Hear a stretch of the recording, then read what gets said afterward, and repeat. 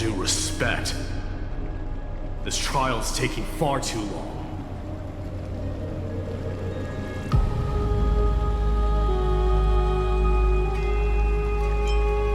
What do you think of this, Trinan?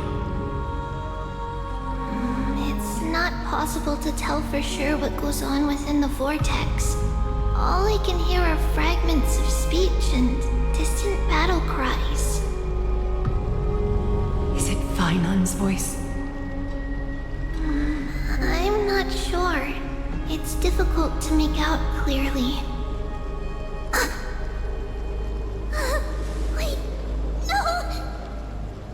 Lady Trinan. Snowy's voice. I can't hear him anymore. There's a sun-like existence in the trial. It's burning him up. It has come to this, after all. What now? Get ready, Mydei.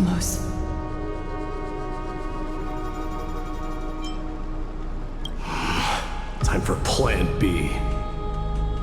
As I promised you, Aglea, I will intervene in the trial this time to bring your deliverer out to safety. But that's as far as I will go. Of course. I know this is not the time to demand any more from you. Discerning. All right then.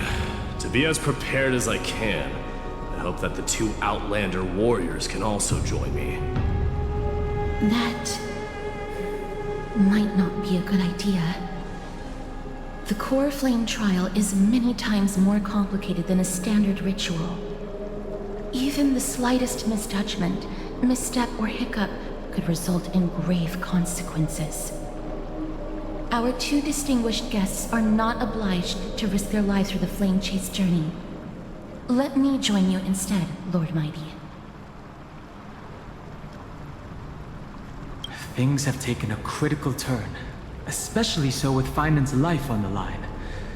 Of course, we Nameless will do what is necessary. How should we help? Join me in the trial to look for Phainon. And when we do, Aglea's golden thread will guide us back out. Assuming we survive Nikador's wrath. If something bad were to happen, Castorice, your priority is to ensure the safety of these two. I can find a way out on my own. Yes, Lord Mydei. Thank you both for your valor. Time to get to work then. Let me have the honor of taking the lead in this battle.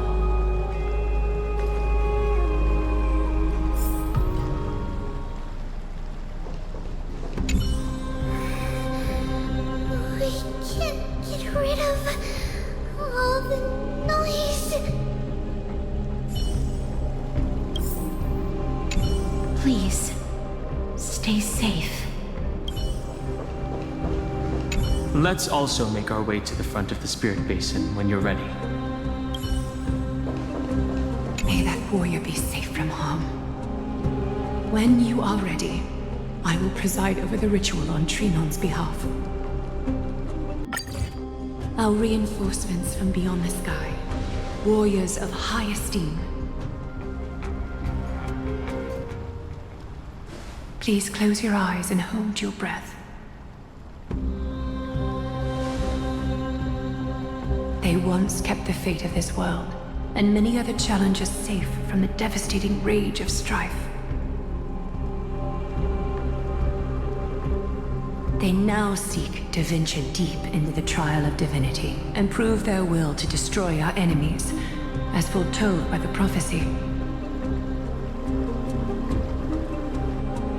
When the hammer of strife strikes the anvil of the warrior, the heat and impact will leave behind scars, and between them, a demigod shall rise. Very well. Come forth then. Souls foreign to this realm, and warriors in the making. Follow me into the mist and flames. Come face to face with the greatest fear in the depths of a warrior's heart. And with thy strength, banish the darkness and usher in sunlight. Let all lost souls find courage on a long journey back home.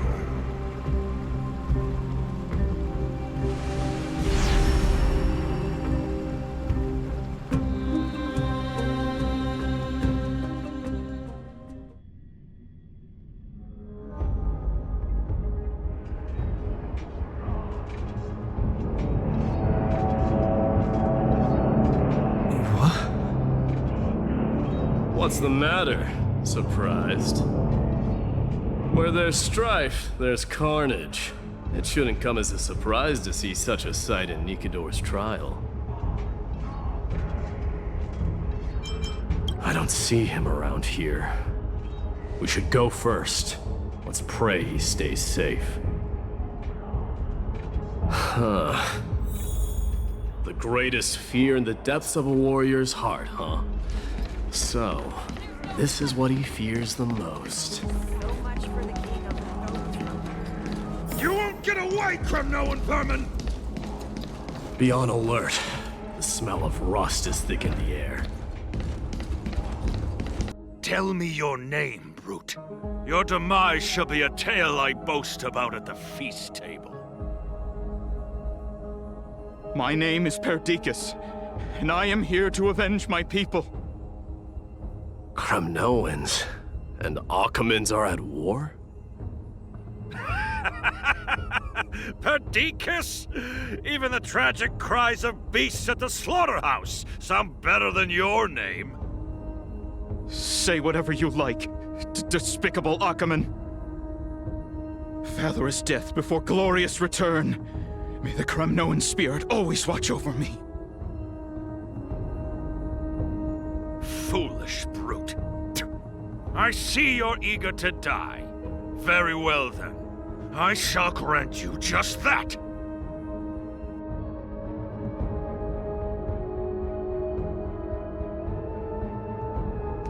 You are... Oh. So the Alpha Brute has found his way here. It's a pity, though. You're too late. You will never stop the Holy City's army.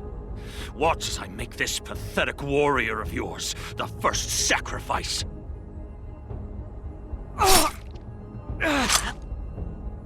Mydei, my king, avenge me.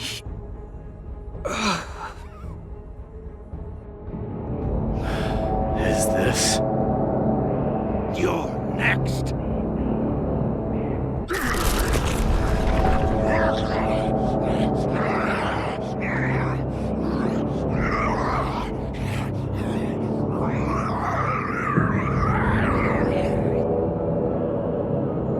Face your death, cowardly king!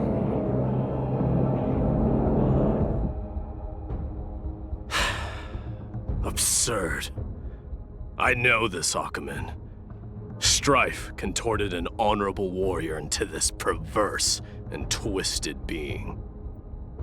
And that horrible noise. I can hardly suppress my bloodlust when it sounds. This battle cry must have gone to Phainon.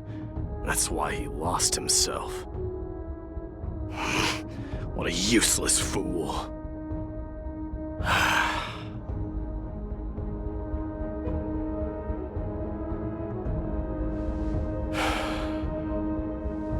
It's nothing. Let's go.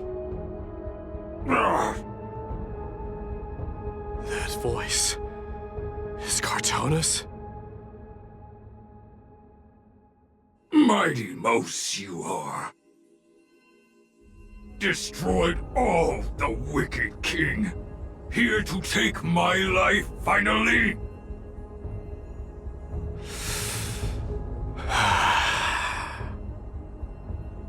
I won't ask how this happened. nor will I hurt you like you said. I just need you to tell me where Phainon is. All of this, you know very well. Leave our city, cursed son of Gorgo! I have no intention of hurting you, Cartonus. Humiliate me you shall not! Leave! Get out of Okima! Get out! Symbol of your sovereignty, take it! Signet of Kremnos, bask in blood-soaked glory, your kind alone! This is... Mother's signet? It's here again. I knew it. Ah! Finally gone mad, despicable vermin! With your mad king, perish together in that maelstrom of battle! Enough! Be quiet! You are not at all, Cartonus! Look out!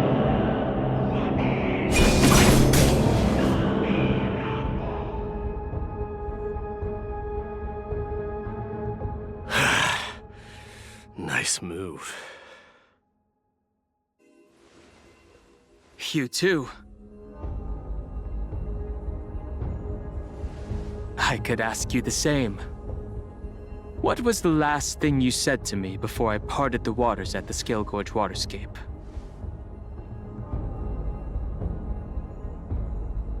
Parted the waters?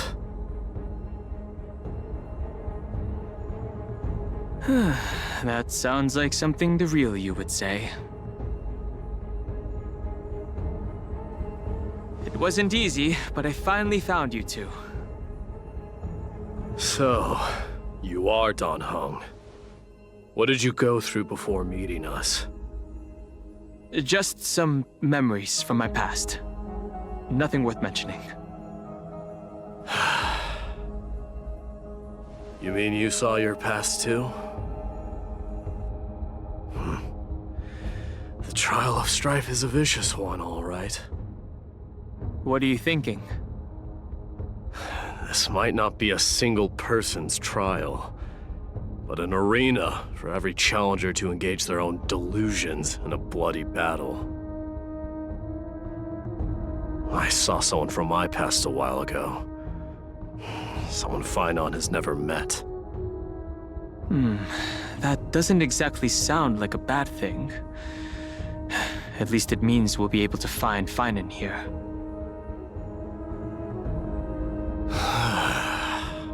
We can only hope this battlefield is nowhere as extensive as I imagine it to be. Let's first follow the sounds of battle to their source.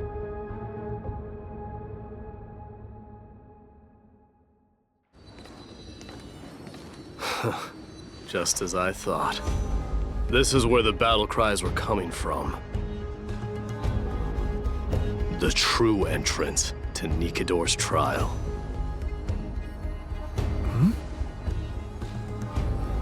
What's wrong with you two?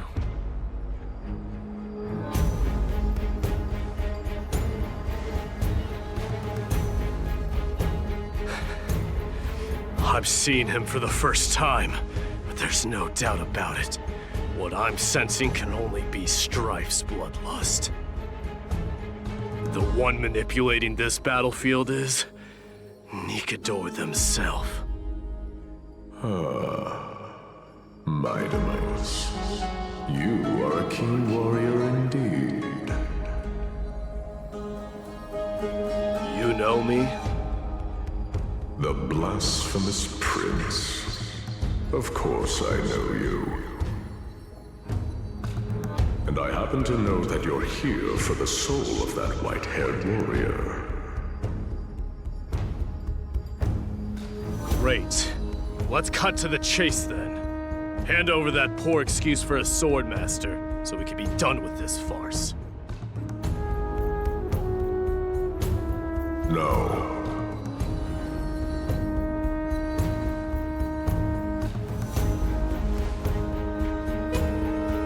applaud your courage and strength for coming this far, but you have chosen to besmirch the dignity of one who has fallen, and I cannot turn a blind eye to that.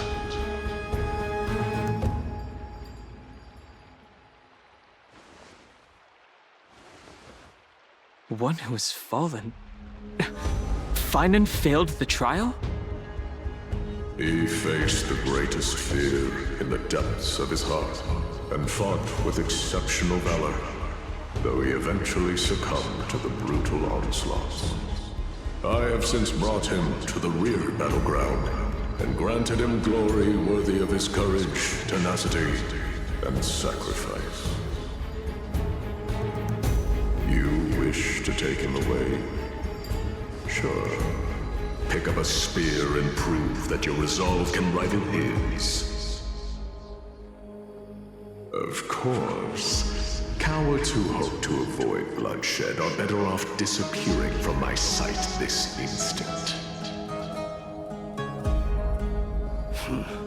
Your opinions are of no interest to me, Mad King.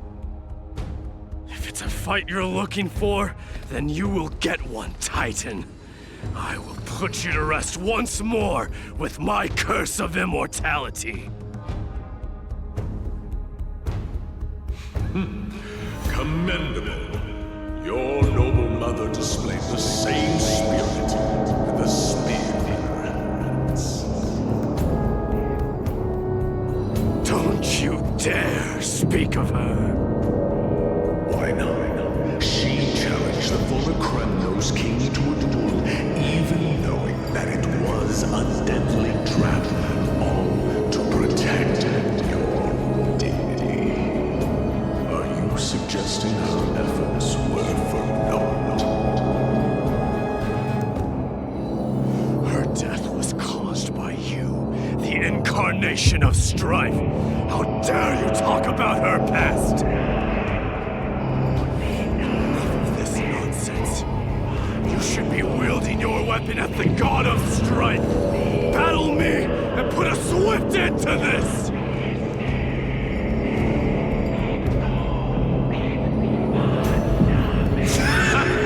Your hatred is as clear as day, my Nemos. My eyes must have stunned you. But thanks to that, I have also come to realize. This is why you killed your father for the throne, only to let your signet sink to the bottom of the Sea of Souls, refusing to let the glory of Kremnos live on. This is why you slew the Strife Titan, only to reject the core flame, letting strife continue instead.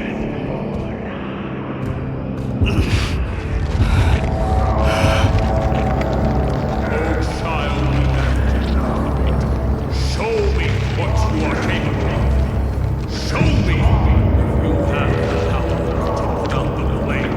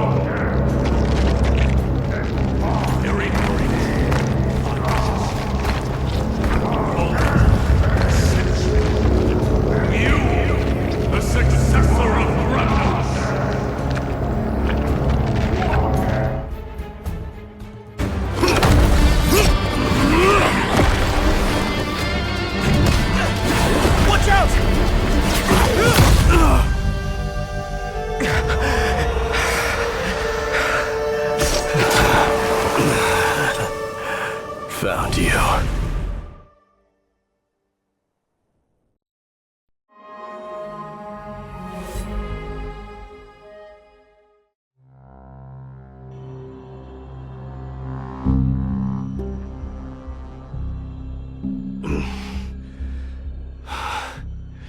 I did my best. The core flame trial is indeed no place for the weak. Let's just hope that Phainon gets through this. There's no need to worry. His soul is in a stable condition. With ample rest for both body and mind, he'll be up and about in no time. The greatest fear in the depths of his heart. Lord Phainon must have been forced to relive his past during the trial, and revisit his homeland that had fallen to the Black Tide. In all likelihood.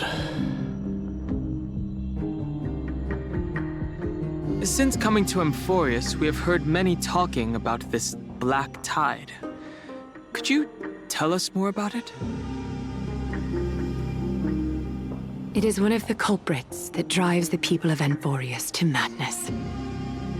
It was during the Era Bellica that this unspeakable thing first appeared, like a plague, alongside the 3 titans of calamity. Nobody knows where it came from or how it came to be.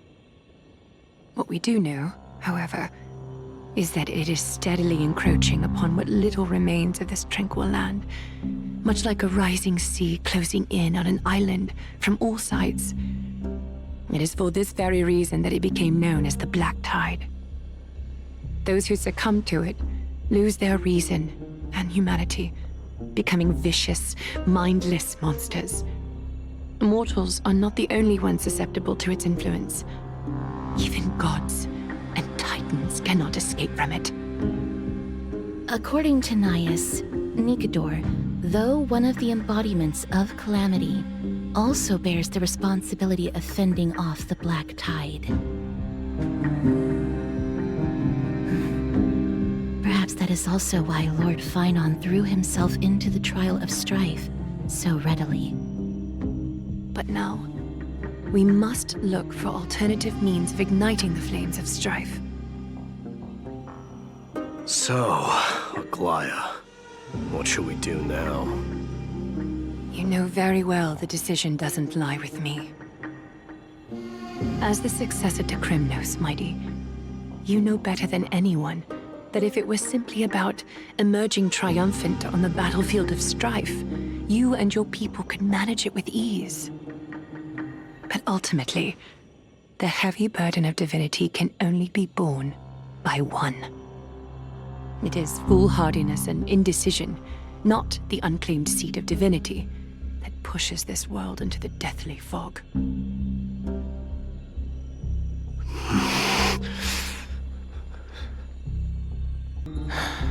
An unspeakable thing of unknown origin.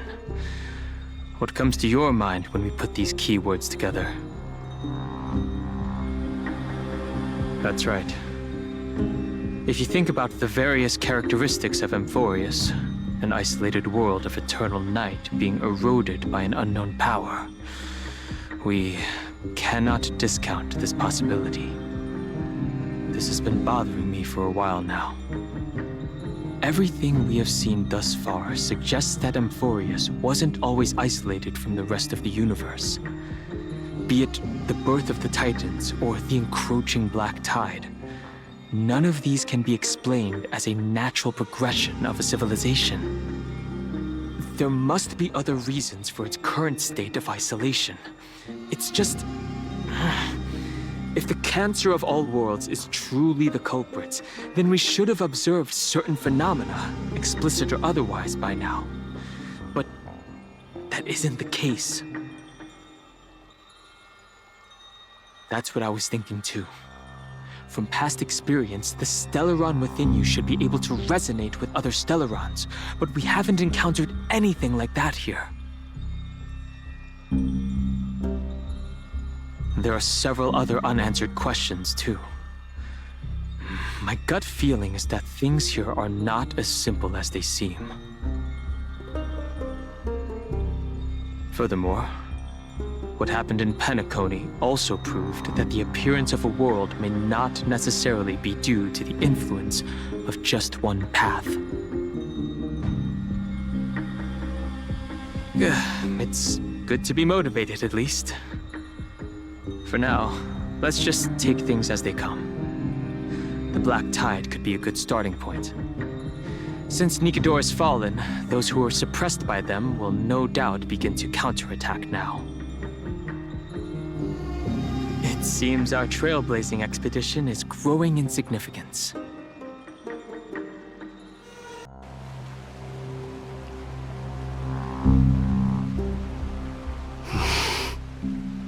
Don't worry, Dee. This isn't the first time he's been like this. A long time ago? I'm not worrying about him. Oh, alright. You're a little quiet, though. I'm sorry. That was rude of me. What I meant was, I know that man can pull through for sure. It's alright. Being straightforward suits you better. Actually, Dee, there's something we're curious about. What did you see in Nikador's trial? Something that terrifies me. Isn't that ironic? There shouldn't even be a word for fear in the Kremnoan language. Do you think you stand a chance against that thing that terrifies you? Is this also part of your grand scheme? What do you mean? Aglea knew that Phainon might fall. And she expected me to take his place. That was the plan all along, wasn't it? Yes. Looks like you know everything. I have no intention of condemning you for it. The Flame Chase journey is not a game, and I have long understood this. The downfall of strife, and the ever-growing threat that the Black Tide poses. If Circes and Ornyx are also impacted, ramifications will be dire. They are the only two Titans who are still lucid and willing to coexist with humanity. Regrettably, I do not hold the key to completing the trial. If I wish to conquer that fear, I need the assistance of my fellow Kremnoans. Give me some time to speak with my people. It won't take long, I promise. I see. There is strength in numbers, but you must know that the trial to become a demigod is ultimately meant for only one individual. Dee, your people, they have been eagerly awaiting a new king all this time, haven't they? If you take on the divine role, they will have no reservations about following your lead. After all, you're the hero of Castrum Kremnos. I once was. But Lady Tribbie, therein lies my deepest fear. We'll talk again later. I'll be back. Dee? Regardless of what happens, we will always be there for you. Thank you. You shouldn't run around in here, kids. Hey! It's the Crown Prince! Are you also here for a bath? I want to hear stories about great feats on the battlefield!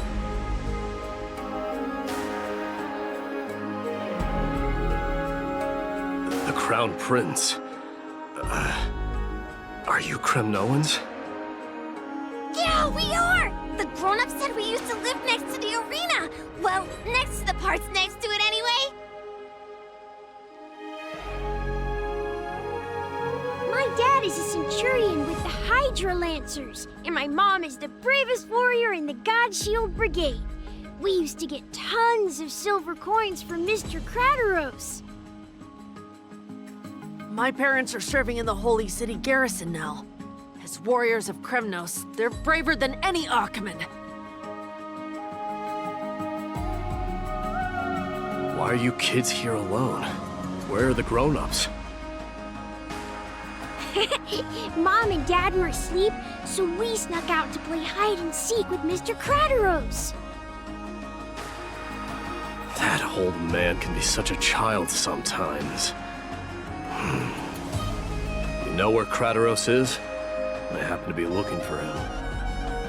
Sorry, I don't. Come to think of it, we haven't seen him in a while. Did he get lost while trying to find us? No way! Mr. Crateros is a member of the King's Aegis. He's the best at hunting down enemies. He was counting near Aglea when we went to hide. I thought about taking a peek, but who knows if it might be a trap he set. It was prudent of you to be cautious. So, which Aglea was he with? It's, just take a few turns after you go out from here. It's close to the bats. All right, I'll go look for him. You should consider the game over and head home for now. And don't play around the hot baths again. Wait, Your Highness! Is there something else? I heard you retrieved Nicodor's core flame. Does that mean we get to go back home soon? Have you ever been to Castrum Kremnos? You were all born in the Holy City, and are living lives no different from the Achaemens. Everything you know about our people comes only from the tales of others. You have never even witnessed the blade in the sky with your own eyes. How, then, is a city you've never seen your home? Because this place is definitely not home. Mom and Dad told me that the children of Kremnos are born to wield swords and fight on the battlefield. They also said that the Kremnoan detachment led by the Crown Prince is the bravest army across all of Amphoreus. No one can defeat them. The kids in the Holy City don't play with us. The moment they find out that our parents are Kremnoans, they shun us. We don't care. We all know that the Crown Prince will take us home one day.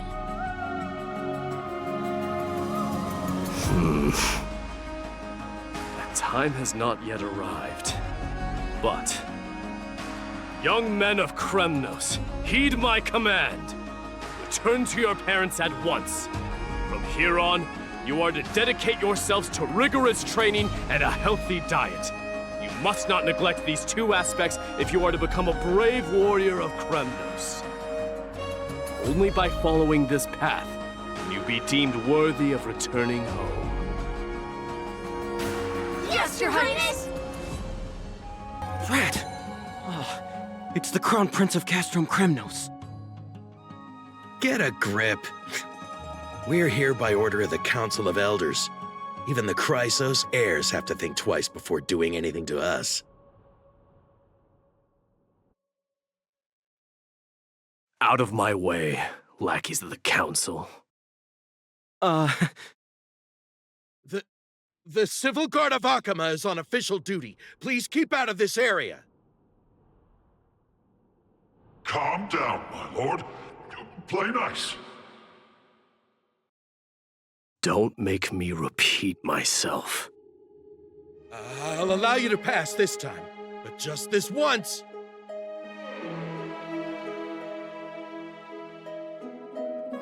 So, you think yourself knowledgeable? Then here is a question for you. Do you know how Chrysius Leo in Castrum Kremnos came to be mounted on the wall? I don't know, my lord. How did it come to be? Let me enlighten you. A long time ago, the founder of Castrum Kremnos led a group of warriors to hunt down a lion on the outskirts of the city of Tritos. That vicious beast had been a menace for years, and the bones in its den were stacked even higher than the peaks around Akama. But do you know what happened? Nary a moment had passed after the beast's head peeked out of its den, when the Kremnoan warriors surged forward and brought it down within the blink of an eye, shattering its knees with a single strike. And then... Why are you red-faced already? We haven't even gotten to the best part yet. It's your storytelling, my lord. You're weaving such a captivating tale that it got my blood pumping. Please, go on. Well, if it isn't Lord Mydei. It's been a while. Oh, what in Akama is happening? To what do I owe the pleasure, son of Gorgo? Crataros. My esteemed teacher. Let's talk somewhere else, Mighty Mos. I'm tired of speaking with this silly lion. What about the Council's informants? Those two hyenas are nothing but scavengers of rotten meat. They couldn't bite even if they tried. They can follow us if they want to. Let's go.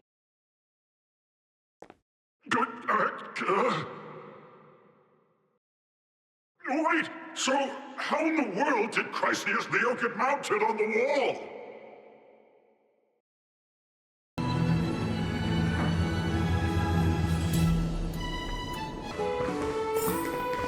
Don't fall behind now.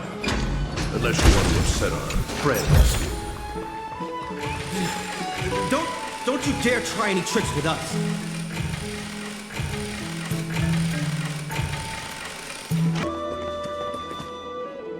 Why have you stopped? This is a nice spot for a private chat. Shall we, sir? Let's do it.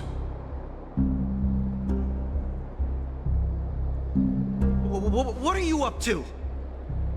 Someone help me! Some privacy at last. So, tell me, why have you come to seek this old man's counsel? I came to discuss the future of the Kremnoans. Interesting. I heard the core flame of the Lance of Fury has been restored, though not by your hand. And you're even considering giving up Nikador's divine power. Is this true? Those rumors are not entirely groundless. In other words, you did entertain the thought of giving up the throne of Kremnos and forsaking your people. The divine power is not equivalent to the throne. The path of strife is also not our people's only way. Enough with the word games. You, of all people, should understand the plight of the Kremnoans. Think about all the warriors of the Kremnoan detachment who left their homeland with you.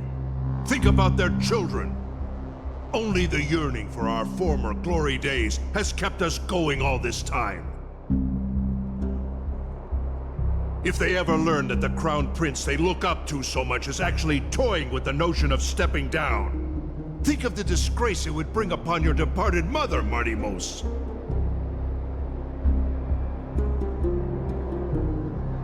You best remember that she died for you because of Europon's schemes. to restore the glory of Kremnos.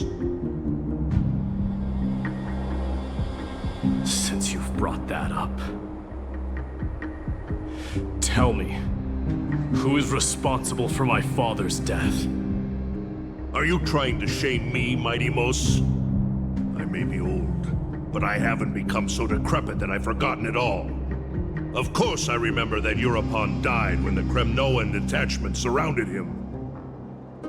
You drove the spear into his chest with your very own hands. That was merely the final outcome. Do you still not see it? What led my parents and our people to their downfall is none other than the strife we speak of. The quest for glory. The tenet of valorous death before glorious return.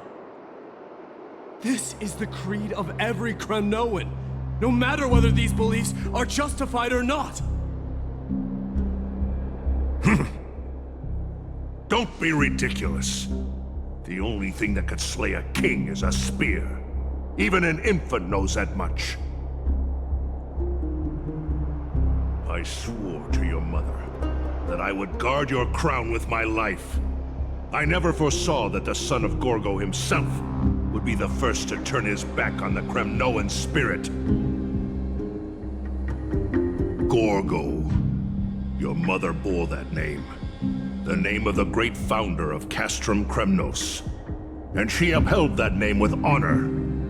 If you choose to turn your back on her legacy, like a wretched deserter, do not fault me for withholding my loyalty, Mydei. I came to discuss the future of our people with you. But it appears this is not the right time yet. Go, Mydei. Ha! That's what those Chrysos heirs call you, isn't it? Go down the path you have deemed correct. Deep down, you have always been one to do as you please. And I am well aware that no one can deter you once you've made up your mind. But don't you ever dream of renouncing the traditions of Kremnos. We may reside in Akama now, but we remain eternally bound to strife by blood. Bloodlines no longer hold any significance in this era of destruction. My young lord, always bear this in mind. Never reveal your vulnerabilities to anyone. A lion should never dwell amidst its prey, especially when it wields power enough to dominate the entire hunting ground. Europon, the boy did nothing wrong! This is murder! Do not sully the noble name of Kremnos with the blood of an innocent child. You mustn't reveal your weaknesses to the enemy. Enough! My decision is final. We must use this child's life to preserve the soul of the great Nikador. We must save Castrum Kremnos. Don't be absurd! Those tiny hands lack the strength to even lift a spear. Do you truly believe him a threat to Castrum Kremnos? You'll be ending the bloodline of Kremnos if you do this. Our millennia-old glory will become nothing more than a joke. Have you forgotten that we Kremnoans place no value in bloodlines? It is through pure bloodshed and slaughter that the kings of Kremnos have ascended to the throne. As for our millennia-old glory, it has always been a joke in my eyes. Glorify it all you want, but it will not alter the nature of slaughter. Those who revel in it are but murderers. They are no more noble than the most monstrous beasts in Amphoreus. Ah, enough with your words! Among all the kings of Kremnos, which one did not inherit the crown only after plucking it from the lifeless body of his father? But listen to yourself now. Do you truly believe you can cleanse the blood from your hands through mere words alone? Quite the contrary. I will end this cycle of bloodshed. Starting with this child. With these blood-stained hands, I will end it all! Your failure is inevitable, Herta. You are just a coward who can only raise his blade against his own child! A beast that murders his own kin. King's Aegis and Empress of Kremnos! You cannot sit idly by and watch this atrocity unfold!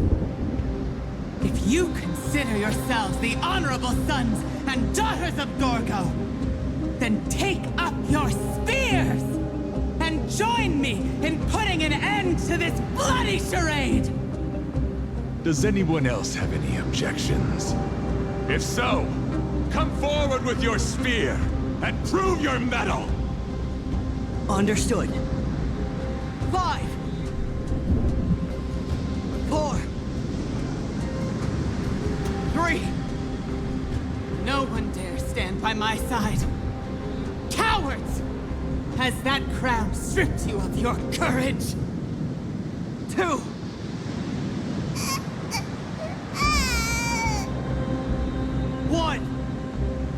It appears there are no objections. Then, in accordance with the Kremnoan Council's principle of tacit consent, the decision is final. With all present as witnesses, this child shall descend into the Sea of Souls, where he will nourish the Lance of Fury and join the fallen heroes. May fate and the gods await your arrival. My son, Mydei. Stop! If you have more to say, then speak. On account of the life we have shared together, I grant you this one final chance. With the Blade of Fury above us and the Council bearing witness, I, Gorgo, hereby move to challenge the crown in accordance with the laws of Kremnos. O unworthy king, in the name of the Council of Elders, I demand that you duel me! Very well. We shall see who the Kremnoan blade strikes down. Mydei, my son. They all tell me to forget. But how could I ever? The son of Gorgo will be crowned in blood. If there is no Kremnos without the crown, then I shall seize the crown and smash it to pieces to bring the people to their senses.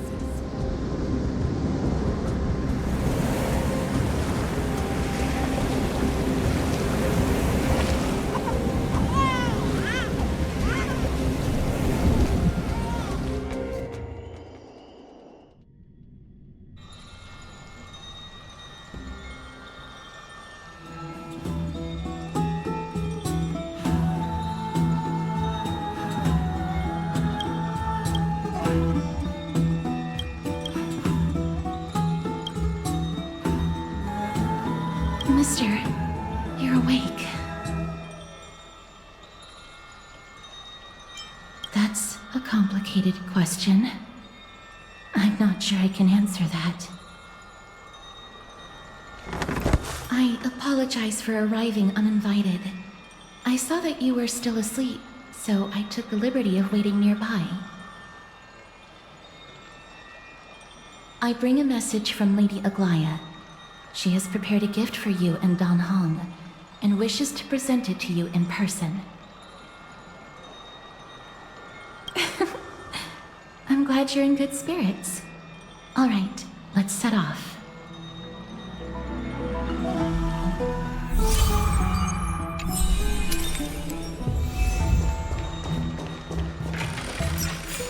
The baths are bustling. Now that Nikador has fallen, the soldiers in the city can finally catch a break. Is that Lady Tribbie and Lady Trianne.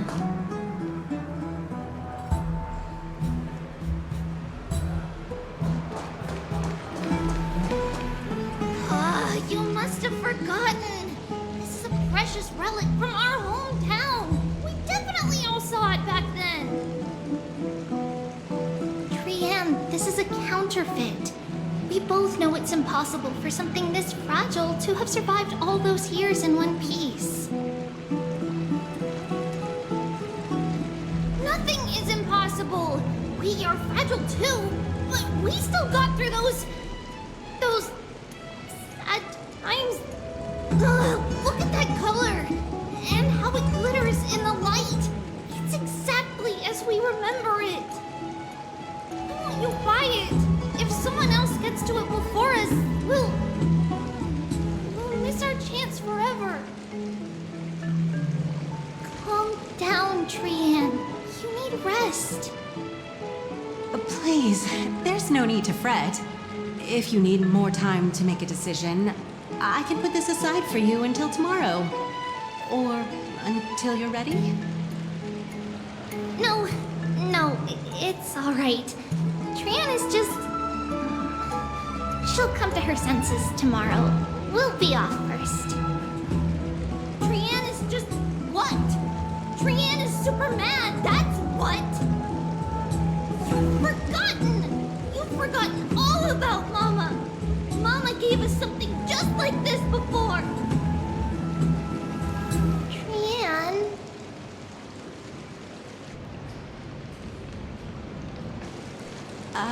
See you tomorrow? I hope you two patch things up soon. See you tomorrow. May the winds of fortune bless you.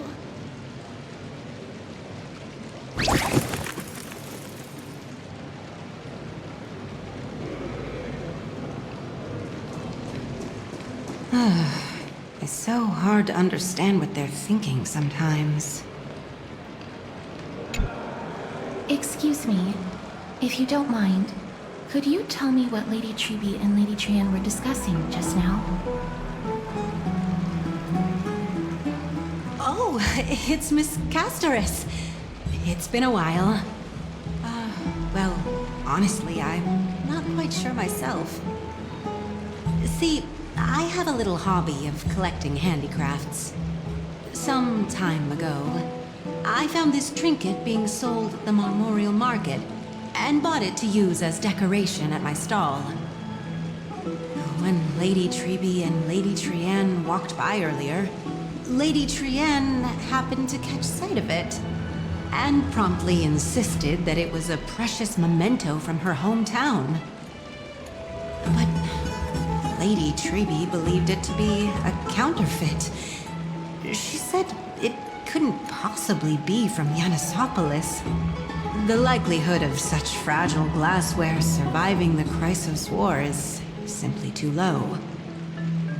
For some reason, Lady Trianne became awfully upset after hearing that. I see. Madam, would you mind selling this trinket to me? Certainly. It's just... if it truly is a relic from Yanisopolis, it could be worth a small fortune. Miss Castorice, I'm running a business here after all, so... I understand. Feel free to name your price. And what might your concerns be, my friend?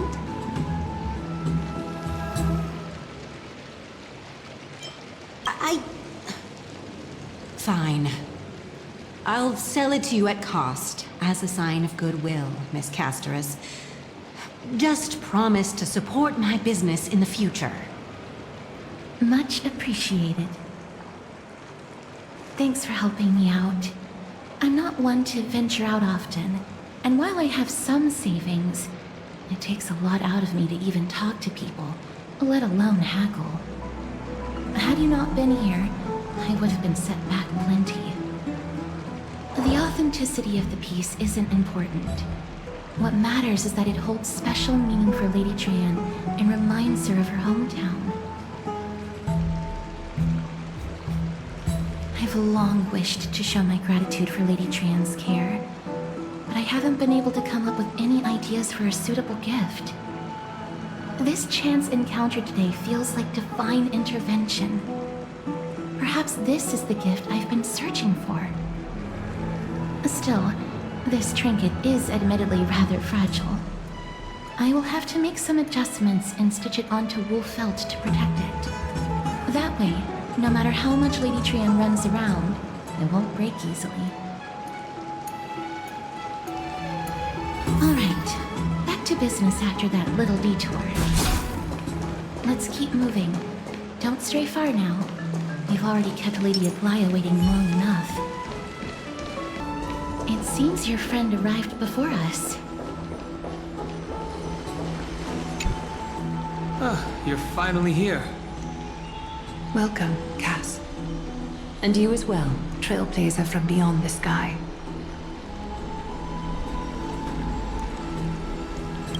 You would have been too, if you hadn't stayed up so late. But what matters is that you got a good rest.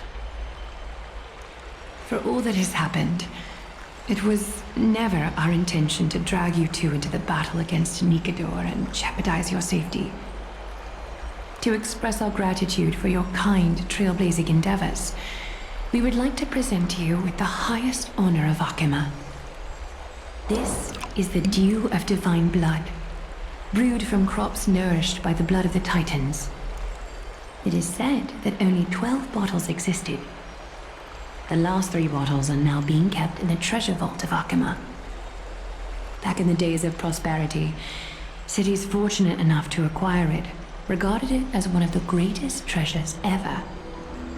Unsealing it during a ceremony held in honor of 2 cities' diplomatic ties was the highest form of respect one could show the other.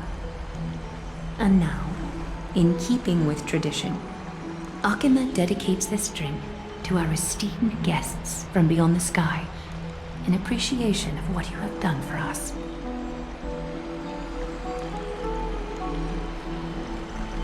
This precious gift isn't simply a token of gratitude, though, is it, Lady Aglea? Very perceptive, Mr. Dunham. Your heroic deeds have proven that you come in good faith.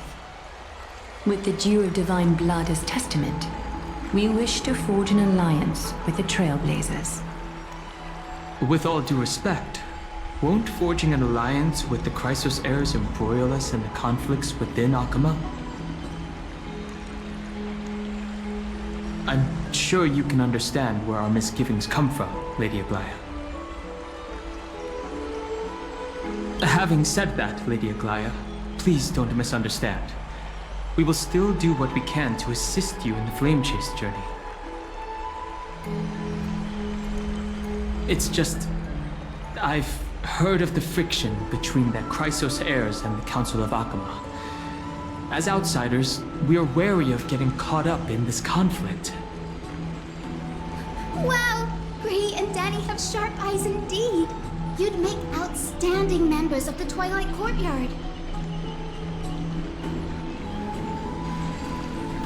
No need to worry, by the way. I can tell from Lady Aglea's tone of voice and micro-expressions that she's being genuine.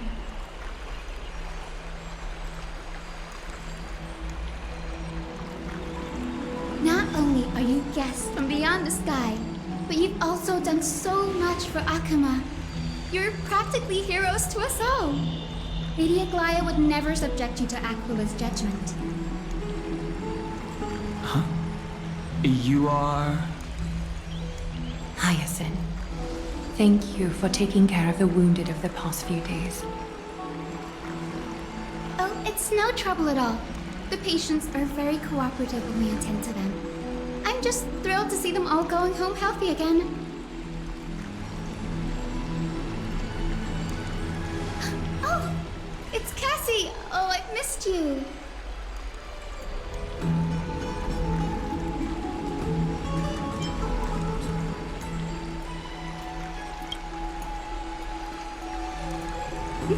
Aren't they just the cutest nicknames? This girl, she's a natural at making friends.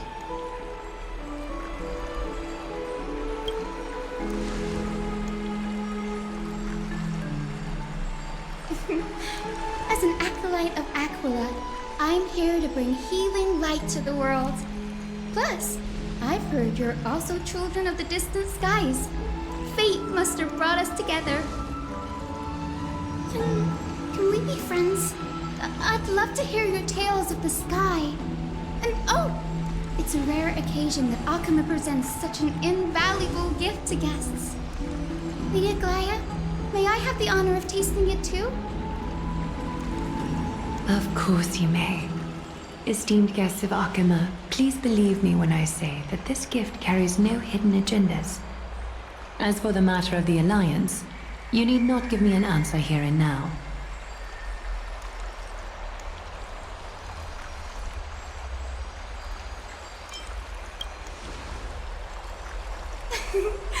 You're mistaken. The capable Lady Aglea doesn't need my help with things like this. I see.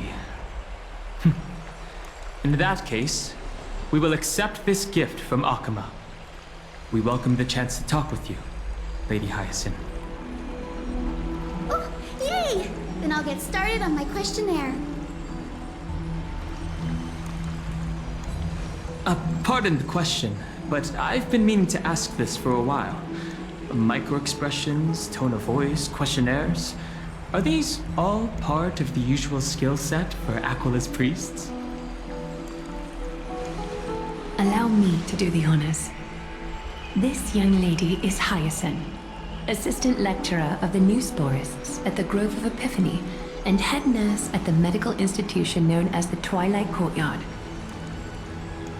Many of the Chrysos heirs suffered injuries during Mikador's attack on Akamma, so the Grove sent Lady Hyacine to treat the wounded in Akamma.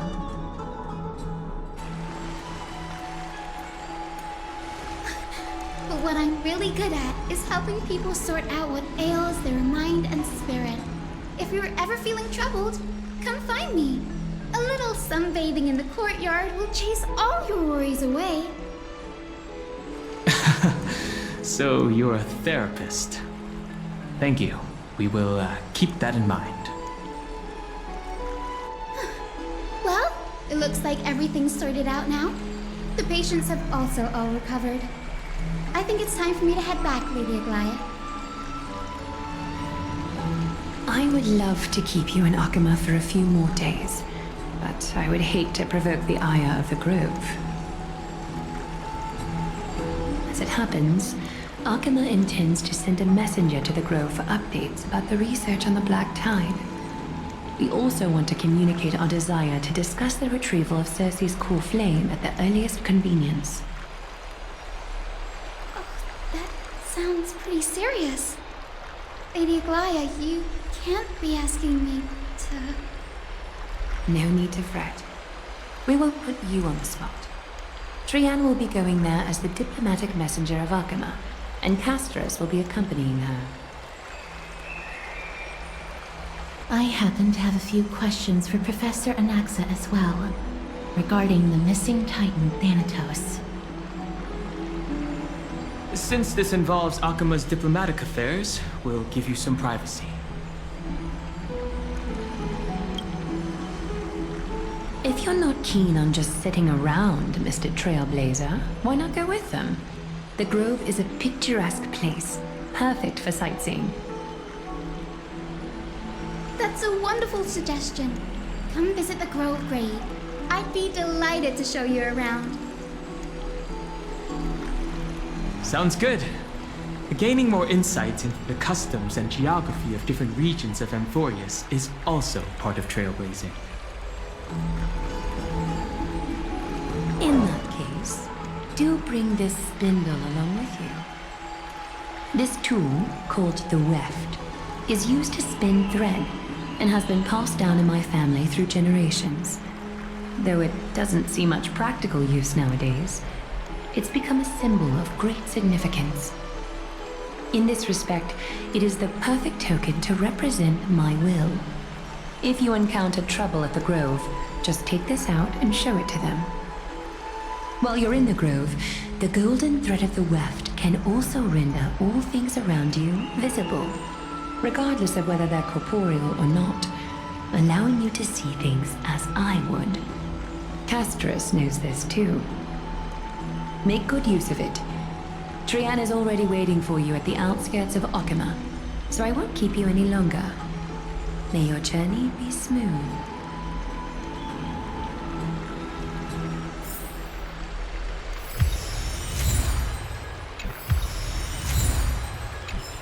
Make good use of it. Trian...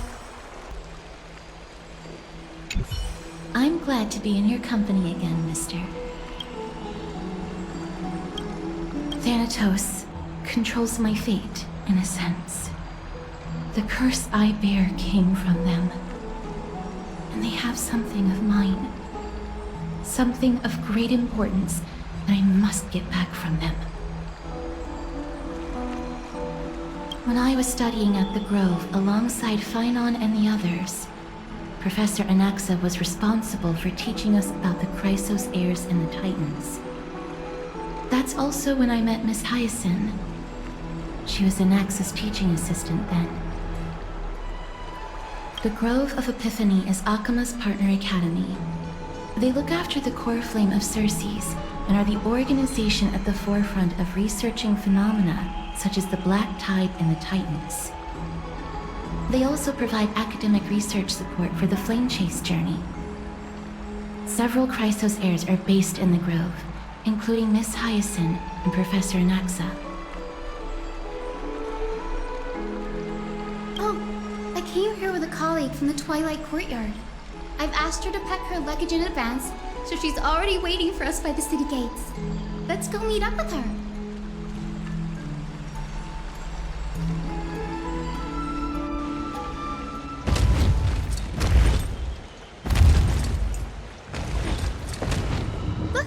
There she is! And Lady Trian. But who's that they're looking at? Did something happen, Clementine?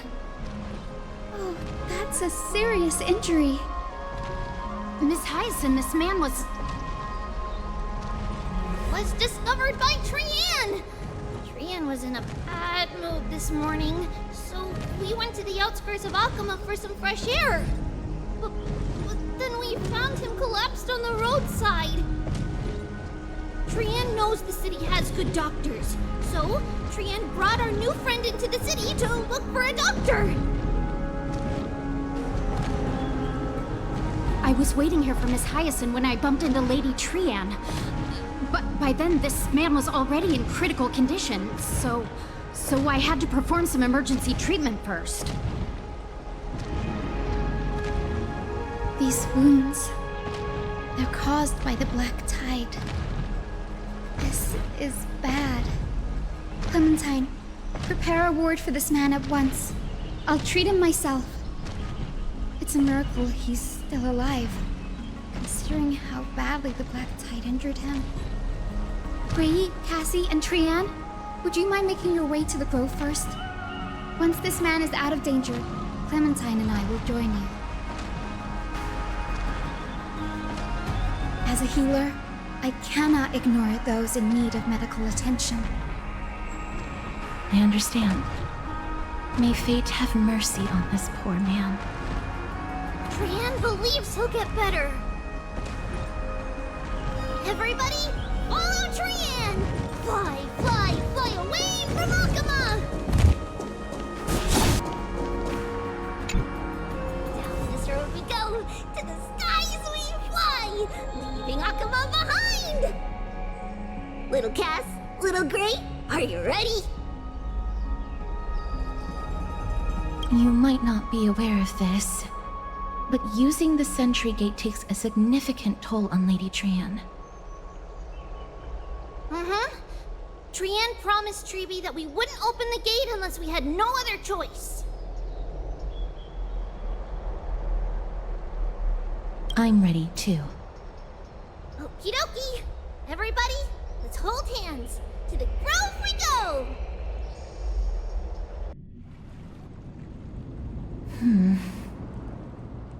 It's harder than I thought to sew gemstones onto Wolfeld. Yes, Memmy, Memmy, Mem. Memmy, Mem, Mem, Mem. Mem wants to try sewing. Here, why don't you give it a go? Memmy, Mem, Mem, Memmy, Mem. Memmy, Memmy, Mem, Mem, Mem, Mem, Mem. It's hard not to like Mem when they're so adorable. Oh, this is amazing. It seems as if their voice has become more intelligible after the battle with Nikador. After spending the last few days together, I feel like I'm gradually gaining the ability to understand what they're saying. Even if it's just a little. Mem, mem, mem, mem, mem, mem, mem. Memmy, mem, mem, memmy, mem, mem, mem. Memmy, mem, mem, mem, mem, mem, mem, mem. Memmy, mem. Memmy, mem, mem, mem, mem, mem. Memmy, mem, mem, mem. Memmy, mem. Memmy, mem, mem, mem, mem, mem, mem, memmy, mem. Memmy, memmy, mem. Mem, mem, mem, mem, mem, mem, mem, mem. Ah, memmy, mem, mem. Mem, mem, mem, mem, mem, mem, mem, mem, mem, mem.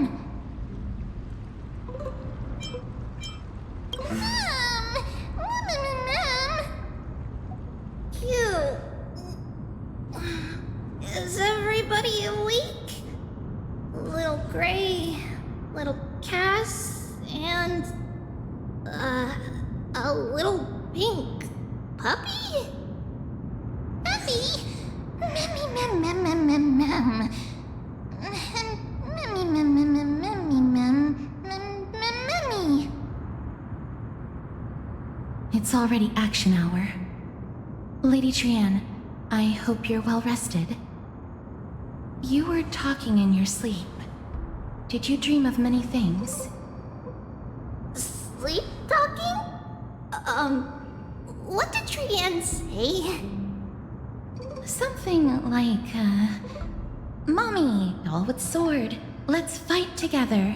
We'll be brave. Ugh, it's so embarrassing.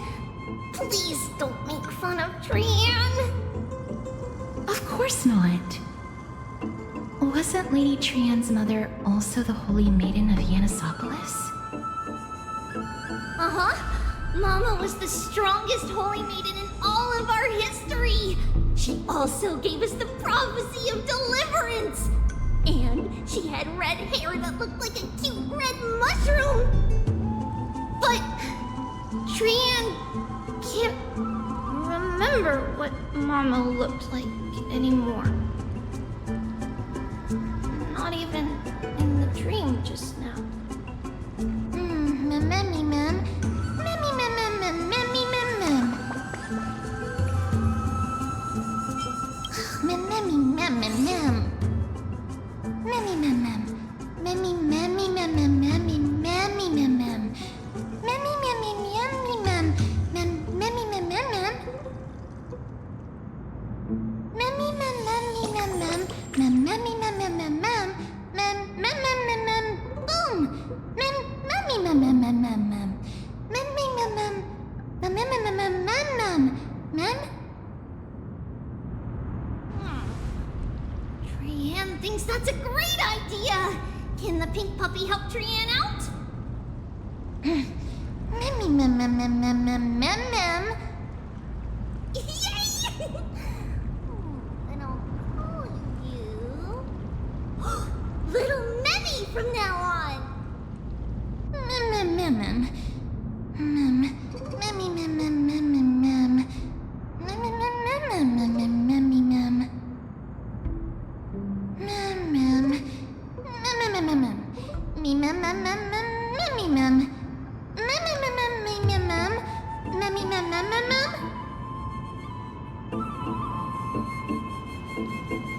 Okie dokie! Trianne remembers that we need to help Aggie ask the big tree whether Circes would be willing to visit Akama. If we follow this woven trail and keep going upward, we'll reach the grove in no time! Mem, mem, mem. Memmy, mem, mem, memmy, mem. has it that whenever they requested an audience with Circes, Nestia would always come to the meeting in a long white dress. As the warps and wefts of the dress came into contact with the ground, they turned into paths and stairs. Look! A huge tree! It's huge!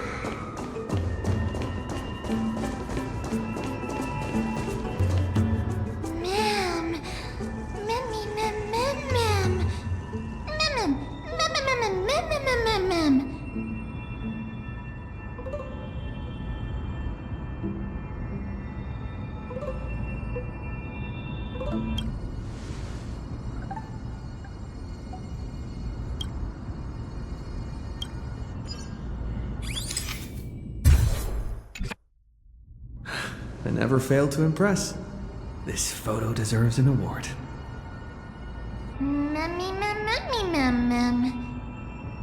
It's the Bough of Rift, the divine body of Circes. Flora began to grow where they planted their roots, and this flatland basin upon which we stand gradually became a large, verdant forest. A long time ago, Thelesis, the first scholar, led the masses to build a garden and courtyard in the forest, naming the site the Grove of Epiphany. There, people sought mental clarity, knowledge, and enlightenment. Trianne knows this. Everybody says that was how this big academy came to be.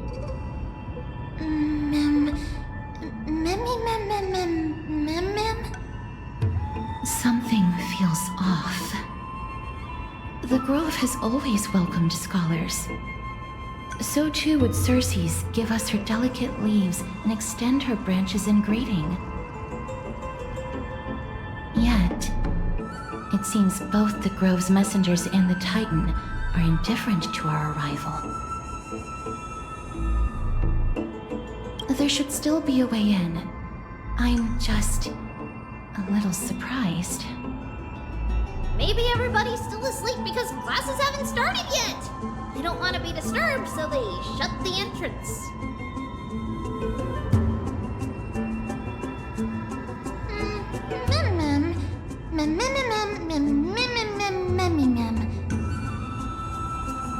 This place is too quiet. What in the world is going on? Oh! Trianne found it! Everybody, fly across to the other side!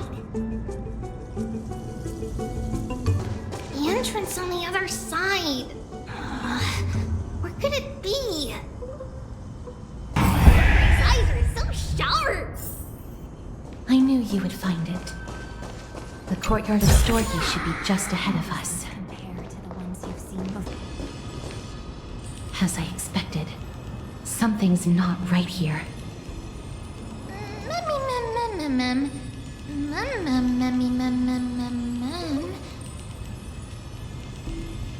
Not to mention that this whole place is also eerily quiet.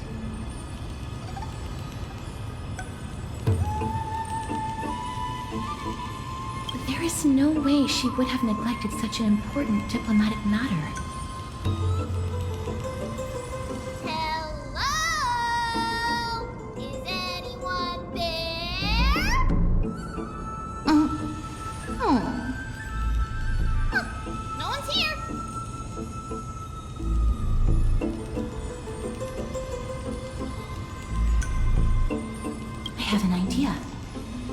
Lady Trianne, could you lend me that golden spindle? Do you remember? Lady Aglea said this. While you're in the grove, the golden thread of the weft can also render all things around you visible, regardless of whether they're corporeal or not. This is achievable because the grove is not only where the roots of Circes are, but also where the chrysalis of gold manifests.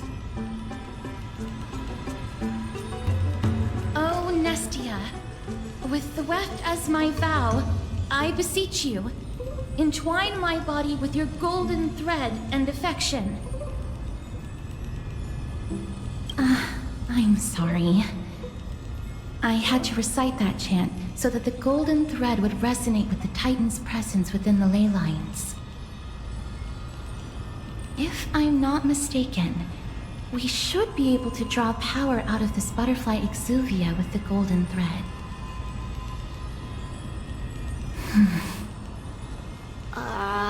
There isn't a reaction. Did it not work? But that shouldn't be.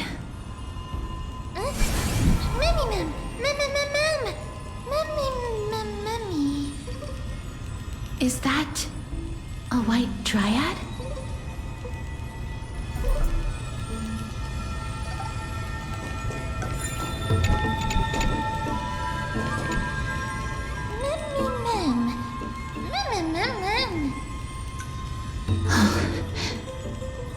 No, it isn't a white dryad.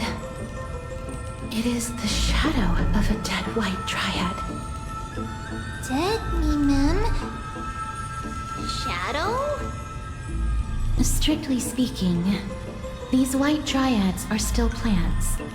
They only gained sentience as a result of Circe's blessing of equality. But their sentience is minimal when compared to that of humans. These flowers have already died. What you see here are just faint afterimages of their souls.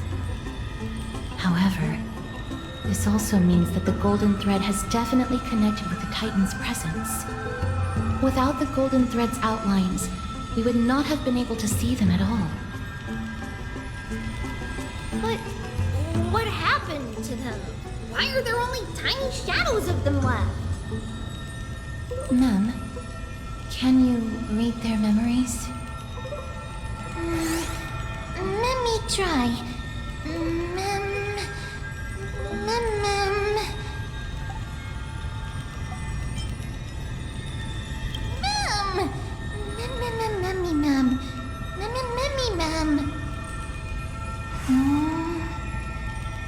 Black cloak,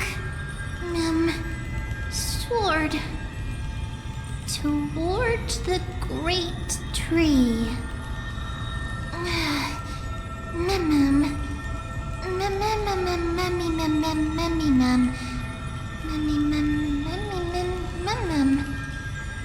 I have a bad feeling about this. The deathly fog of Thanatos is fast approaching. Oh! Trianne will be on high alert! The smell of death is becoming more and more intense. There, on the steps. This looks really scary.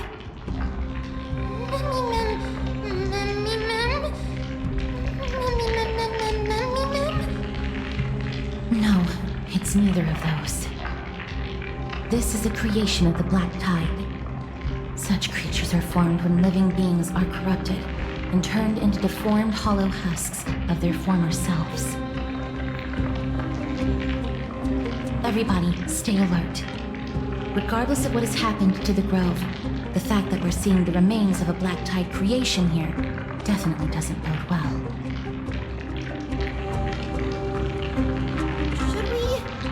Should we inform Aggie about this?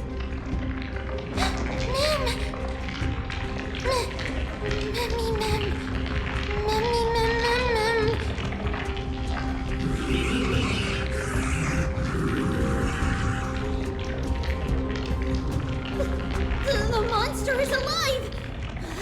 Trianne will protect everybody! Trianne, please hide behind us. Mister, let's do this.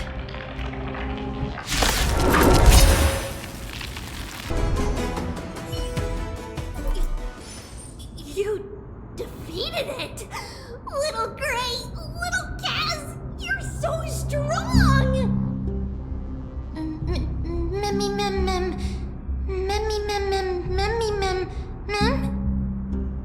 To think the Black Tide has spread this quickly to the Grove despite its remote location.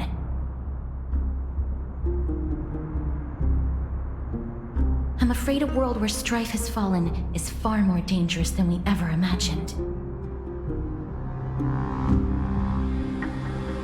Oh no! Does this mean that Akama is also in danger? Looking at this mess, it seems the scholars at least succeeded in fending off the first wave of attacks. But at what price?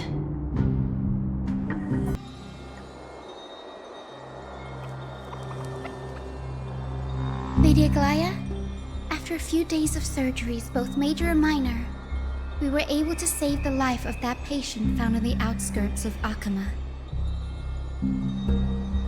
Thank you again, Hyacine, for your hard work. The scarring of his organs was especially severe, a result of the Black Tide's corruption. It's a miracle he's even survived. I can't say for sure when he'll regain consciousness.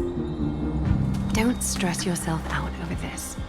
You've already done everything in your power to save him.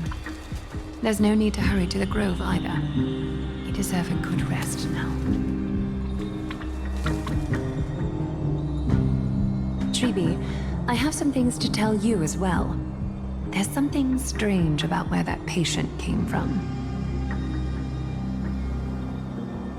He is not Akaman. The way the stitches on his clothes are hidden is quite unique. Such craftsmanship is undeniably from the Grove. A grove? You mean... Now that I think about it, Castorice and the rest should have arrived at the Grove by now. Trianne just got in contact.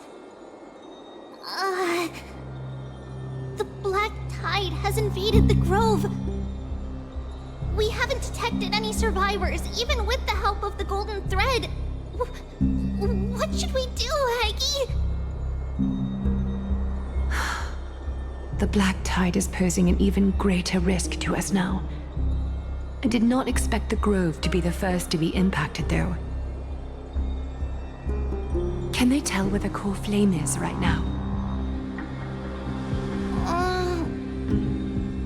We see it.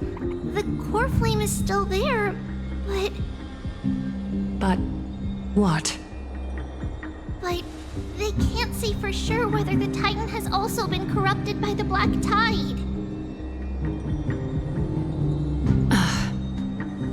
Please let them know that for now, the most pressing task is to identify the core flame and transfer it to a safe place as quickly as possible. We must also search for survivors and find out exactly what happened to the Grove. Oh, and find Anaxa. Unless something went terribly wrong, he should still be alive. They've set off.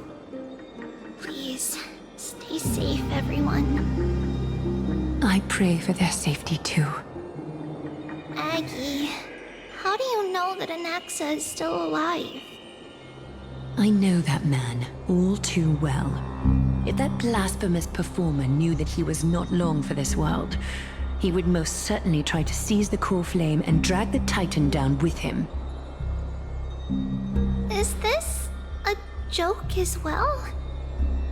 No, I'm being serious this time. We're facing threats from both within and without Akama. The merciless carnage may have ceased, but Akama's nemesis continues to sharpen their blades even now. They may have even prepared the gallows from which to hang us already. You mean... Even if the divine authority of strife is as yet unclaimed, the Black Tide is advancing more rapidly than I expected. I fear this tragedy is more than a mere natural disaster. Alas, it's too late. The Council will likely take this opportunity to do something... I will try to keep this under wraps for now. But you must also take care and be prepared for anything that may happen. All right. Should I inform Hyacine about this? Not for now. She must be exhausted after performing surgeries non-stop for so many days. I don't want to overwhelm her with this bad news.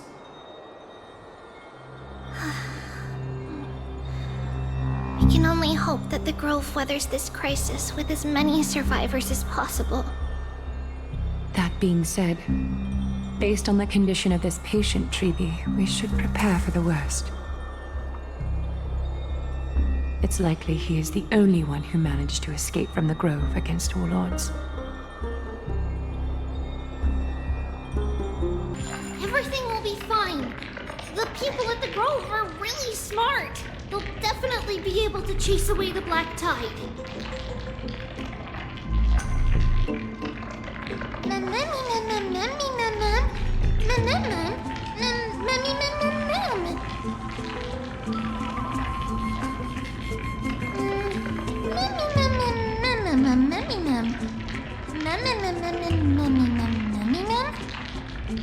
How should I put it?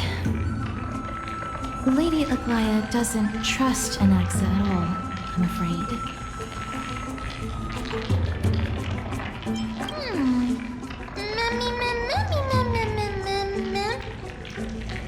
Believe me, she is far nicer to the two of you than she is to Anaxa. Despite being a Chrysosaur, Anaxa resolutely believes that Titans and prophecies are a load of nonsense.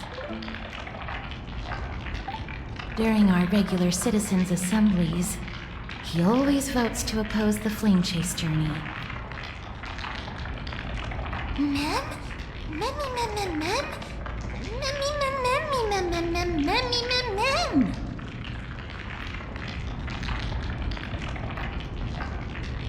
Trian knows the answer to that. Everybody says that Circes, who symbolizes reason, is the most tolerant of novel ideas. Apart from Kefali, they're the Titan who treats us the best.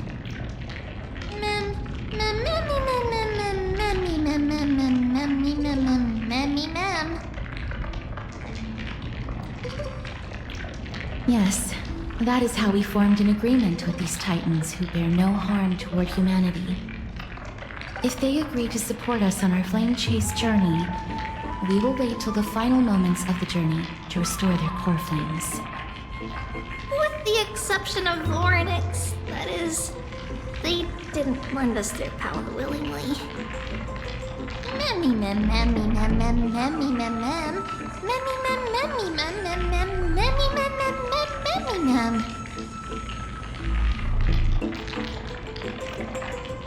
That is true.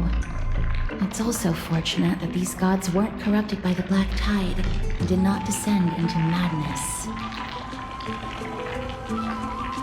Trian believes Circes will be alright. After all, everybody says that the people of the Grove are really smart. So, Little Gray and Little Cass, just leave the task of finding Anaxa and everyone else to Trian. It's easy for Trian to look for people because we can fly. Good idea. In that case, please bring the weft along with you, Lady Trian. The golden thread will be much more effective from up above. Please promise us that you'll take care of yourself.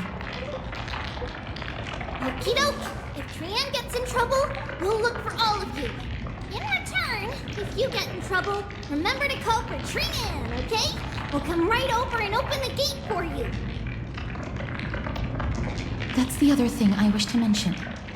Do not open the gate unless you have no other choice, Lady Trian. Your body is not in good shape at the moment. Okay. We will keep that in mind. Trian was just trying to help. Of course, we know that.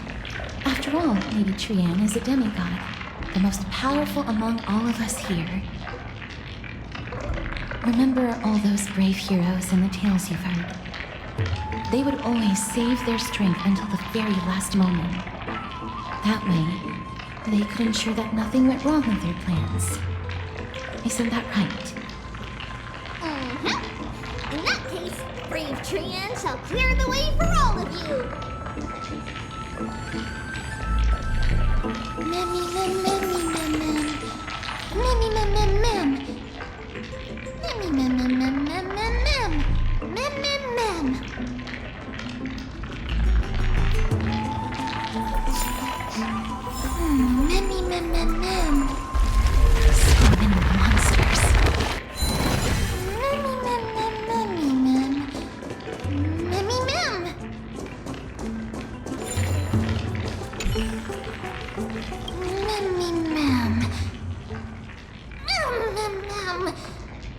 Mem.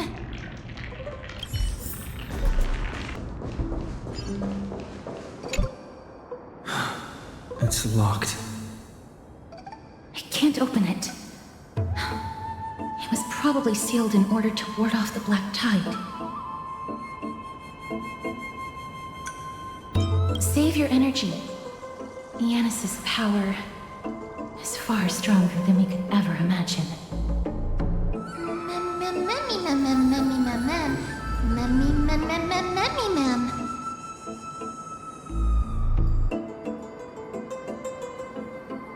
Are you serious?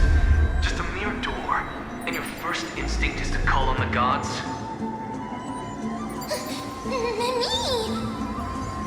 Before you try unlocking the door, perhaps you should first find a way to clear the fog that clouds your vision.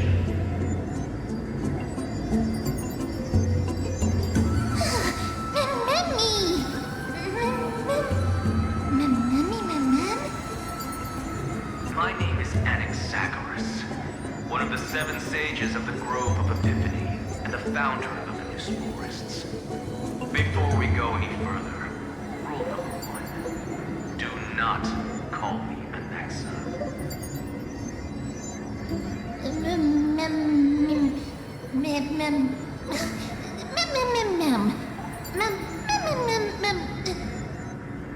Rule number 2. Never interrupt me. Silence is golden.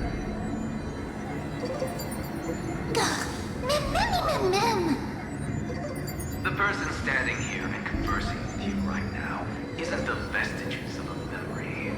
Rather, it is the culmination of the greatness of science and the pure, irrefutable, and undeniable exalted truth.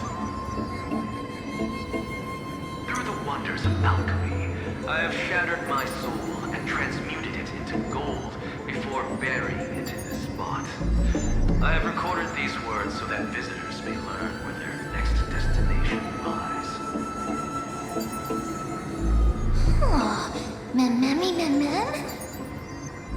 Nothing is impossible. Having said that, alchemy is not omnipotent. Each time you hear from me, an equivalent part of my soul is being consumed as the price. In other words, this voice isn't created out of thin air.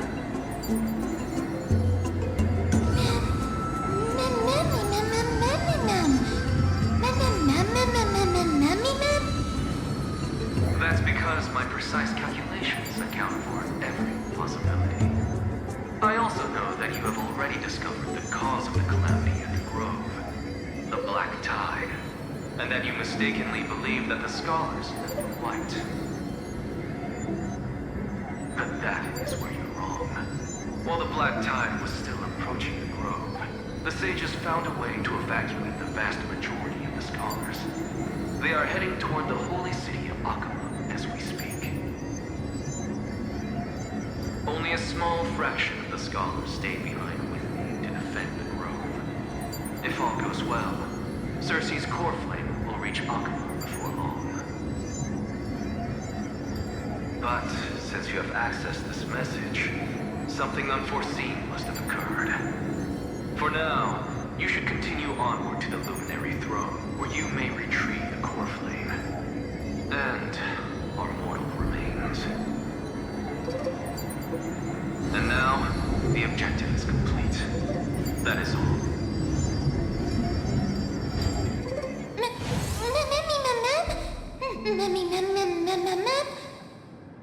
Mister, judging from your reaction, you must have found a useful memory.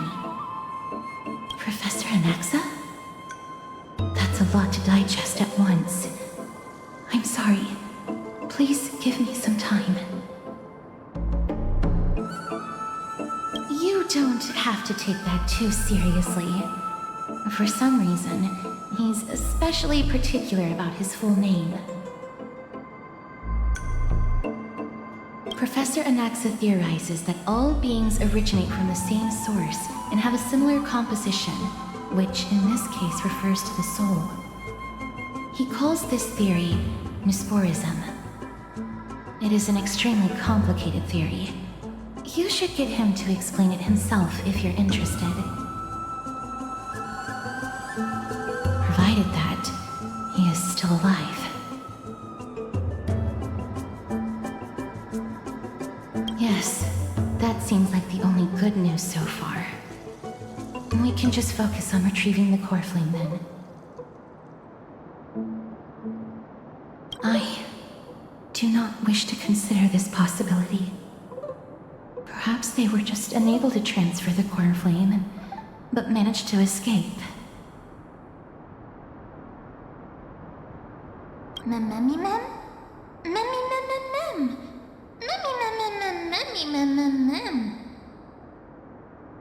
It is located at the top of the giant tree, and is where Circe's core flame is kept. According to Anaxa, the core flame should still be there. But making our way there won't be as simple as the professor made it sound.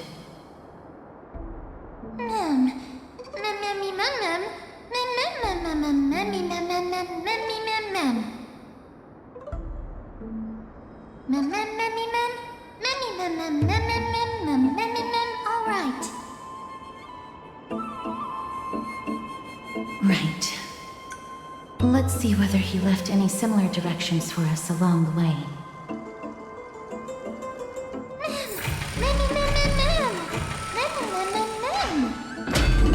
Alchemy is truly incredible.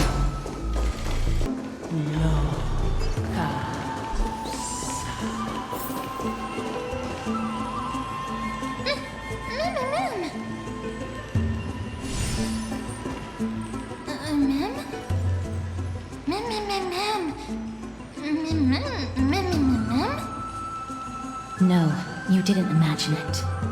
I heard it as well. I'm afraid that someone's probably nearby, as we are unable to ascertain whether they are friend or foe. We better remain cautious.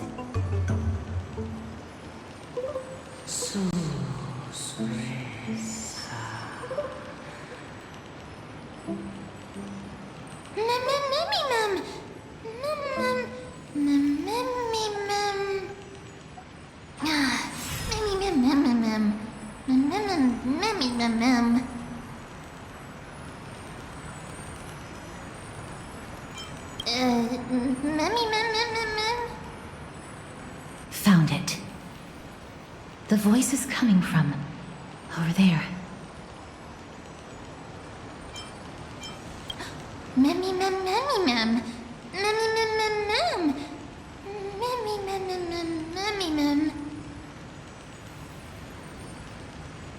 No. It seems to be coming from somewhere even further that way. Let's go check it out.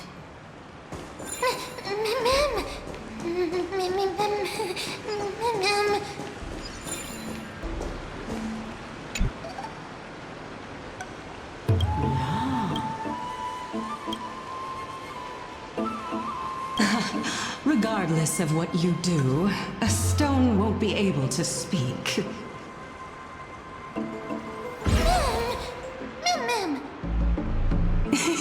Such a lively little bunny.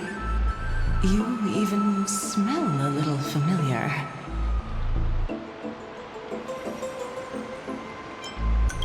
What an impatient child. Don't you know that haste makes waste? Who are you? Keep your distance and identify yourself. Otherwise, you'll face the consequences. The scent of Thanatos. I recognize you. Idonia's renowned goddess of death. Since you are aware, stop provoking the authority of death. Answer my question. Baring your fangs at me. How cute. Just call me Calypso. I greet you on behalf of the 7 sages and the litophagists. Be careful. Even if the head of the litophagists has never shown their true identity before, We shouldn't trust this person so easily. The Weft could not detect her presence just now. That would be out of the ordinary if she were truly a phantom body. But if she is someone who has passed on, I should be able to tell. Let me test her. Do you mind if I join your private conversation? That would be rather inappropriate for someone who isn't even willing to reveal their real self. Forget it. However, I'm going to ask you some questions. Please answer them truthfully. If you can do so without hesitation, we won't treat you as an enemy for the time being. A pop quiz? Well, that sparks my interest. Go ahead. What was the topic for the grand finals of the 752nd Great Debate? Is a flying arrow in motion or at rest? Who was your representative? Mydei. She went up against Phainon of the New Sporists. Who won? Nobody won because the 752nd Great Debate never took place. What I just mentioned happened during the previous debate. Phainon emerged victorious and obtained his 10th consecutive debate wreath. Also, to alleviate your worries, I shall provide you with a piece of information that's more valuable than the Great Debate. Anaxa the New Sporist is still alive. I saved him, and he is now recuperating at the Luminary Throne. So, are you satisfied with my answers?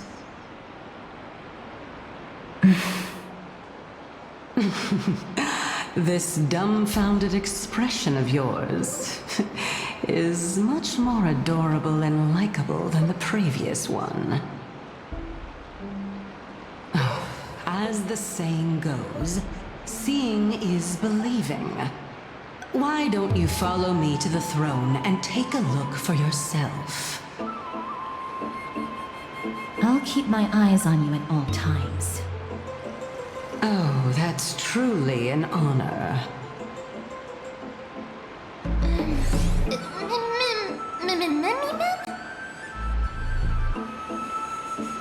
As long as we can get the water wheel turning, we'll be able to use it to ascend.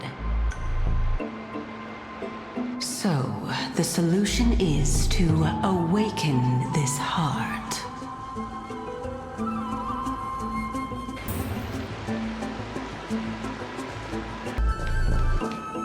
My intention should be obvious. See that shallow pond over there? Water lilies grow there. Initially, Circes watered them with their tears, while Nestia nurtured them with affectionate love. They are a token of the eternal companionship between the two gods. All the two of you have to do is to cross the deep well and retrieve the golden bough of vows for me.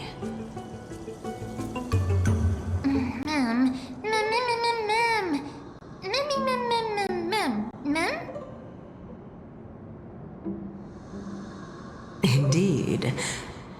Could it be that you actually do not know how to proceed? We can retrieve it, but I advise you not to waste your time on any schemes. Oh my. I'm helping you to eliminate your worries and obstacles, and yet I receive nothing in return?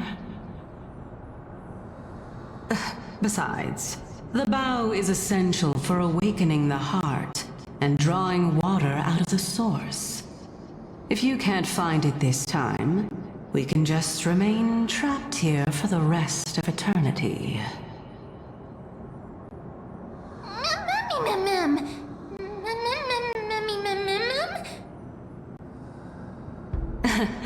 You're overthinking things. We're all in the same boat. Although it would be absurd to say that I have no other motives. Since you've brought it up, I might as well take this chance to explain. I'm simply making use of this opportunity to see what you two are made of. So, is that truthful enough for you?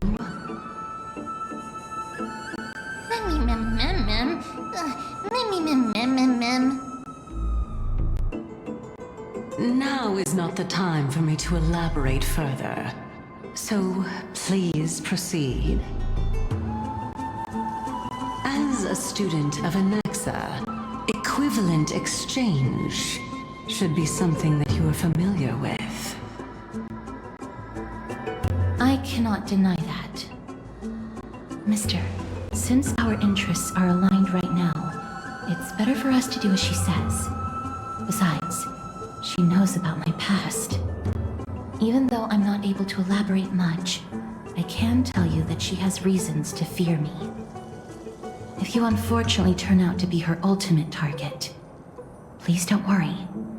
I will promptly intervene.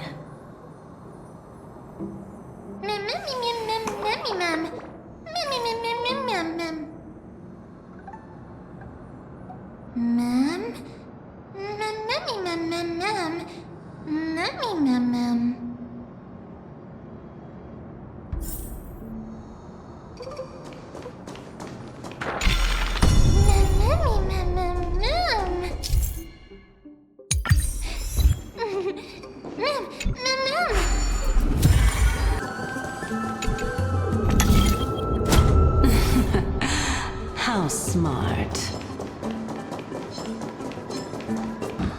Let's hope that this is not a trap set by her. So this is the Golden Bough of Vows. I hope that the Titan will not take their anger out on us.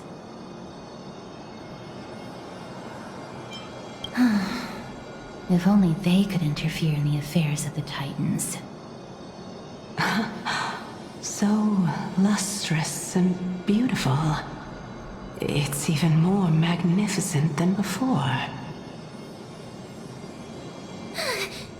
Mem Cal.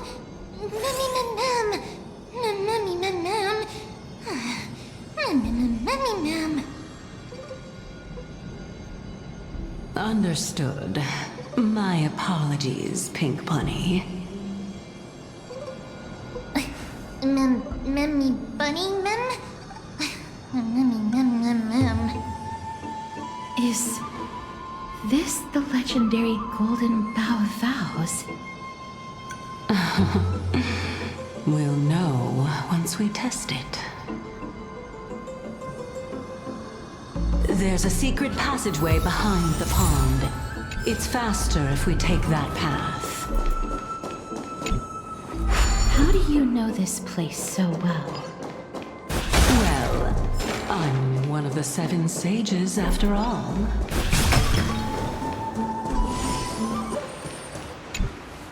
We're here. Could you kindly pluck a petal for me and place it into the pool?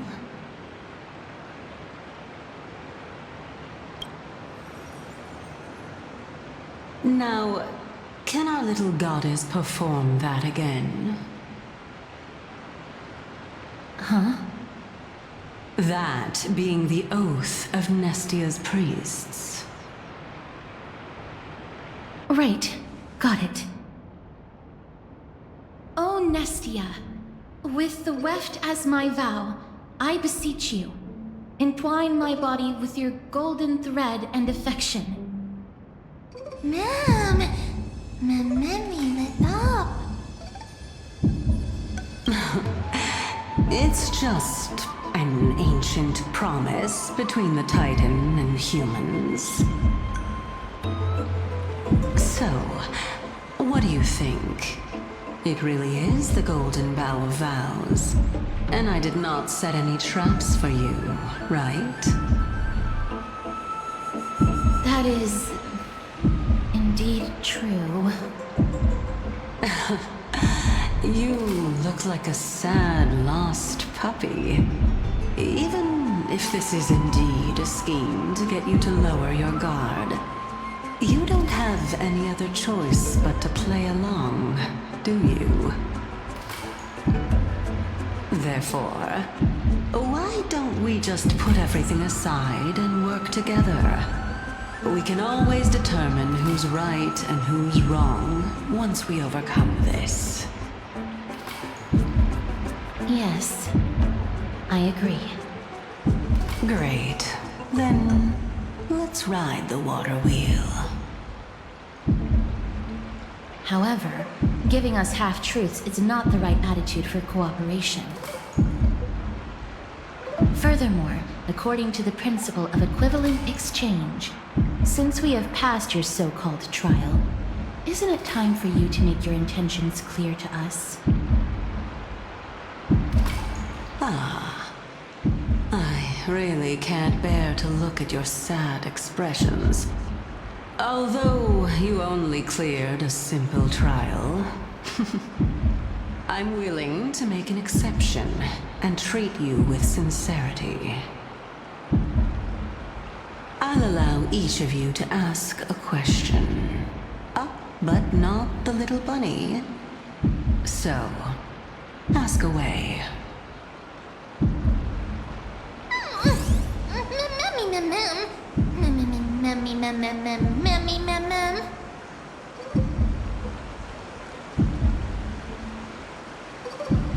Well, in that case, mister, please go ahead.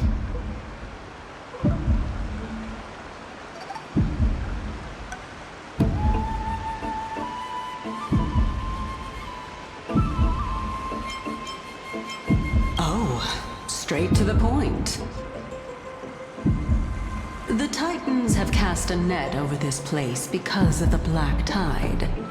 If we want to escape, I'll require your help to reclaim my true form. Well, it's your turn now, little goddess of death.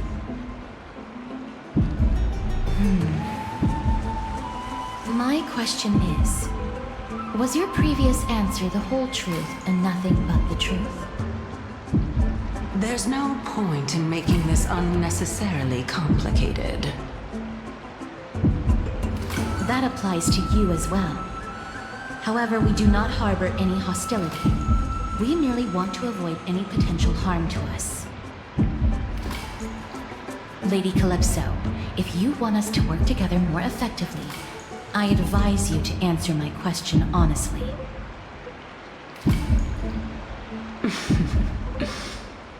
All right. I was completely truthful in my response just now. I have not deceived you, nor will I. With all due respect, omitting facts can also be considered deceit. Is that so? Regardless, I still stand by my previous response. Then please lead the way. After all, facts speak for themselves. The truth will come to light once we arrive at the Luminary Throne. All right. I originally thought that you were just a beautiful flower planted in the mortal realm by the hand of shadow. But now, I see you have some prickly thorns, too. I'll just consider that a compliment. Indeed. I'm complimenting your charming naivete.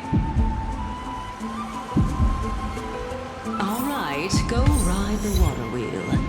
I'll wait for you up there.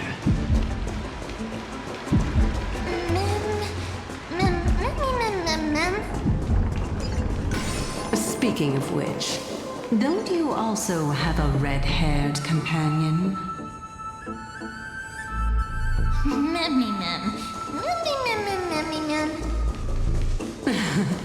Not too much. It's just that I seem to hear the sound of a bee buzzing around.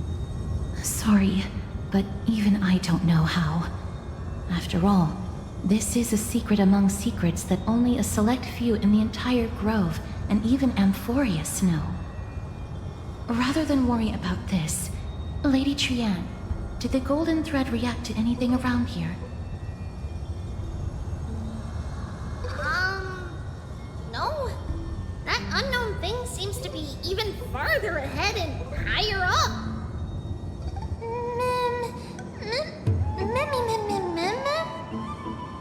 Perhaps we can try again. Let's see if the butterfly will still react to the golden bough of vows despite having dissipated.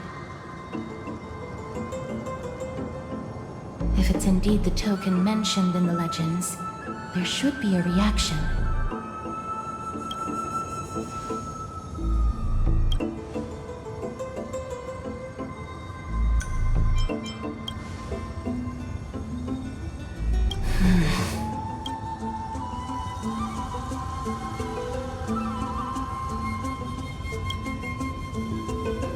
Let me give it a try. Oh, Nestia. With the weft as my vow, I beseech you, entwine my body with your golden thread and affection.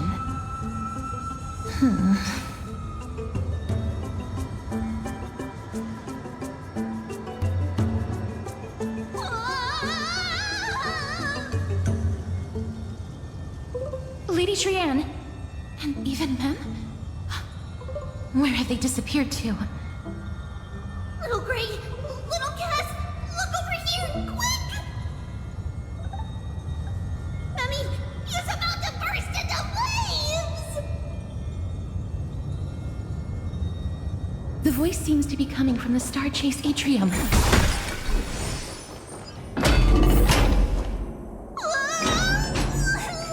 Little Gray, Little Cass, it's bad. It's very bad! I'm fine.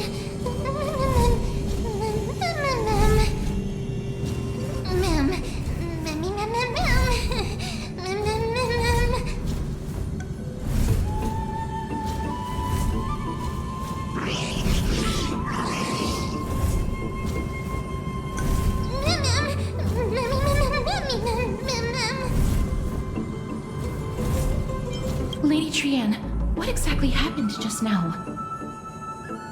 Trianne and Memmy were looking around to see if there were any mechanisms nearby.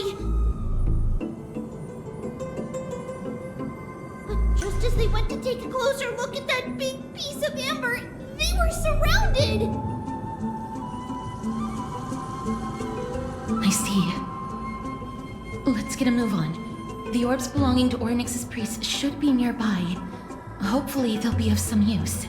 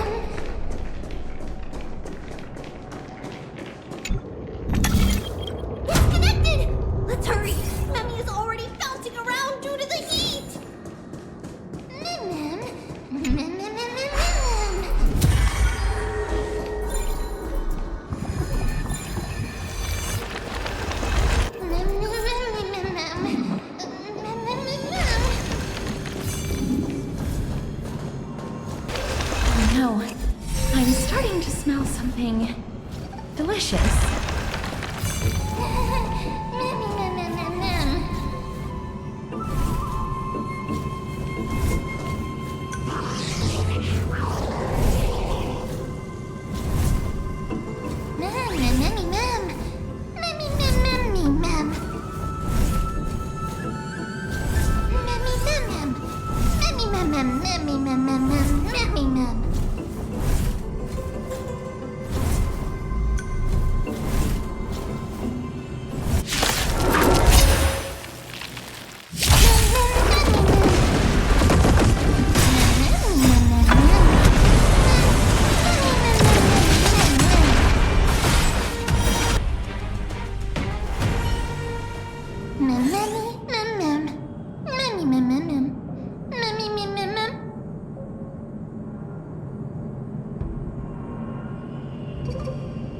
mem, easy. Mem, mem, mem, mem.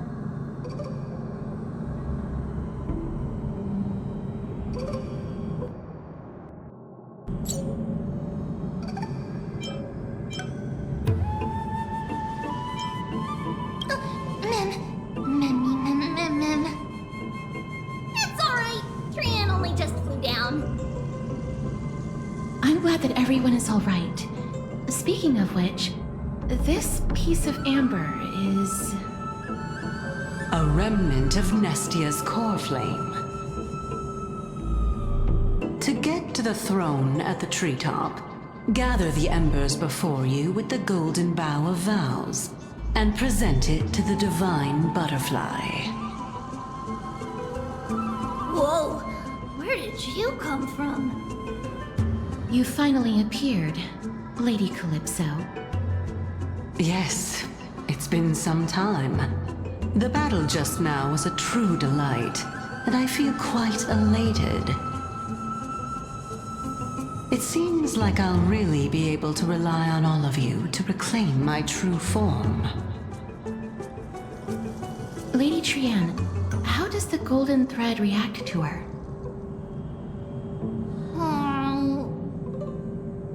Huh. There's no reaction at all. Obviously. After all, the fragment that you picked up just now is completely unrelated to me. All right. Just do as I say. If you're able to pass the trial, I will tell you everything truthfully. Another trial.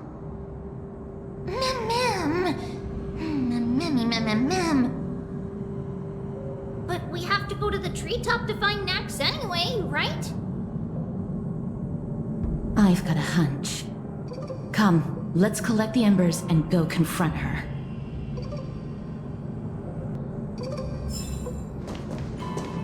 According to Calypso, we just have to gather the embers before us with the golden bough of vows.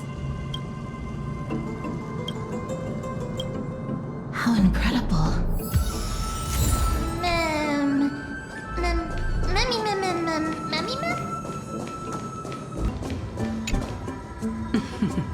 It seems like you managed to gather the embers. In that case, just offer it to the divine butterfly. It'll be fine. Let's just do as she says.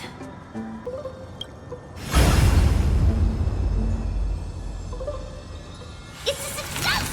Path has appeared! All of you have indeed passed the trial.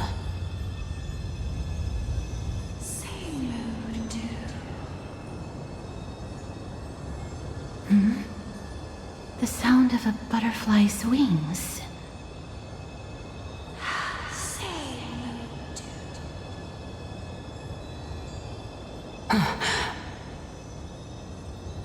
I'll be back shortly.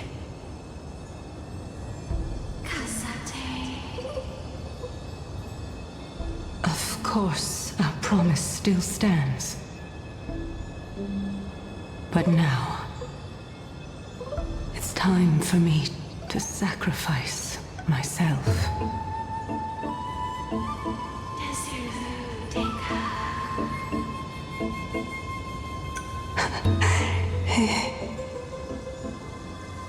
If the West Wind ever ends, let that be the place where we reunite.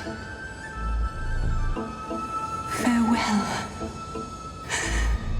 my love. Lady Calypso, this is...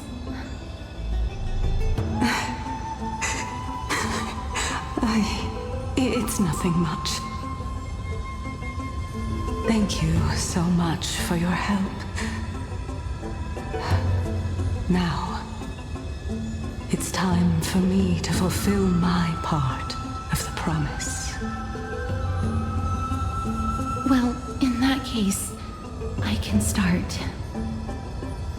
You're actually Circe's, right?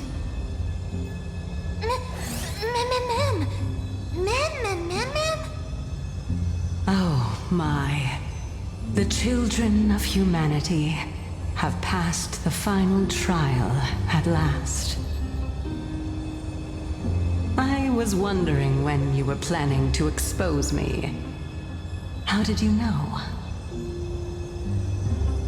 The riddle-like trials, your distrustful yet sincere character, referring to Nestia as your love, and... The head of the Litophagus is actually called Medea, and not Calypso. Since you knew from the start that I was not who I said I was, why did you wait until now to expose me? Because I did not believe that Circe's would walk this world in a human form. I was also afraid that the Titans were under the control of the Black Tide, and would do us harm. Also, to make a claim, one must have evidence. This is the precious knowledge that I acquired during my time at the Grove. Excellent. To think we were able to gain a new chance at life in the midst of death. Fate truly is a mysterious thing. Well, shouldn't you also tell us why you went through all the trouble of setting up these riddles? Oh, the reason's quite simple. I needed your help, and just like how you were wary of me, I had to ensure that you were not villains who were trying to get their hands on the core flame. I also had to ascertain that you were capable of dealing with the threat at hand. Is this threat related to the Black Tide? Indeed. And it's even more related to that lost item from before. Its owner is a quiet and paranoid hunter who seems to have been reborn from the Black Tide and is attacking along with it. As I could not do anything about them, I split my body up and escaped to avoid harm. I bided my time for a chance to seek assistance.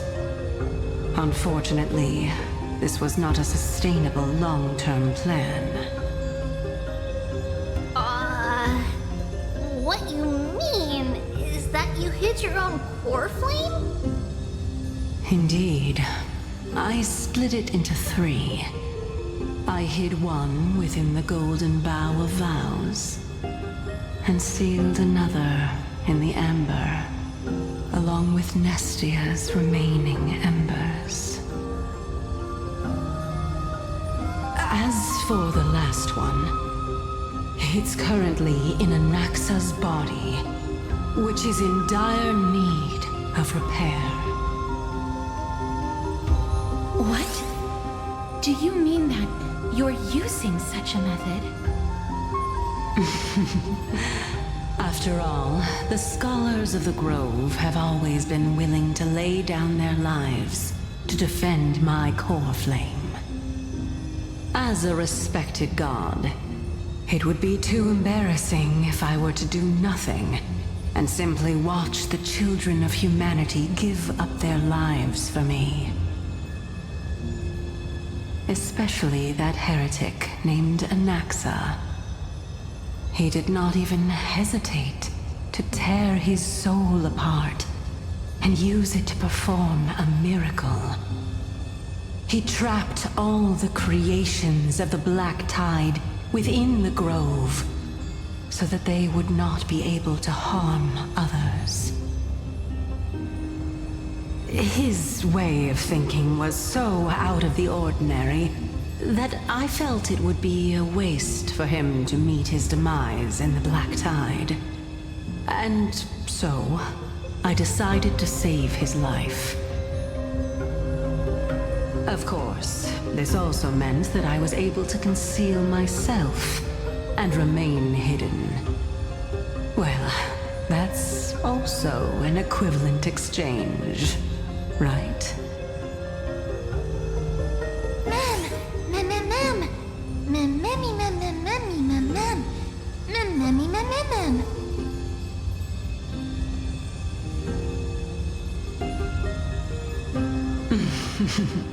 What a smart little bunny. This way, I'll be able to regain my true form, and you will be able to bring the core flame and your teacher back to Alchema. We'll also take down the black-robed swordmaster at the throne, together in one go.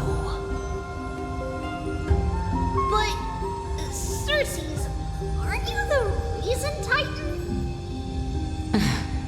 Even if I do not have the authority of strife, I'm still a god. I just need you to buy me some time against the warrior's blade. Once the core flame is reformed, I'll be able to show my hand.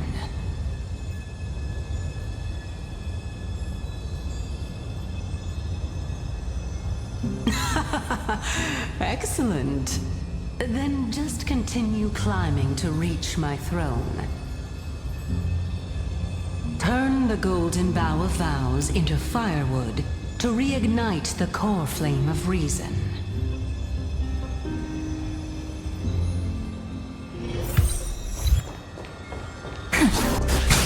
I'll leave it to you, children of humanity. May you be blessed with good fortune. It seems like a fierce battle will be inevitable. Don't worry, Tribbie will protect everyone. Ahead lies the Luminary Throne. And also, the battlefield that we're about to step onto.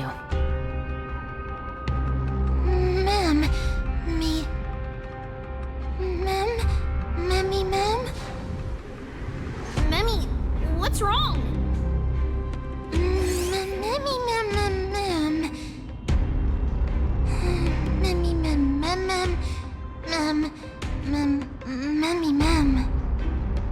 Is this Professor Anaxa?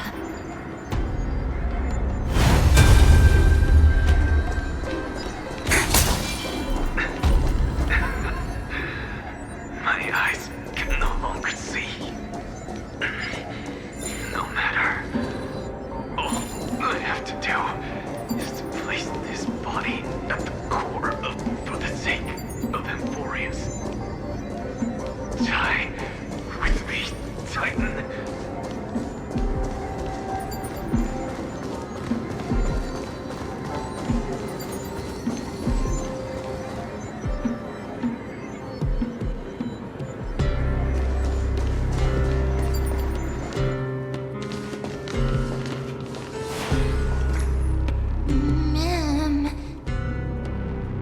Circes was right. He's indeed here.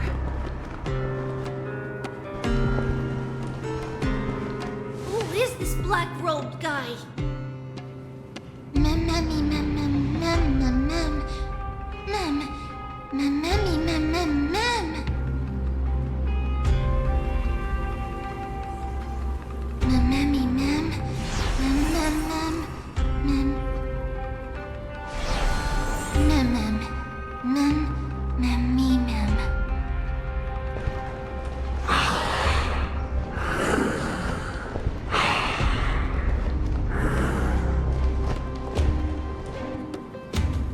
Everyone, brace yourself. This must be the hunter reborn from the black tide that Circes was talking about. The black sword and cloak. The owner of the piece of cloth. The north wind that sent over the deathly fog of Thanatos. You're not demigods. Stand down or die.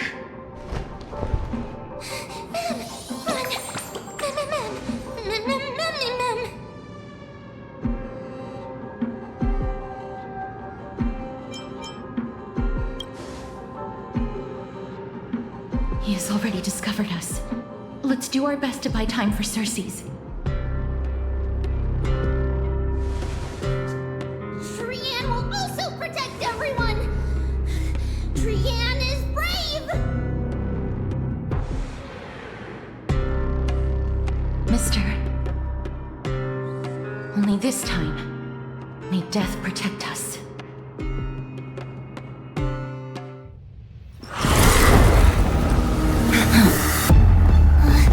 Be careful. One slash. Two slashes.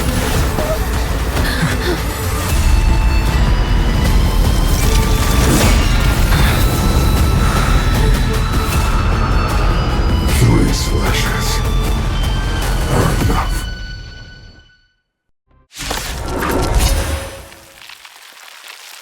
Who exactly are you?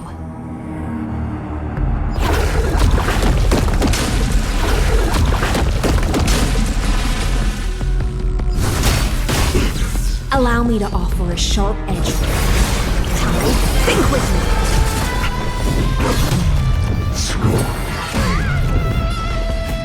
Treat her guest nicely. Don't worry. Just close your eyes. Night, foes. Good night.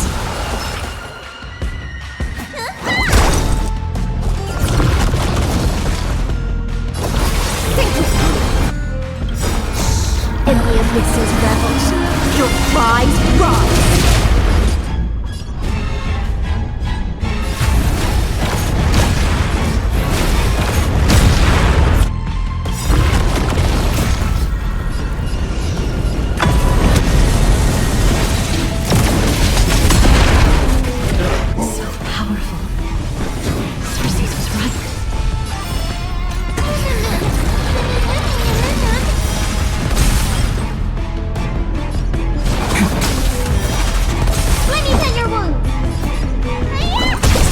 Don't let waves open your throat.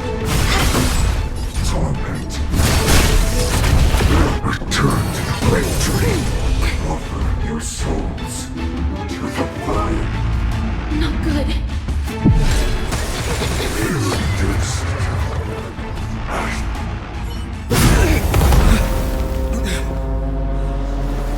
In that case...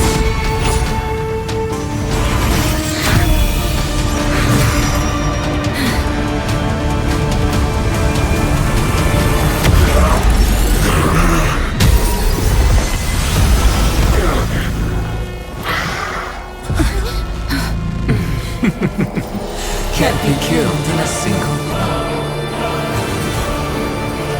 You are indeed no ordinary human.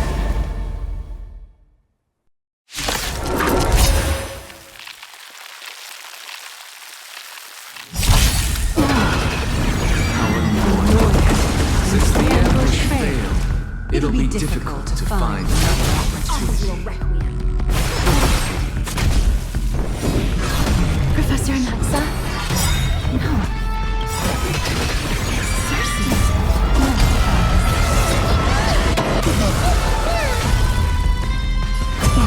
Again. Need a doctor? In the abysses revels, your prize rise! Don't let waves open your throat.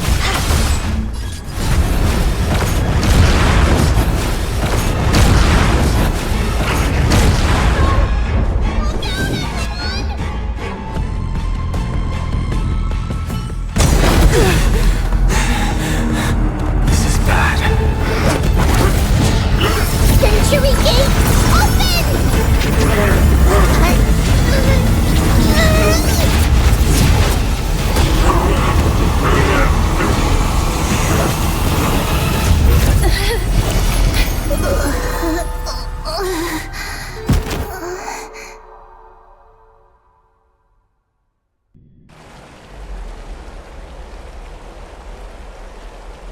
Phew. That was a close call. Thank goodness that we returned to Akama unharmed.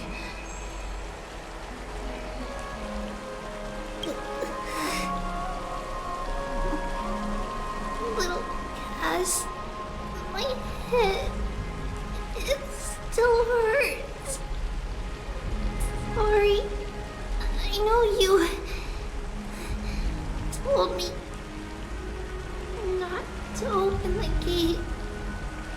Please don't blame yourself, Lady Trianne. If it weren't for you, we would have already met our end at the Grove. I feel awful. I need to go back to get some rest. Lady Trianne, you haven't been well since you woke up. Are you sure you can make it back on your own? All this noise and commotion. Akuma hasn't changed a bit, has it? Are you Professor Anaxa? There's no need for doubt. The Titan no longer speaks. It is I, Anaxagoras of the New Sporists. Indeed. You are the only one who would refer to yourself like that. Professor, let me be frank. The mission Lady Aglea entrusted us is to search for survivors, uncover the truth about the disaster at the Grove, and retrieve the core flame of Circe's. That does not surprise me. And now, I'm a survivor who witnessed the entirety of the disaster, as well as the defenseless bearer of a core flame. Are you going to bring me to Aglea to fulfill your duty? That is indeed my duty, but I prefer not to present you to her as a captive or spoil of battle. Fine. There's no need to make your life difficult. I'm not against meeting that woman. But I have some things to take care of first.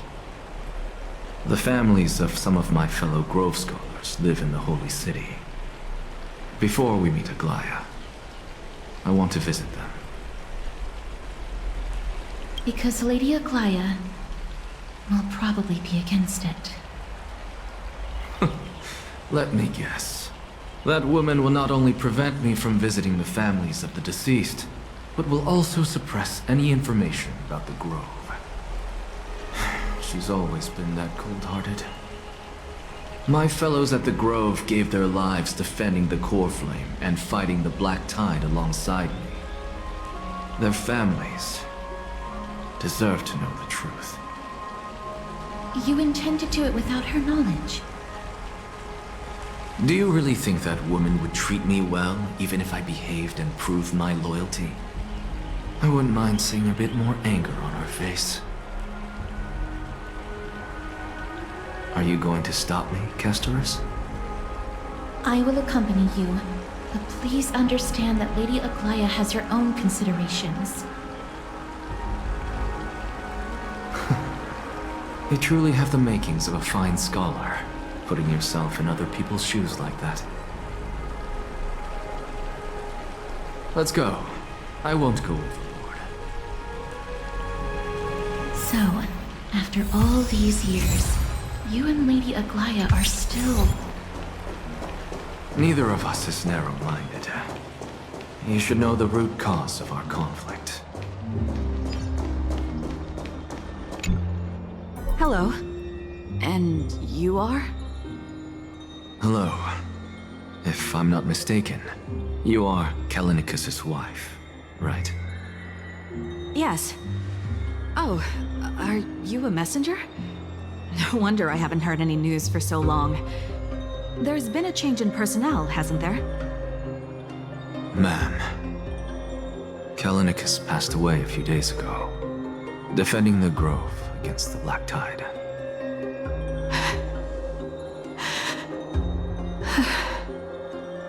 So,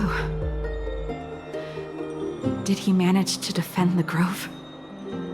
Huh? Yes. He managed to protect Circe's core flame at the cost of his life. I see.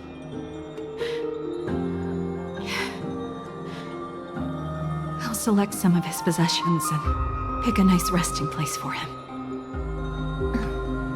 Please let us know if you need any help, ma'am. I come from Kremnos. Death and sacrifice are things I've learned to face with composure. You know, Kallinicus, even though he was a scholar, he'd always ask me to teach him how to fight whenever he came back. Isn't it funny that a Chrysos heir like him wants to learn from an ordinary person like me? I've been prepared for this for a long time. In times like these, any ordinary goodbye might just turn out to be a final farewell. I'm really sorry. There's nothing to be sorry for. I was once a warrior, and I'll find my way back to the battlefield someday. With the coming coronation of the new king of Kremnos, I'll take up my lance against the creatures of the Black Tide and seek vengeance for my husband.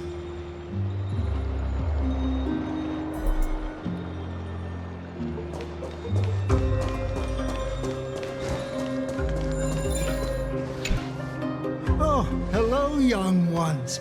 Is there anything I can help you with? Are you the father of Keinani and Artakama? Ah, yes. Did my daughters cause trouble at school again? Alas, forgive this old brain of mine. Both of my daughters graduated long ago, and they are now scholars at the Grove. As I get older, memories from years past tend to blend together.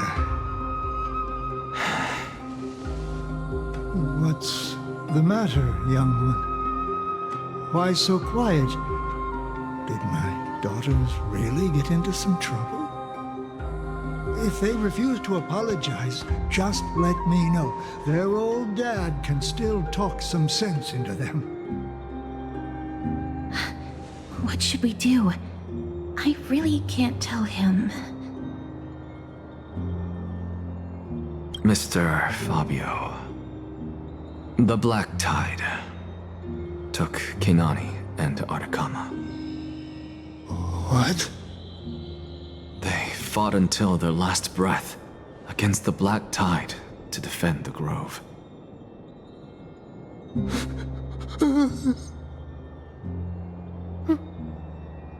As the Chrysos heir stationed at the Grove, I failed to protect them.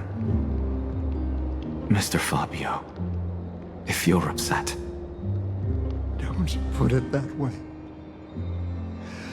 Even if my Artakama wasn't one of the Chrysos heirs mentioned in the prophecy, she was still a heroine, wasn't she?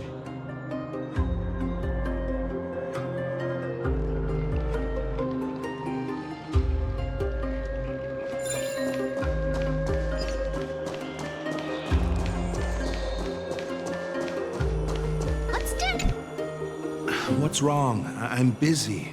There's a lot going on in the city, and I've got my hands full. Mister, we're sorry to bother you, but... No, wait, Lady Castorice, did Lady Aglea send you because of some mistake I made at work? Keep your cool, Titus. I'm Anaxagoras from the Grove of Epiphany, and a colleague of your father. Old Titus. A few days ago, your father passed away. Wait, what? My old man died?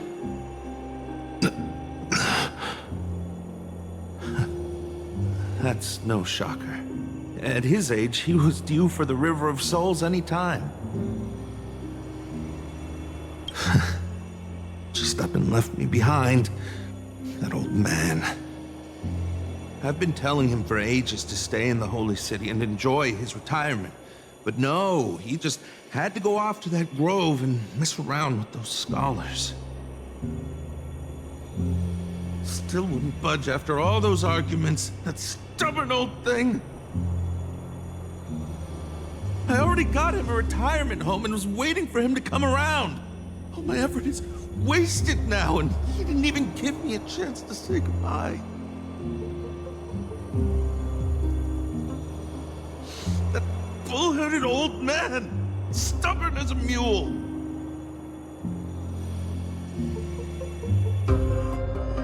That is it. That's all the colleagues' families that I remember. Good work, Mr. and Professor Anaxa. Let's go. Take me to see Aglea. All right. I'll lead the way.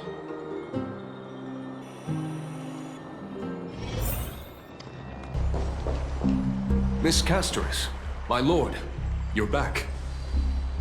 Hello. We have an important matter to discuss with Lady Aglea. May we trouble you to inform her of our presence? My apologies, Miss Castorice. Lady Aglea has just informed me that she has no time to receive anyone at the moment.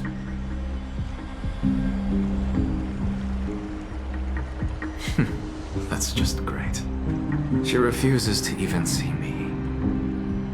Answer me this, friend.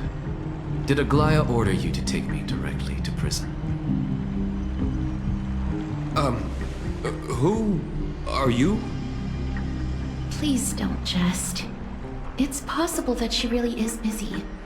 Let's wait here a moment, and I'll try to contact her using the slate.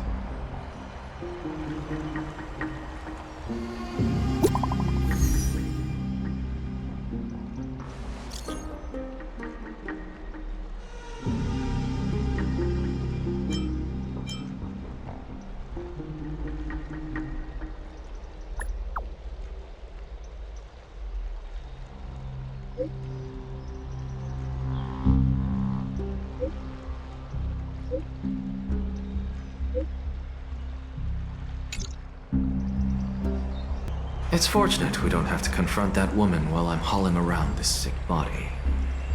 Castorice, and this friend I haven't gotten the chance to know, I'll take my leave for today. That Titan made a myriad of adjustments on their own. My head still aches from that.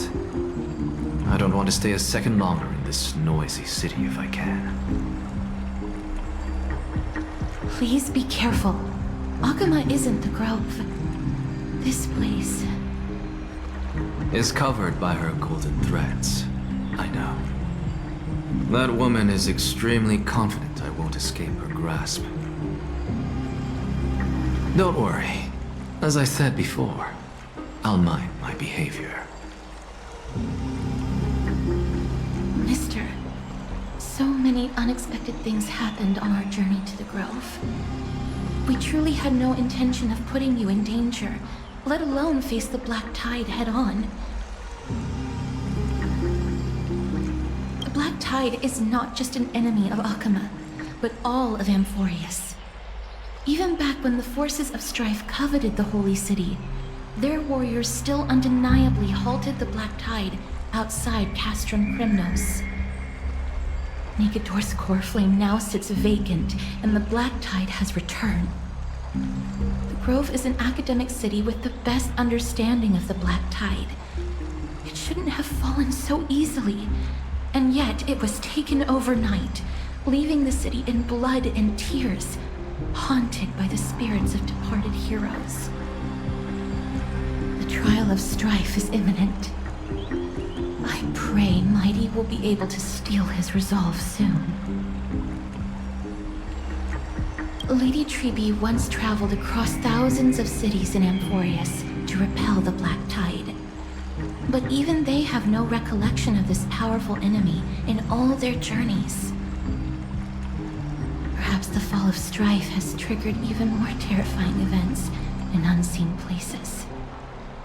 As for me, I detected a strong stench of death from that entity, but it wasn't because it had a connection with Thanatos. I'm afraid it's purely because it has sent countless others to their deaths. Speaking of Thanatos, Mister, there is something else I wish to verify with you. You must have an idea of the curse I bear by now. I was born as the shadow of death, a poison shunned by all living beings. Yet when you caught me in the grove, I'm curious why you weren't affected by my power, Mister.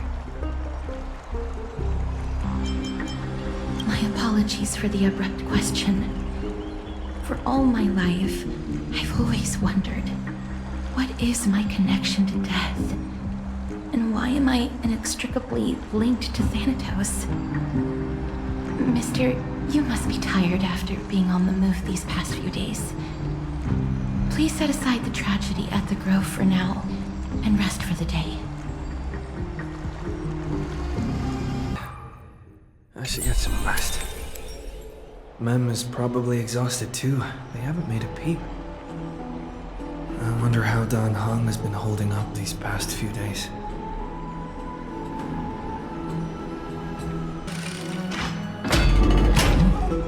He looks like he's been well. Ah, long time no see. I've heard about what happened from Phainon. You've been through a lot. I wasn't expecting Amphoreus to temper the will of the Nameless.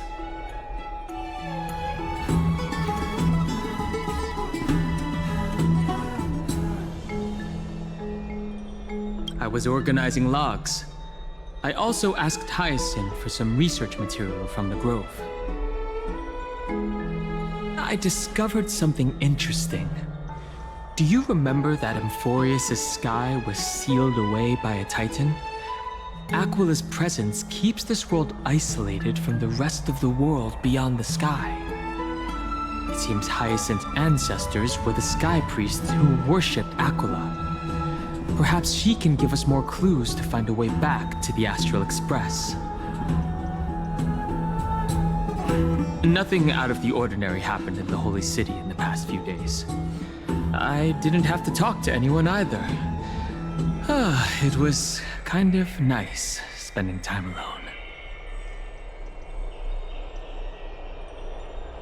alone. After what happened at the Grove, there's sure to be unrest in the coming days. We should rest for now. You look tired. You should get some sleep before we set off tomorrow. Oh, by the way, I heard some rumors. If you're going to wander around, I suggest avoiding the hot bath.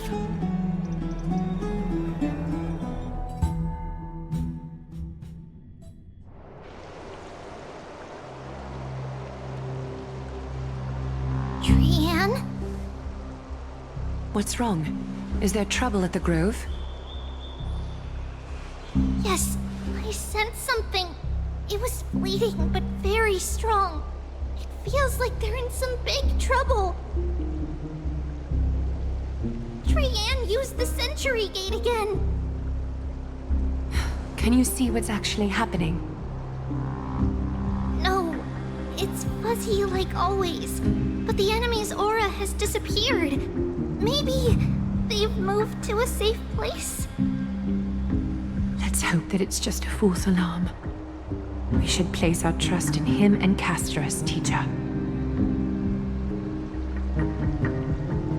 They will keep Trianne safe. Peggy, you're talking like we are little kids. One day, Trianne will reach her limit, and Tribbie will take on the role of gatekeeper from her. We are all aware of that. I am just a little concerned about her state of mind. Trianne was already unable to speak, even in short sentences when they left.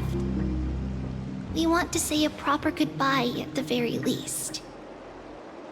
I will pray with you. Thanks. And Aggie, it looks like we will need you to come with us to the baths this time to unwind. It feels like neither of us have laughed for a long while. It's time to head out with the west wind! All right.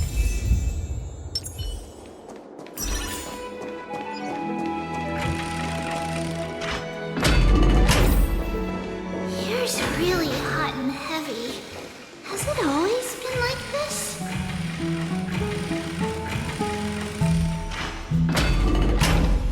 Is someone injured over there? What happened here? Watch out! Watch out! For the Cremnoan! Cremnoan? This is their doing? Aggie, now's not the time to dwell on that. Let's help the injured people first. Excuse me, coming through. Oh, you two are here as well. That's a relief. Even the Twilight Courtyard is involved? What in the world happened here? I actually just came to relax.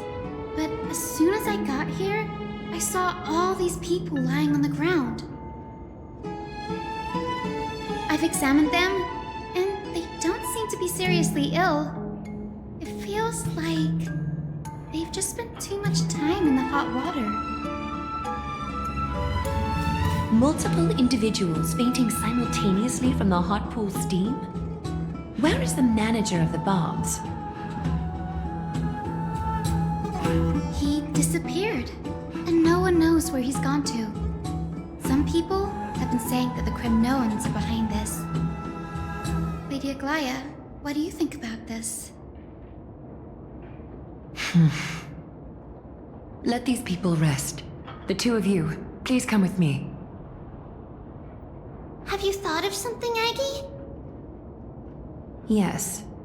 While their intentions elude me, it's time to bring this farce to a close. This is really bad.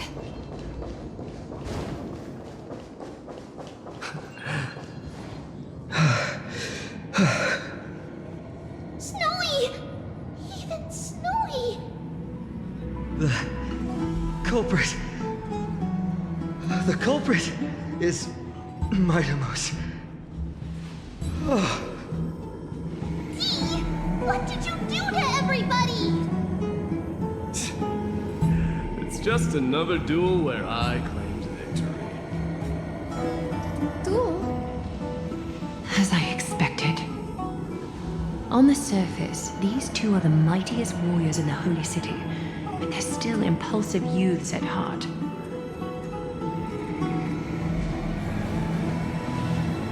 Speak up, Mydei. Tell us exactly what kind of foolishness you and Phainon indulged in this time.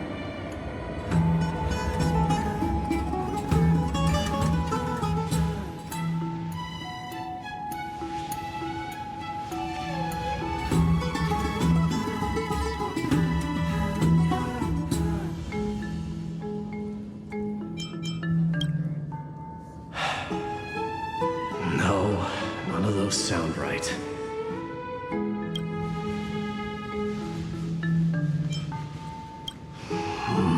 Forget it. Am I seeing things? Is the magnificent deliverer finally deigning to step outside?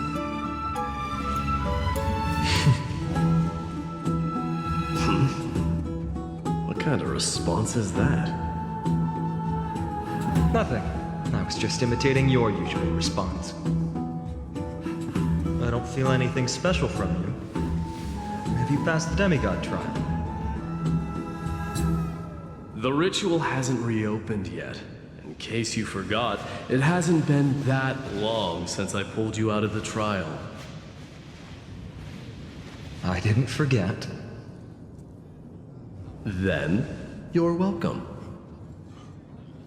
In twilight's last gleam, Makima stands bold. Her walls sturdy, tales untold. dreaming of her fruitful gardens, pilgrims arrive from distant lands, figs and olives so grand. Yet little do they know that they will step into flames, fuel to the fire, a burning brand. What are you playing at this time? I just felt like reciting a few lines of poetry. Surely the Crown Prince of Kremnos knows how to appreciate poetry, right? Kremnoans steer clear of such weak literature.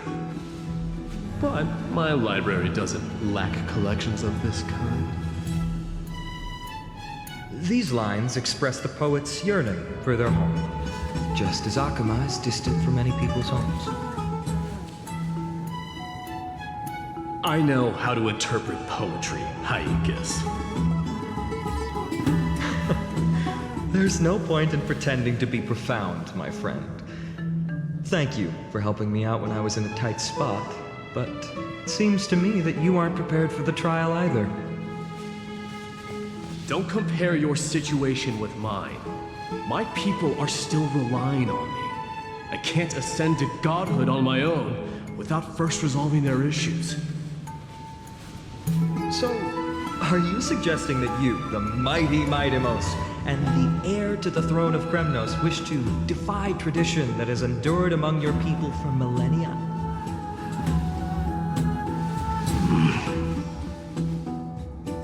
Still thinking about what I should do. Never mind. It's probably not my place to offer you counsel. An idea does strike me, though. Go ahead. Let's see what terrible ideas you've come up with this time. Maybe we both need to relieve some stress. Come, Mydei, let's recommence our previous competition. This time, we'll see who can stay in the super hot bath for longer.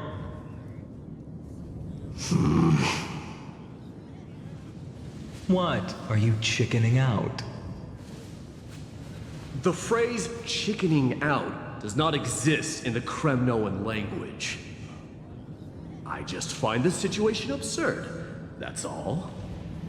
All-knowing historian, are you not aware that we Kremnoans use boiling water from sword forging for our baths? Looks like I'll have to teach you some royal etiquette today.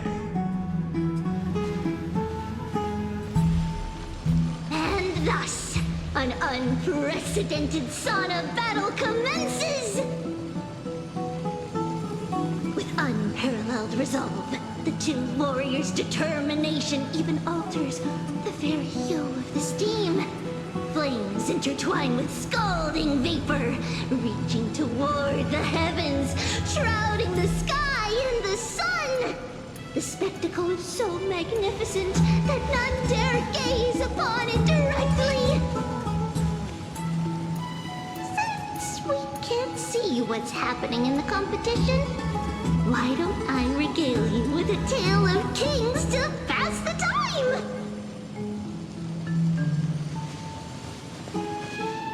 Do you recall the legend of the Gorgo lion mentioned by a certain veteran? The central figure, the main character, was not the sole sovereign of that land. An oryx stood as its formidable rival. Long before the dawn of Era Chrysia, the two beasts started their timeless battle on the plains of Tritos. The lion regarded the oryx as its food, while the oryx perceived the lion as a scornful, oppressive, and challenging barrier that it swore to topple with its antlers. For tens of thousands of years, without respite, the two creatures thus continued their relentless pursuit and rivalry.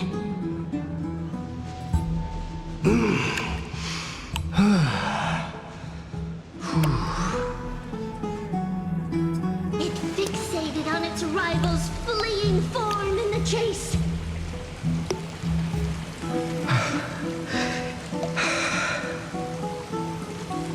It set its sights on the other's neck, nearly within reach.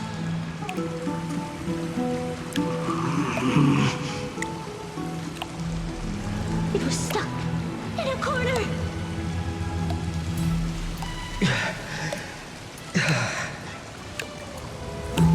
It had nowhere to escape.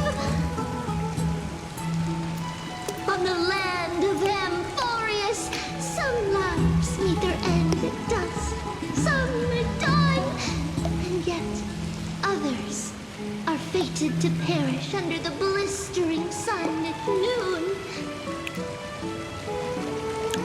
And at last, the most scorching moment of the day descended upon them.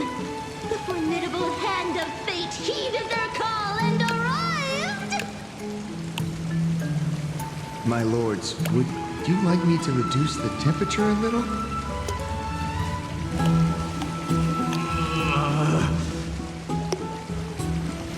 What? You're chickening out already? Get lost. Are you asking me to get lost, or...?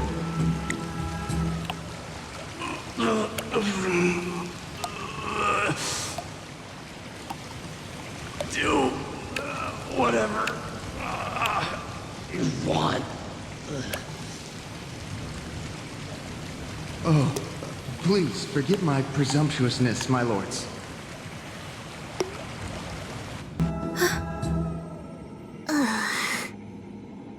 What a spectacle of folly. This is what you get for daring to challenge a Kremnoan without understanding your own place.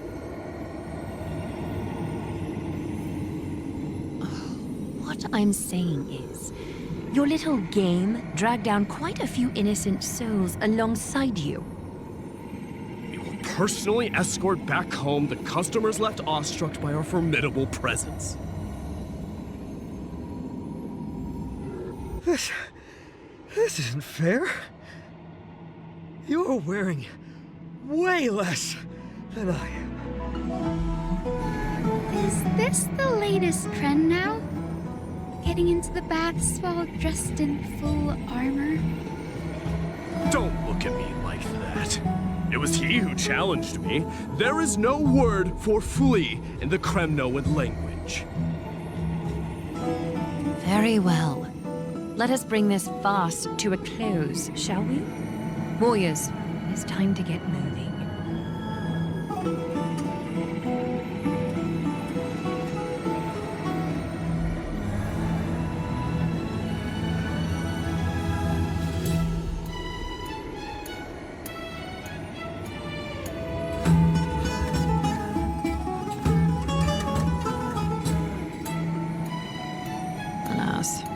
The flame chase journey is destined to be a lengthy one, replete with obstacles.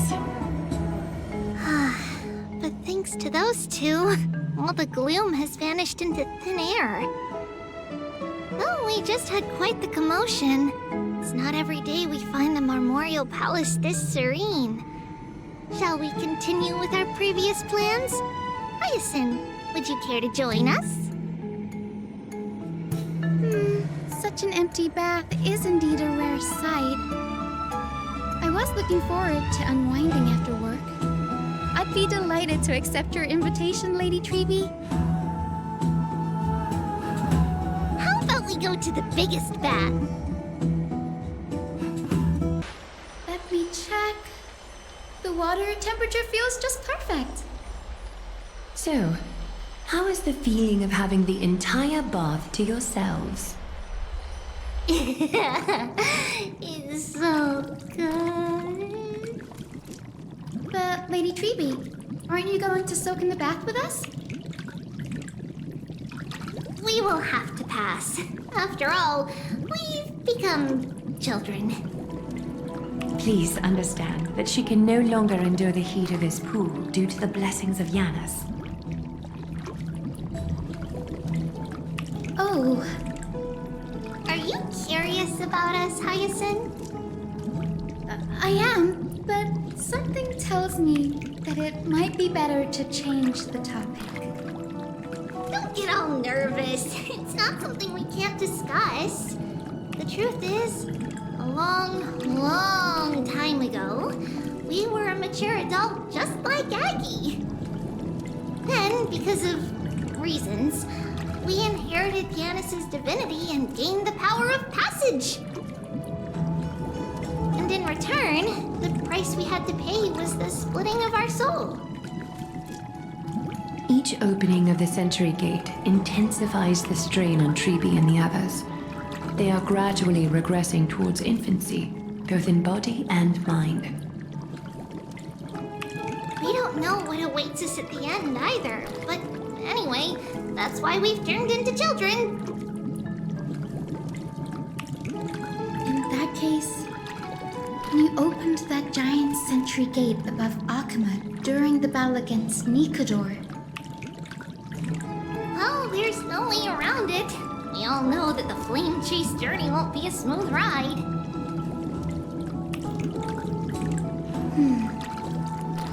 Maybe we can find a way to fix it. The primary research focus of Moose Forests is the soul. We explore its depletion and methods to restore dispersed souls. As long as research continues, there might be a breakthrough that can help.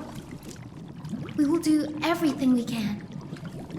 So your first reaction is in fact denial. You're indeed an Anaxa student. I look forward to your good news, Hyacine. Now there's another reason to look forward to tomorrow.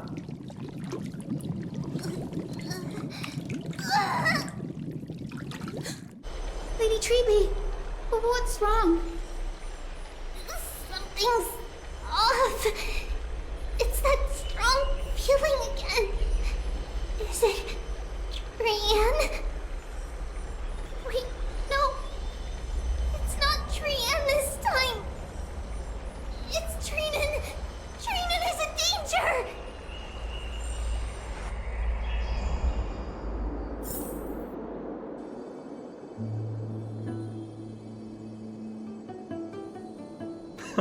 I win this round of escorting the bathers home. How does one contender alone make a valid competition? Offering a compliment or two wouldn't be the end of you, you know.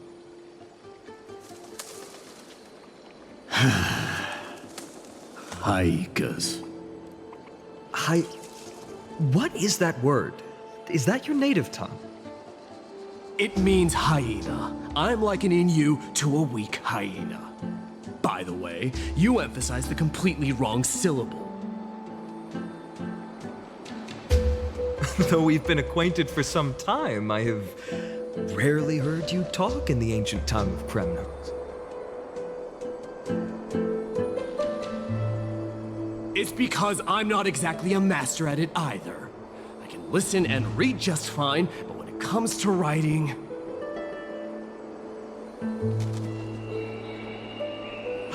You can write?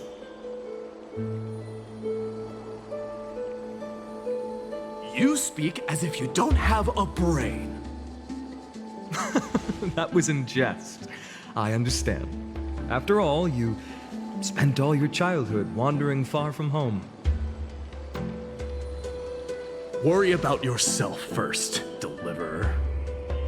You also never mention your hometown, apart from when you need to introduce yourself.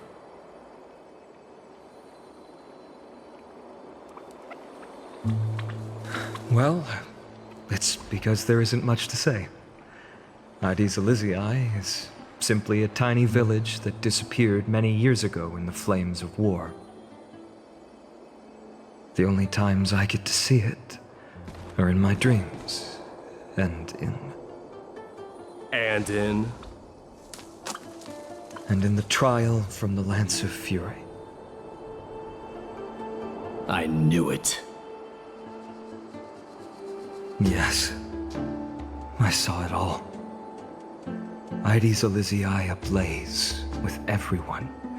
My family, friends, and my kin, lying in a sea of flames. A blood-red half-sun hung in the sky, just like on that day. And before my eyes, that murderer killed Cyrene. But I saw its form this time.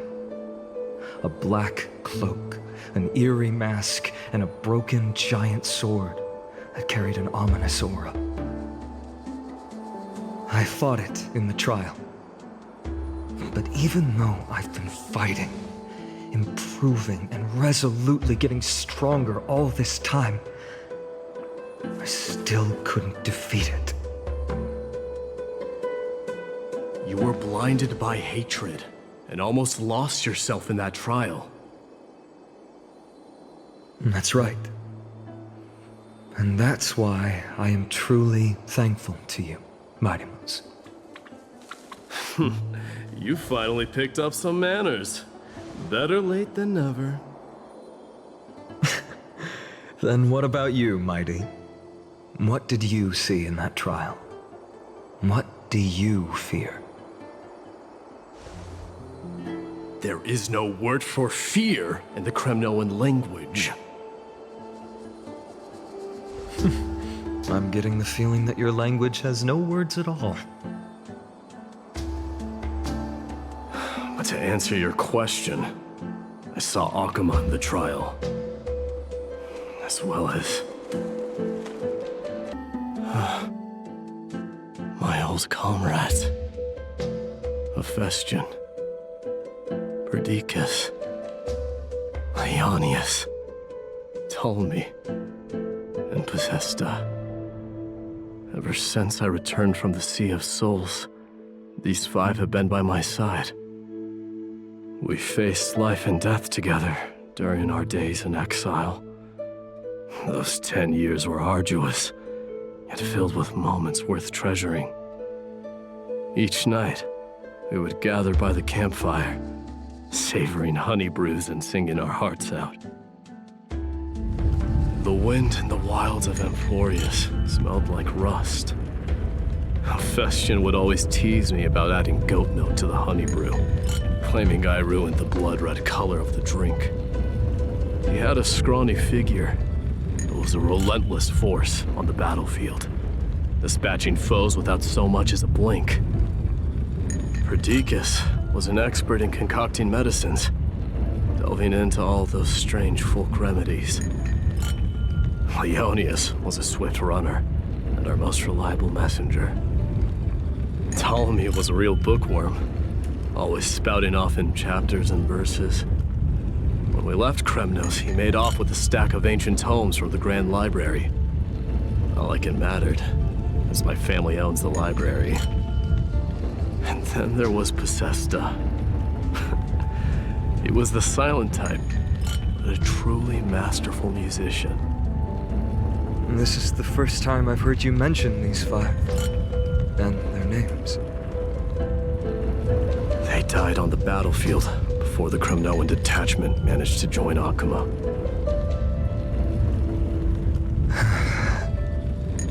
Perdiccas was the first to go.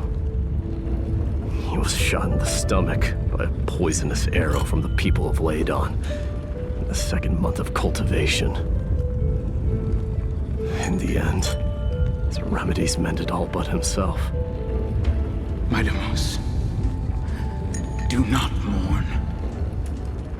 I have achieved honor by bestowing a noble death upon the enemy. Leonius died in the 5th winter. Idonia's snowstorm lasted 3 full months. On the night of the fiercest storm, our foes launched their assault. Idonia? Is that the city Castorice used to live in? Yes. Those zealots were as fearless as Kremnoans in the face of death, but they lacked respect for honor. They cornered us in a bottomless swamp. Leonius covered for our retreat, and they cut his legs off. He vanished into the mire of a foreign land, his body never to be recovered. This is perfect. Mydei, I can finally deliver the news of you ascending the throne to the Nether Realm. 20 dusks later, you finally breached the walls of Idonia and entertained the usurper's plea for peace. However, rebels refused to surrender and set up an ambush within the city. Ptolemy and his cavalry met their end before they could even relish our triumph. Those obelisks that collapsed after being set on fire became their final resting place. My Deimos, please tell my family. It was not cunning schemes that vanquished Ptolemy, but the immense weight of Amphoreus' entire history. Then, it was Pacesta. He lured the enemies into the city of Aenionis with his melodies, buying us invaluable time. Our enemies, consumed by indignation when they discovered the trick, set the entire city and my soldiers on fire. His final words were recorded on a small clay tablet, fractured by the flames. My Deimos, don the crown.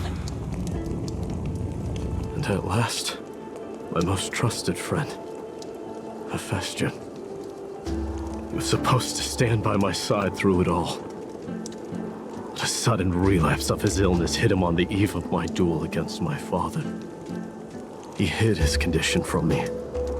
By the time I returned victorious, he had but a breath left in him. A Kremnoan dying on a sickbed.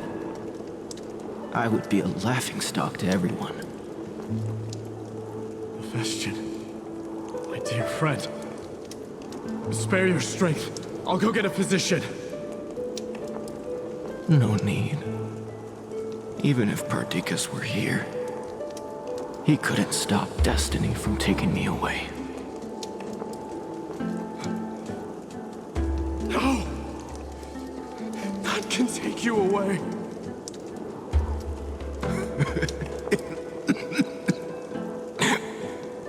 My Deimos, our king, do not shed tears for me. It's not befitting of your status. Farewell, my dear friend.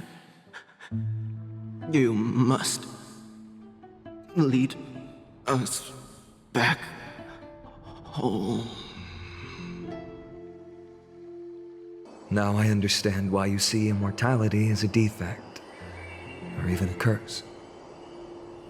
My father threw me into the sea of souls to break the wheel of karma. But little did he realize it would grant me an immortal body and summon a fated revenge on his head. Following his demise, I considered leading my people back to our homeland. Kremnos had already turned it into a wasteland. Only darkness and insanity thrived there. Against the dissent of many, Castorice included, I made the Kremnoan detachment stay in Akama. But I know that their glory will never be doused out. The instant of strife shall inevitably arrive. If you take over Nikedor, then you must begin the journey back to your homeland. So, you hesitate because you think leaving your people in the Holy City is a better choice?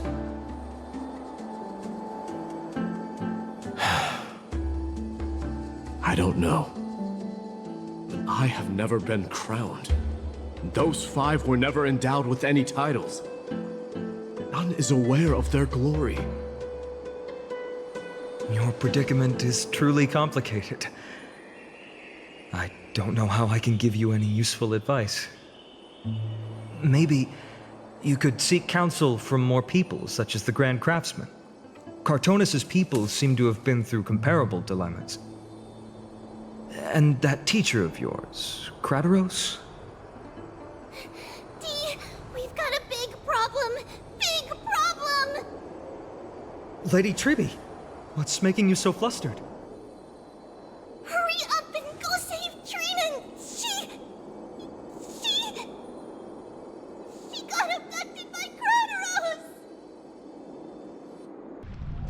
Trailblaze, what's going on? Mydei. It seems I was the one who exposed my vulnerabilities first. Aglea, I demand an explanation. This man abducted Trinan by force and forced her to bring him to the vortex of Genesis. He then brazenly stepped into the trial of the Lance of Fury, and naturally failed. She telling the truth? Why did you do that? Because I don't want to wait anymore. Your hesitation made me desperate. If you want to run away from your destiny to become king, then keep running. Someone will eventually stand up and fill in the gap left by strife. Then they will lead our people home.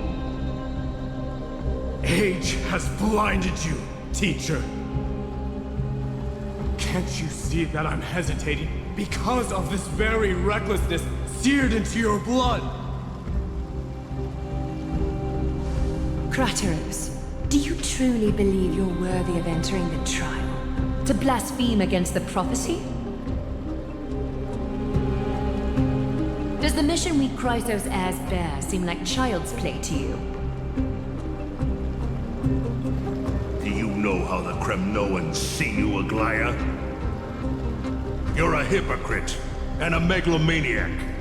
The prophecy of Genesis and the Flame Chase journey are just excuses for you to seize power. Silence, Crateros. Do you even know what you're saying? Are you defending this woman, Mydei? How many wars did people start because of her and her so-called prophecy? How many cities fell in the past millennium, their people massacring each other? Even if this so-called Genesis really exists, will there be a place for the Kremnoans in that new world?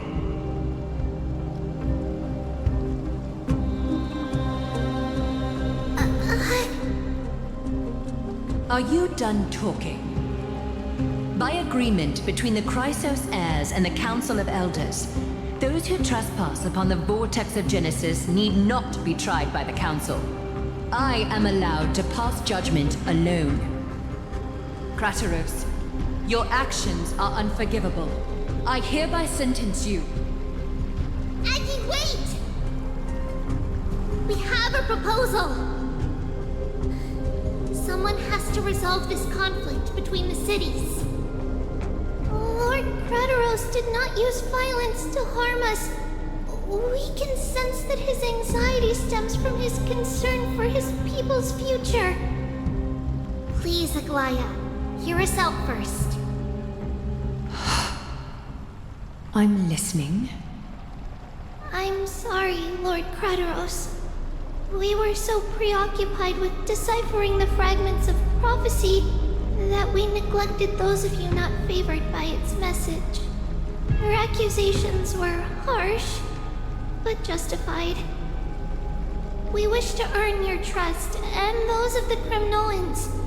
I think the best way to do that is to take you to witness the source of the prophecy for yourself. How are you going to show me something that has no form?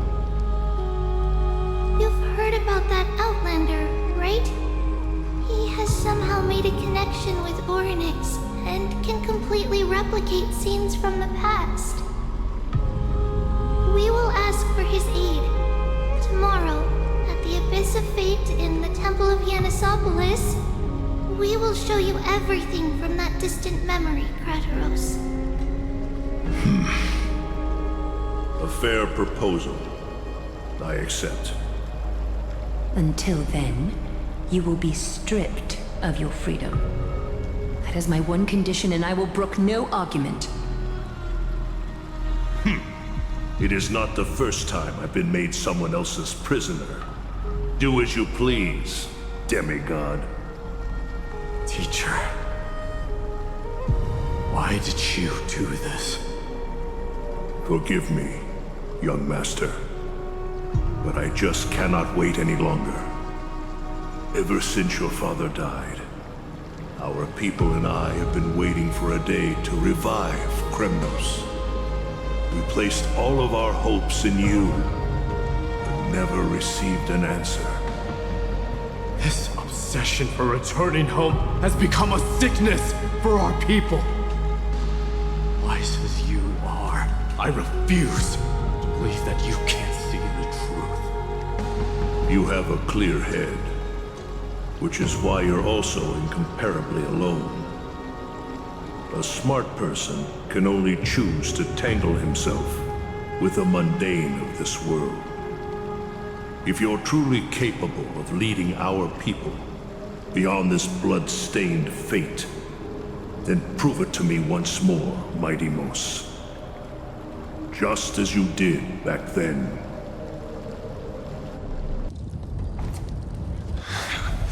A fierce fighter. I did not expect such heroism from a feeble Alchemist. Fulfill your duty as the victor, warrior, and tell me your name. I seek an honorable death from you. As if you have any honor! Listen closely. I am the leader of the Kremnoan detachment, Mydei. I'm here to finish you, father.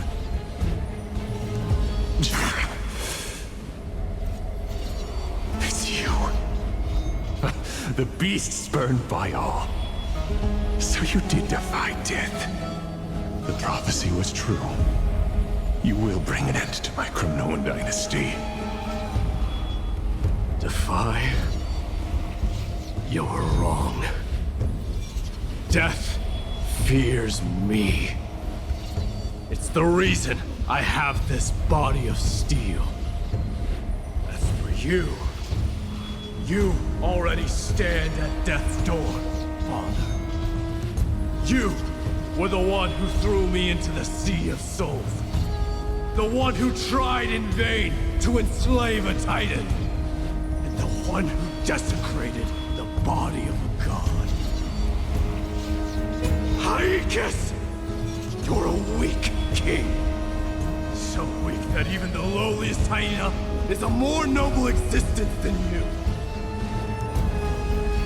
Now, fate's reckoning is upon you.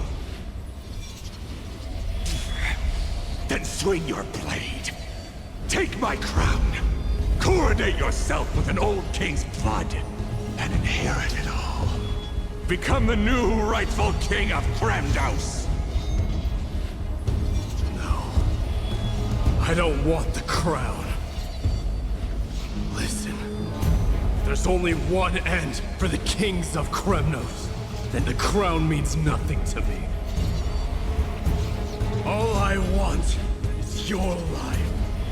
To avenge Mother and my comrades. But the walls of Kremnos won't fall with me. Do you truly think you can escape fate's grasp, my son? You and I, we're both the same. We feast on strife and fear. Now kill me! The son of Gorgo is destined to be crowned in blood!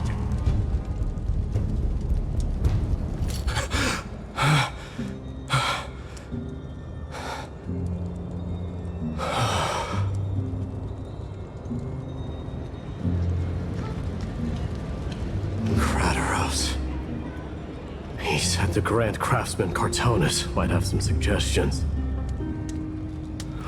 Might as well go see him. Grand Craftsman, how have you been? King of Kremnos it is. That you would come, I knew.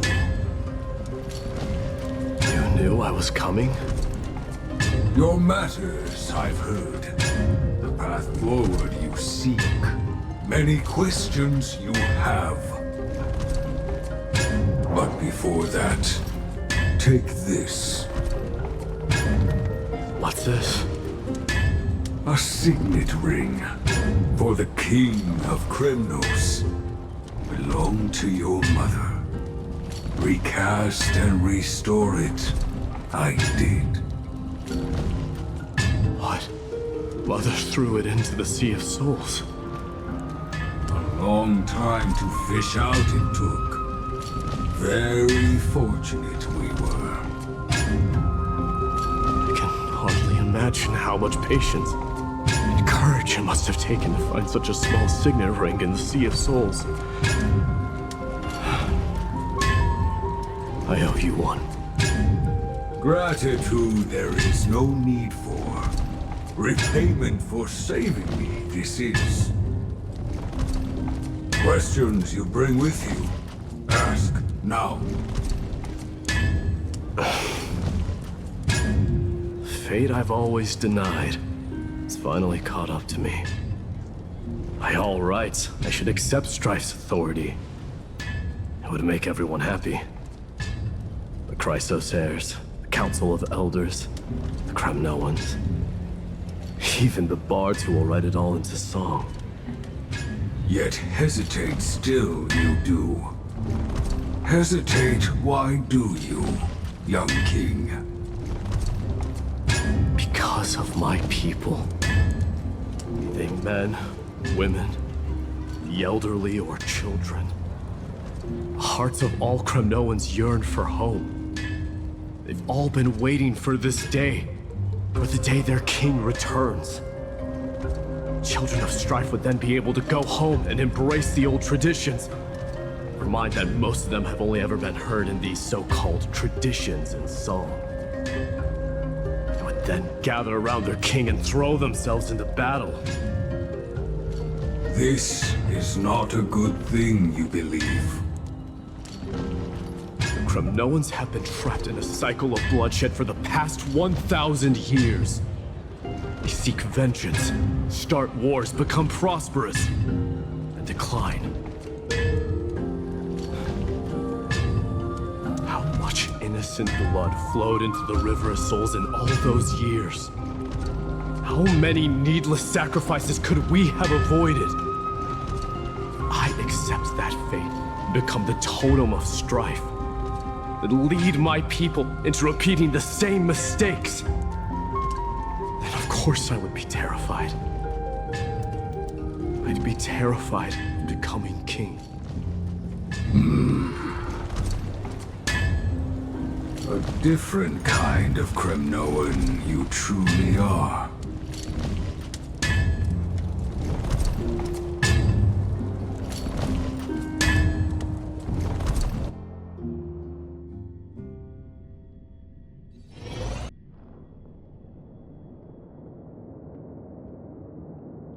Mama, I had a dream last night. Oh, now what did you dream about, my darling Tribbios? I had a dream that I turned into many me's. Then we made the moon into a ship and made the stars into our sails. Then we floated on the ocean and let the wind blow us in any direction it wanted. Well, that sounds like a lovely dream. Yeah! The ocean and the sky were really, really dark. But there were so many of me that I wasn't scared at all because we'd all sing together. The ocean wind blew us onto an island where the wind tasted like flowers. There were bleating sheep and chirping birds inviting us to be their guests. There were so many animals on the island, but none of them ever fought. Giannis's holy maidens can receive guidance from the God of Passages. Perhaps what you saw in your dream is a divine land somewhere in Amphoreus. You think so? What's wrong, Tribbios? You look unhappy. Because on that same island, I saw a dark mountain on the other side of the ocean. And it was very, very tall. The mountain looked alive, and it kept getting closer to the island. Then I realized it wasn't a mountain, but a very, very tall wave made of water.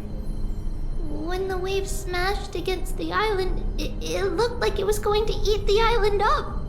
The small animals tried to chase it away, but they couldn't stop it. Then there was a bang and I woke up.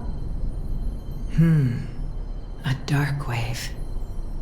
Mama, does something that scary exist in real life? Yes. Unfortunately, it does exist in Amphoreus, but it's very far away from our temple. We call it the Black Tide, though it has nothing to do with water. It has no shape or form, but it can swallow up animals, humans, and even titans, turning them all into monsters. Oh, the Black Tide is a baddie.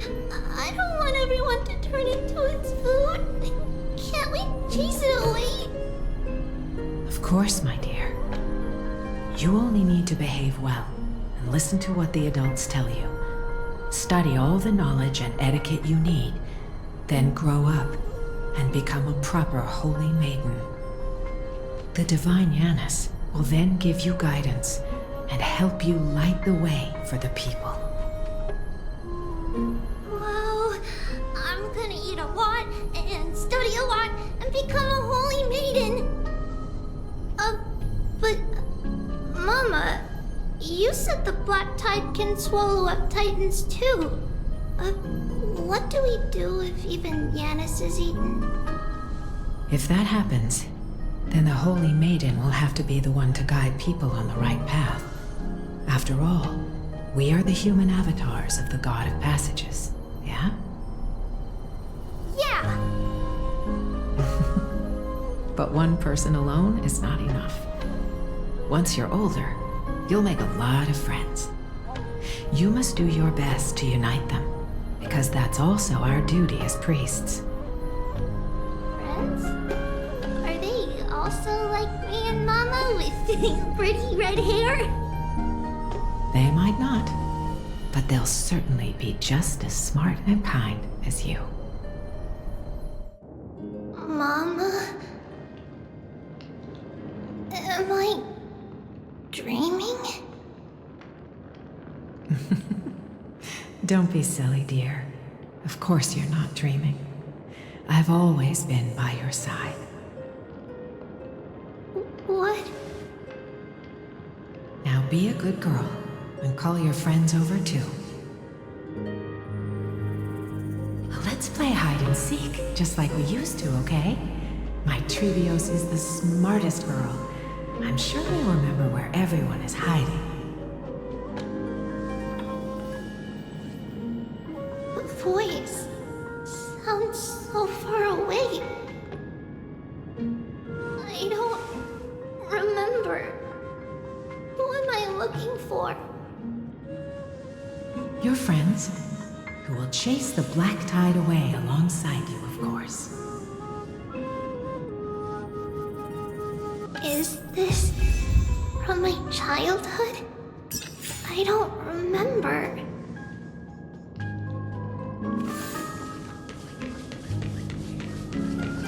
It's packed full. Mama must have left all of these for me. All the words are blurred out. Could it be that my memory is fading? Bad chest! You can't lock me away! Huh? Why is this doll inside a chest? It's holding a sword. Why? Many years later, many brave warriors will board this ship. They're skilled combatants who fear no danger. Ooh, I can learn how to fight too and protect everybody! Silly girl. You're Yanisopoulos' holy maiden. It's not your duty to fight.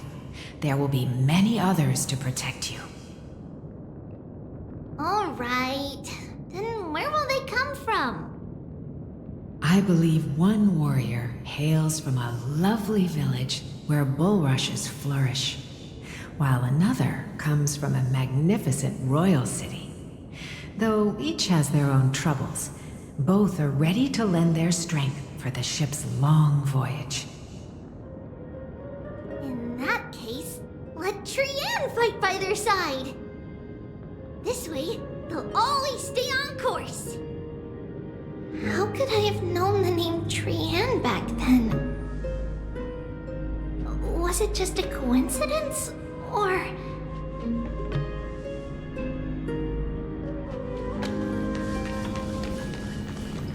learning can change your destiny! When navigating at sea, you need to know both astronomy and geography. Isn't Yanis's knowledge enough? Oh, sweetie. The ocean isn't like the land. It's easy to get lost. That's why it's important to learn to recognize the miracle of Aglea. Alright! Even though my brain is already super duper smart, I'll still try my very best! Circe also favors children who try their best. They will send a wise scholar as everyone's teacher to help you reach your dreams. I want to be a teacher too! Oh, wait, I'm super duper smart. So I want to be the teacher's teacher! Why not? But if you're going to be a teacher, you might need to tone down that hyper energy of yours. And Trinan can do it! She's well behaved and would make a great teacher! Mama and the others always said that I had a great memory. But now, I can't even tell if this is a memory or a dream.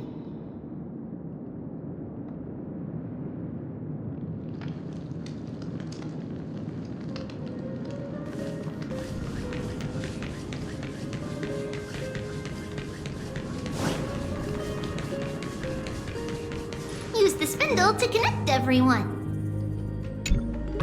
There will be an amazing captain on that big ship.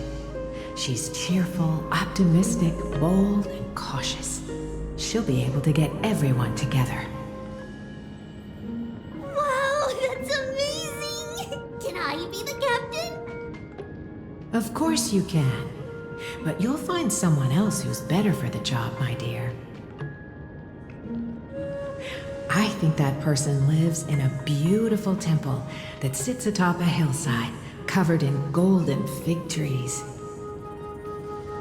There's a noble girl there who's very smart, but also very delicate. Just like Mama? Perhaps.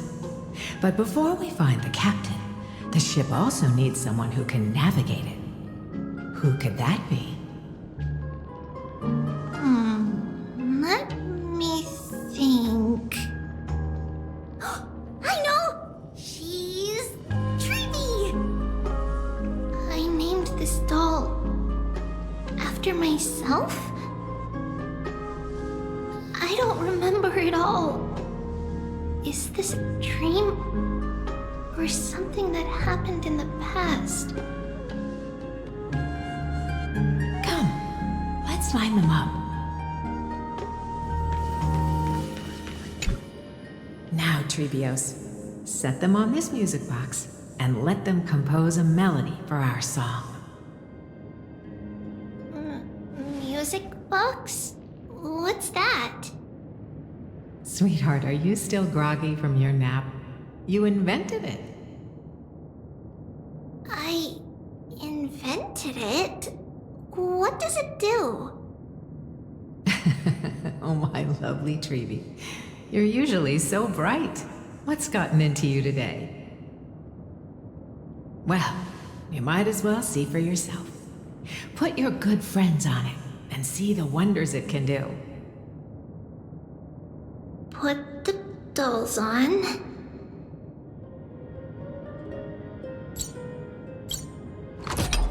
It's rotating. And I can hear something. That's right. It's a music box. If you place the dolls in the right spots, it will start rotating and play beautiful music. Out of all your inventions, this one is my favorite.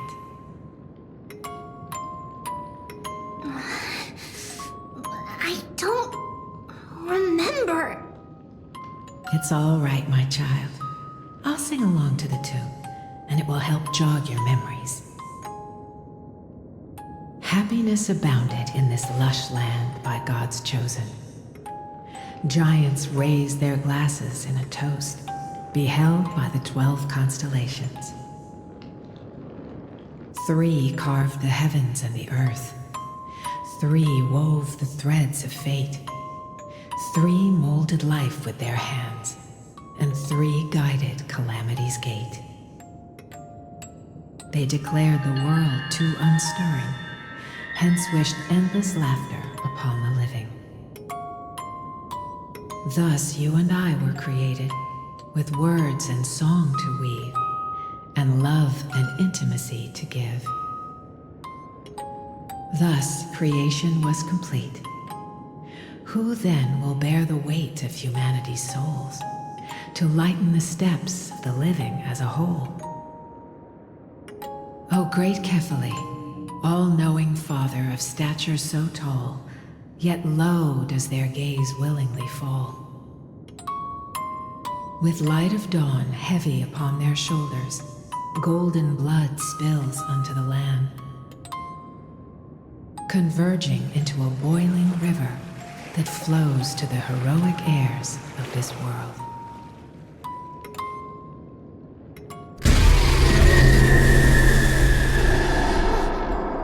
What's going on? Holiness, please open your ears. In black mist, as death and fate draw closer.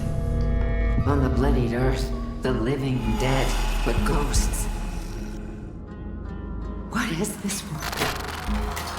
It mirrors your maze-like fate. What is this world? A silent lament without a trace. What is the past? Wandering ghosts that linger. What is the future?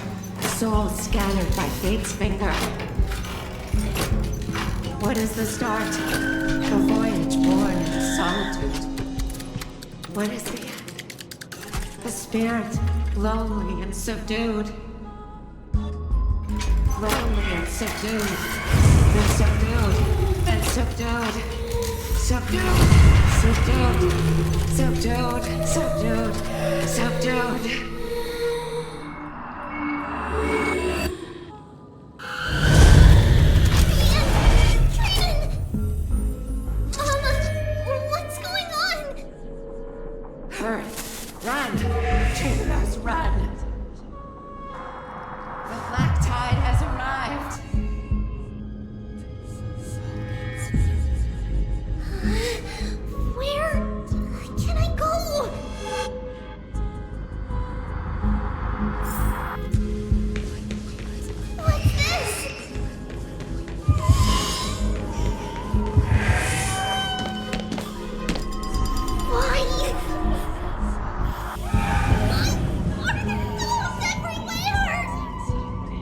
This is the sacrifice of a holy maiden.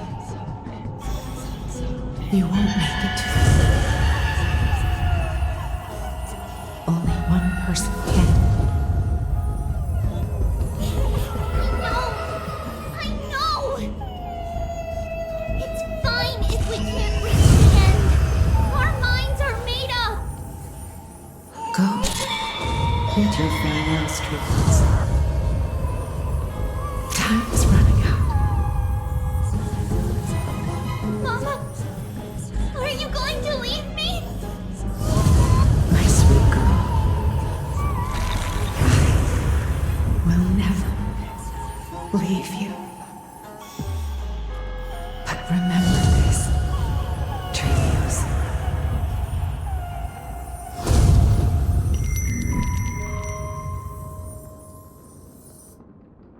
All shall bid farewell to one. And that person alone will witness the miracle. Since your mind is made up, then traverse the black tide and dispel the fog for Amphoreus. I shall see you tomorrow, my dearest Tribbie.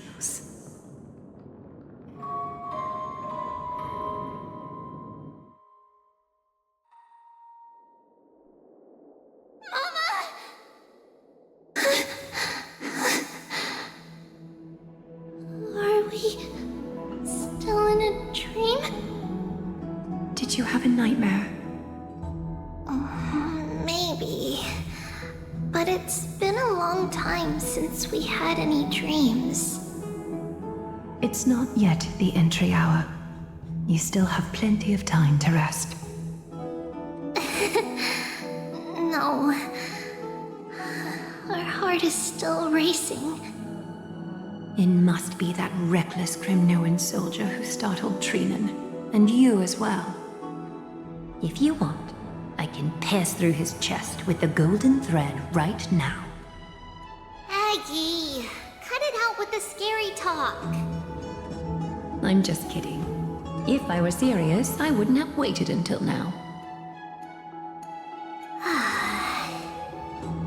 Do you want to talk about the dream?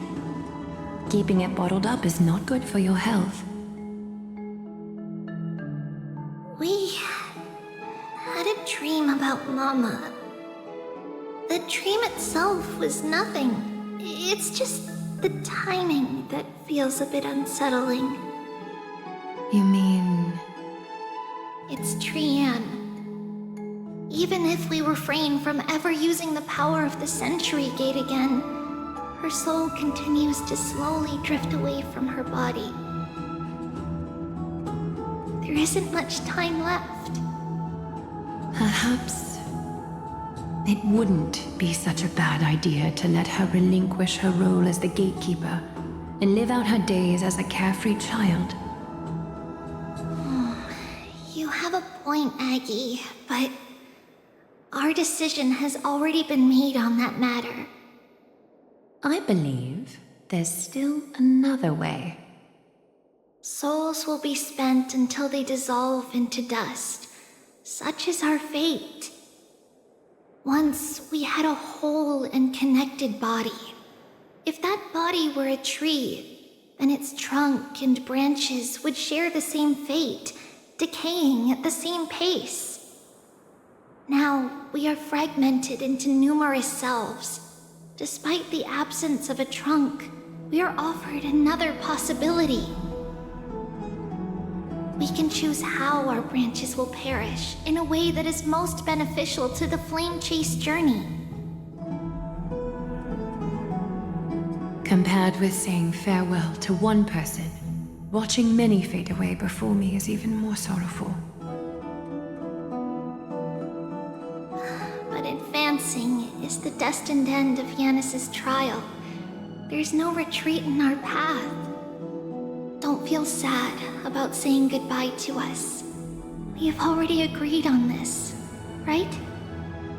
It won't be long before I forget what sorrow tastes like.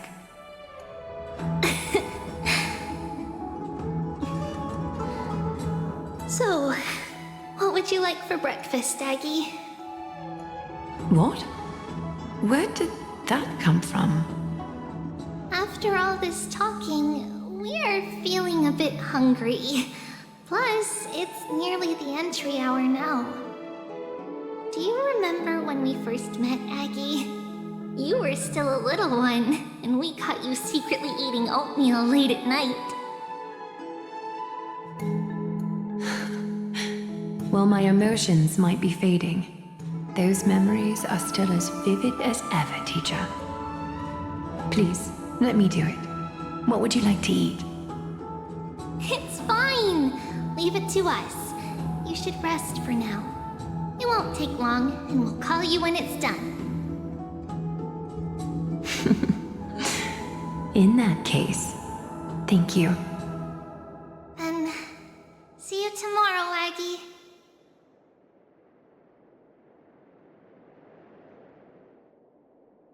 Nevertheless, that nightmare is ominous.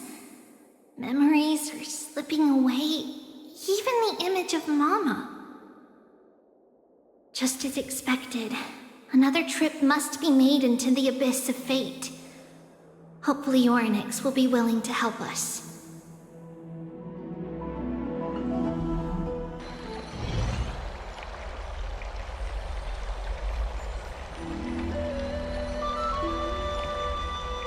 Long time no see, Professor Anaxa.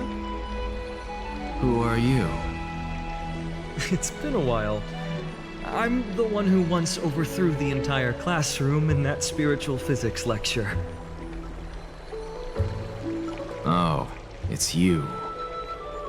No way. Do you really still remember that, Professor? I remember that glib tongue of yours. What brings you here? Surely you're not here to reminisce. You could tell. Of course. You only beat around the bush when you have a hidden agenda. That's not true. I'm here to seek enlightenment, as always. Could you please teach me everything you know about the black-robed swordmaster? Rumors sure travel fast. Unfortunately, I too know nothing about it. I can only tell you that it is clad in a black robe and wields a greatsword. At least, it looks like a greatsword. It's shaped like a twisted half-sun, and a peculiar dagger resembling a crescent moon. By the way, take this with you. I got it from the sneak attack. It's yours now. I was right. It is this thing. The one who torched Aedes Elysiae to the ground. And killed everyone. Don't try to be a hero. No one in Akama stands a chance against that thing right now. Is that what the Titan said as well? Not at first. But the god relented after having had a taste of its power. Even with the god possessing me, I couldn't fight against that blade. That incredible power doesn't seem to be granted by any Titan. Are you suggesting that it originates from beyond Amphoreus? It's possible. Much like the Black Tide, no? Nonetheless, it's an enemy we must overcome. We? Drop the pipe dream, Phainon. No one wants to see you fall by their blade. Their mere presence will endanger the Holy City and the Flame Chase. You know that I don't believe. You don't believe in the so-called prophecy, I know. However, I'm here to seek your assistance, not at the request of Aglea or Tribbie. I just want to eliminate a threat to the city I pledged to protect. That's all. The tragedy at the Grove must never happen again. Take a seat. Since you are sincerely seeking enlightenment, I suppose I can tell you one more thing.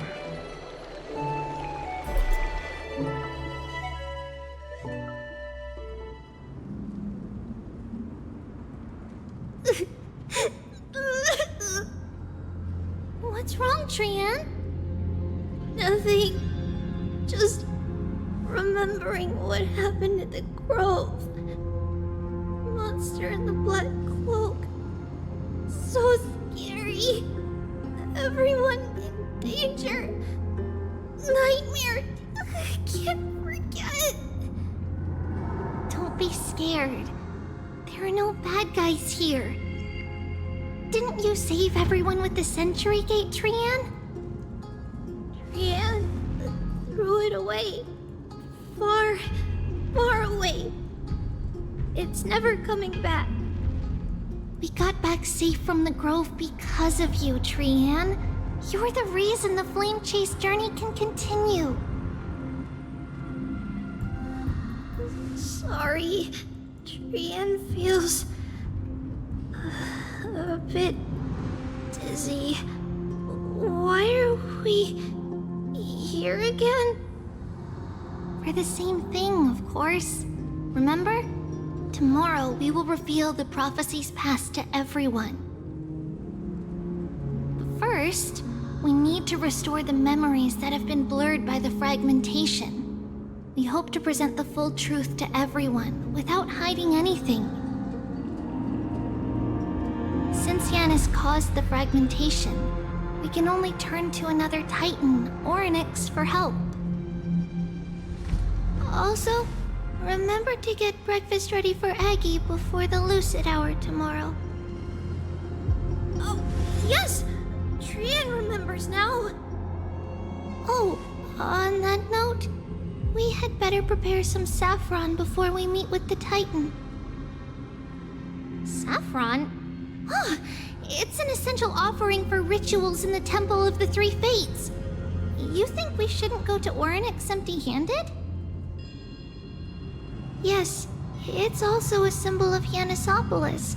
If we are to replicate memories, we need to use something that has experienced those days. And when we first met Aggie, we added that to the porridge we made for her, and she really loved it. I see! It's like killing 3 birds with 1 stone! But it all depends on whether Orynyx is willing to help us. This could be a problem. After all, it was us who took the core flame from Yanis, from Orynyx's kin.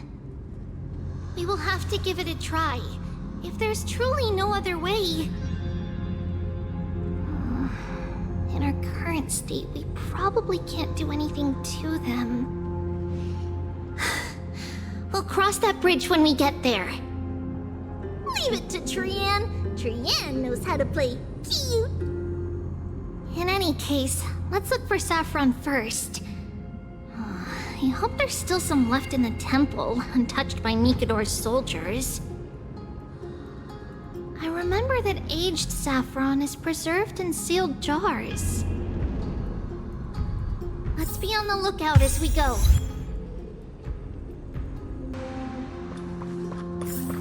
There's a dead end ahead. Turn back, teacher. What? Aggie? No, it's an illusion. Wow, this room is huge! Trinan, did you? Yeah, I saw it. Was that a warning from Orynyx? What are you two whispering about? Tribbie? Trinan? Trianne can't even hear her own telecommunication. Well, never mind. Trianne suddenly feels like this place is quite familiar.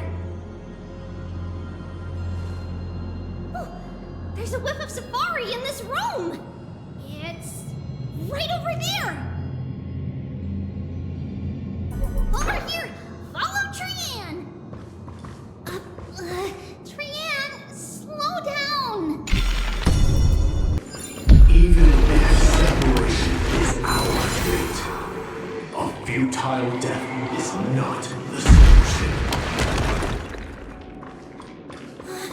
It appeared again! Right here! I summon thee, Orynyx! Stir up ripples of past reverie! Something's appeared! Wait, we should read it first.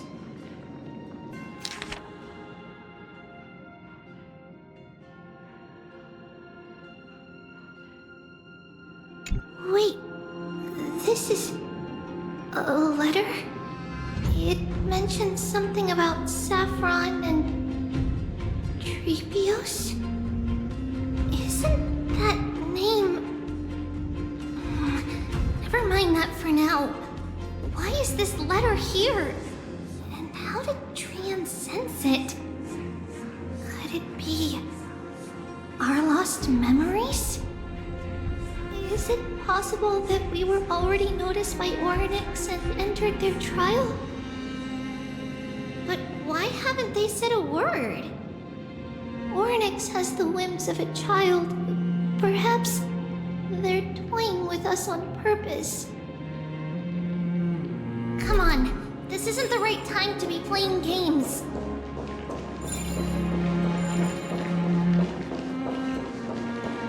Separation and death are two sides of reconciliation that doesn't come easily for a mortal. Are these visions also fragments of the past? Tribbie! Trinan! Look what I found! Is this the safari? Coming! We'll take a look. But Trian, there's nothing in here.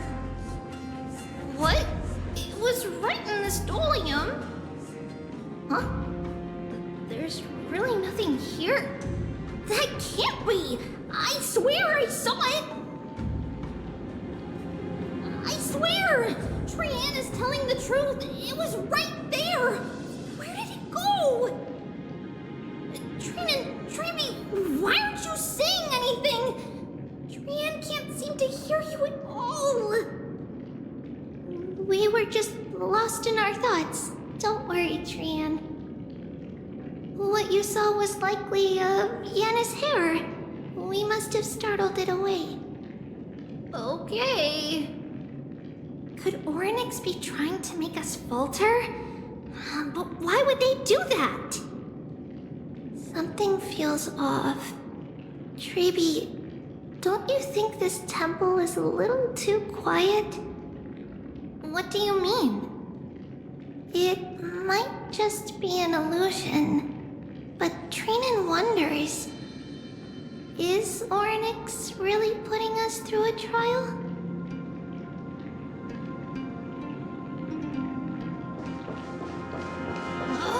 Still no luck finding any safari. I suppose we can do without it.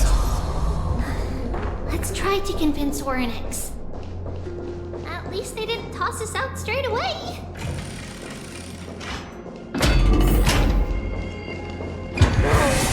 Tribbie, Trinan, look at this! So cool! There are so many of us now! Man!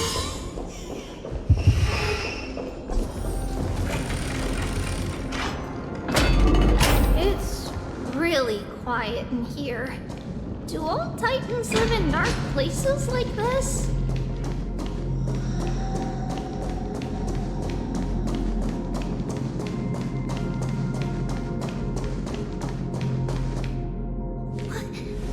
What's going on?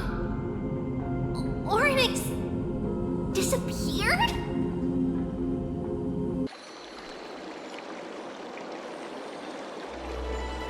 Are you saying that the black-robed swordmaster is not just tied to the black tide, but is also hunting for core flames everywhere? This is the most plausible possibility. First, it has a vessel that can hold core flames. Second, I'm one of its targets. Let's start with the first premise. Its peculiar ceremonial blade can interact with a core flame, as evidenced by the pull I felt when it stabbed into my chest. I hypothesize that the blade can sense, absorb, or even retain core flames. The second premise is even more explicit. When it was engaged in fierce battle with many of us and was heavily distracted, it remained consistently focused on me. Or rather, on the Titan Circes inside me. So it's plundering the flames. But if your argument holds up, Wouldn't they be headed to Akama soon? The vortex of Genesis is full of the Titan's core flames. Not necessarily. Let's call that person the Flame Reaver for now. If my presumption holds, that person has 3 targets. The first target is me. The second target is Orynyx, who hasn't yet fallen. And the third is Akama and the Vortex of Genesis, where the core flames are housed. But I suspect Akama won't be their first target. Kefali's core flame is guarded by the Council of Elders' arcane power. And Fagusa's water curtain should be able to block out any external perceptions. What about Thanatos and Aquila? Their core flames are yet to be restored? The whereabouts of Thanatos remain a mystery to all.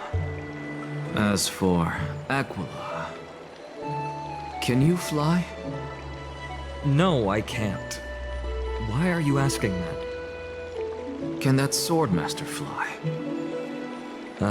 Good point. But what if they do grow wings? If they had wings, I wouldn't have made it out of the grove alive. That's a relief.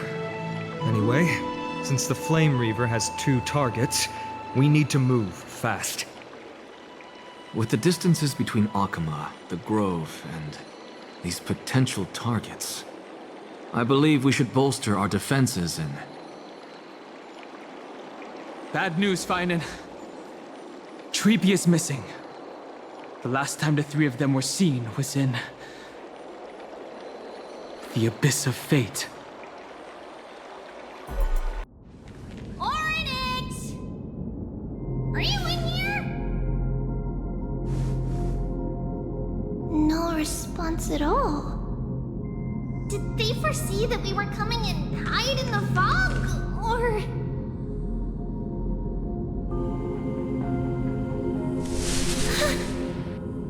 Tribbie, we should leave.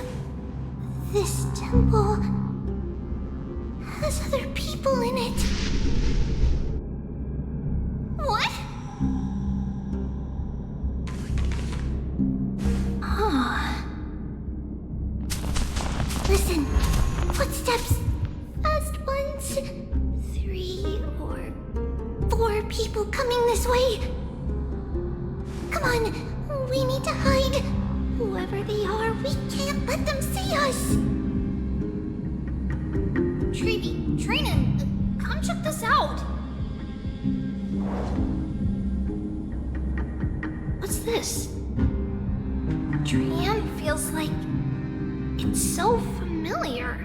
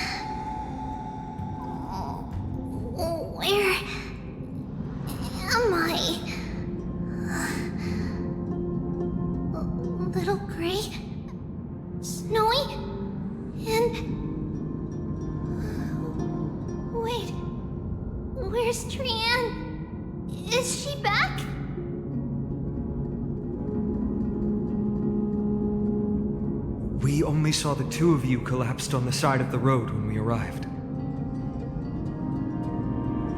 Danny and I looked around, but we couldn't find any traces of Lady Trian. What about the black-robed swordmaster? Blast it! Of course it's them. We were still too late. I fear something bad has happened to Orynyx's core flame. Then Lady Trianne... She doesn't have much divine power left. We can barely sense anything.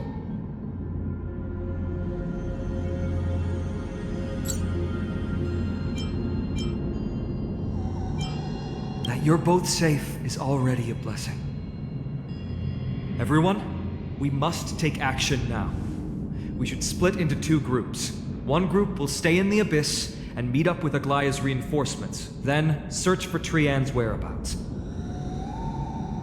The other group will come with me to pursue the black-robed Swordmaster and recover the core flame. Do you know where it's headed? I didn't get to tell you this before, but Anaxa and I already have our misgivings about the Black Tide, so we've made preparations. I'll tell you the details as we move. Opportunities are fleeting on the battlefield. We should hurry.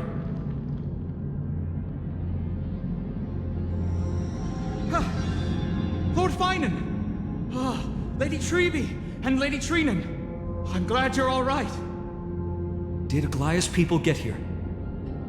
Yes. Lady Aglea already knows about the situation and sent along a message.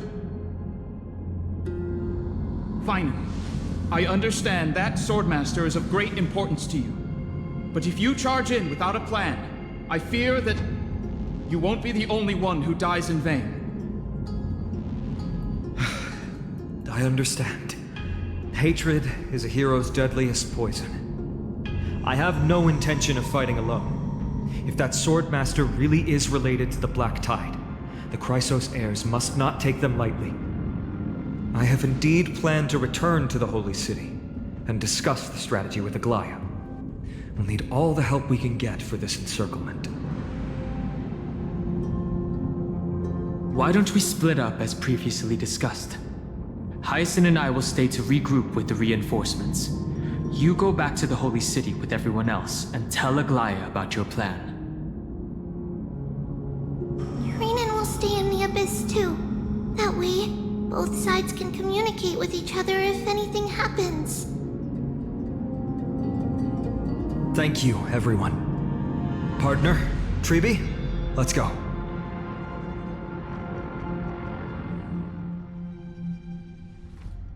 We're back, Aglea. You should have come to me first, Phainon. Aggie, there's no need to scold Snowy. Alchema is currently in grave danger. I know. It's beyond my imagination that the only 2 titans humankind can still rely on fell in such quick succession. I've never seen the golden thread pulled this taut, as if it could snap at any moment. Phainon, tell us your plan. Time is of the essence.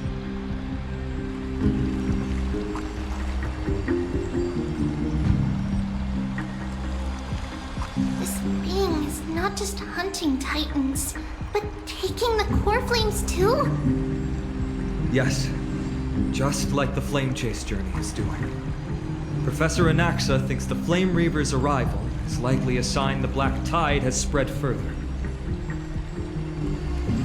Regardless of whether you're right, this being is still far more aggressive than we expected. But its madness is also an opportunity for us. If its goal is the core flame, then that means us humans can lure it into a trap. Anaxa had already left the Holy City with Circe's core flame while we were on our way to the Abyss, so he can make preparations for the battlefield. Tell me, what makes you think this won't end with us losing another core flame? Because this time, the power from beyond the sky is also at our side. He is the key.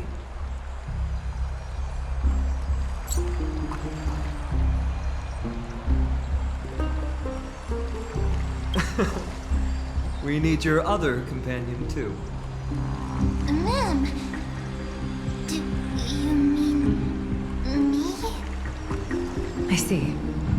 Phainon, that battlefield you mentioned, Is it Castrum Kremnos?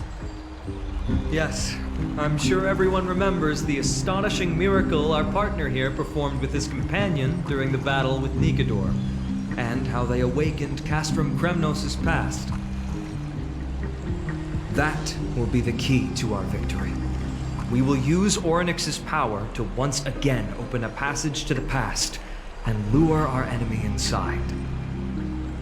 Then, we'll seal the Flame Reaver in the maze of time. Impressive. Orynyx has fallen, and Yanis's divine power already belongs to Akima. Once we take back the core flame, the Swordmaster will have no means of escape. It's very clever, using the element of surprise instead of brute strength. Can you do it, little one?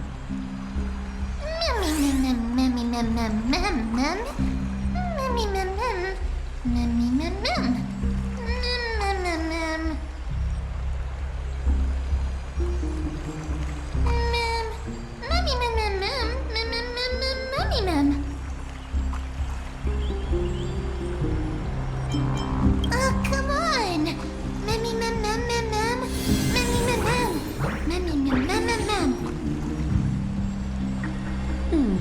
Such enthusiasm. I'm glad to see you're confident. By the way, the Council of Elders declared a state of emergency when Tribbie went missing. Kainos and her following have heard tell of the incident at the Grove, and are galvanizing support in secret. I fear she'll make her move before the next assembly of the citizens. What are they plotting? That short-sighted politician likely believes the Chrysos heirs have outlived their usefulness, and is making preparations for her next step. That ugly side of humanity is something we'll have to deal with eventually. But that's a problem for another day. I've sent Castorice ahead to the council with a message. She should be able to keep the situation under control for the time being. Phainon, it is my hope that we can come to an understanding on this. We must take down the Flame Reaver in one go, and retrieve the core flame. And in doing so, grant ourselves an advantage against the Council of Elders. Of course. You may count on me to lead the charge.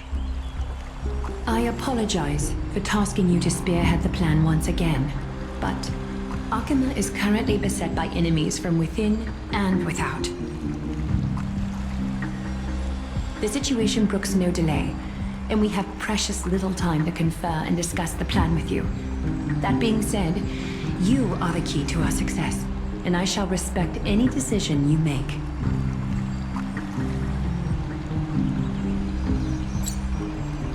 I may not be as masterful as Trian when it comes to the Century Gate, but even I can open a nice big gate if I have enough time. As for whether we can take back the core flame, that will be up to Anaxa's capabilities. Based on what I know of him, he can do it. I'll be honest, we can't. But the Flame Reaver will have to step over my dead body if they wish to do you harm.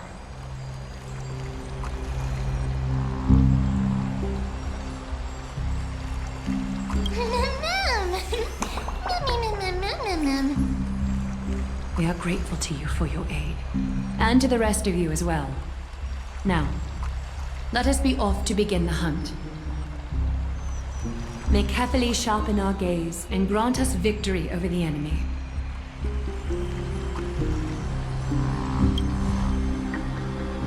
You mean Mydei? He's dealing with a different problem. Don't worry, that man would never miss out on this fight.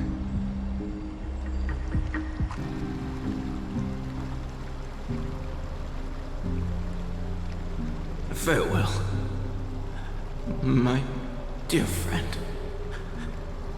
You must lead us back home. You and I, we're both the same. We feast on strength. strife and fear. If you're truly capable of leading our people beyond this blood-stained fate, then prove it to me once more, Mighty Mos.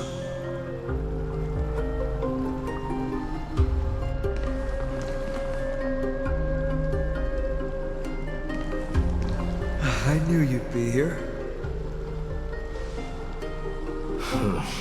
I heard you're about to set off on an expedition. That's right. It's going to be a tough battle, and our destination is... turns out to be Castrum Kremnos. Is that why you're here? To pray to the dead Nikador? No, just the opposite. I'm here to tell you, you can entrust the front lines to us this time. You can't afford to lose your upcoming battle either.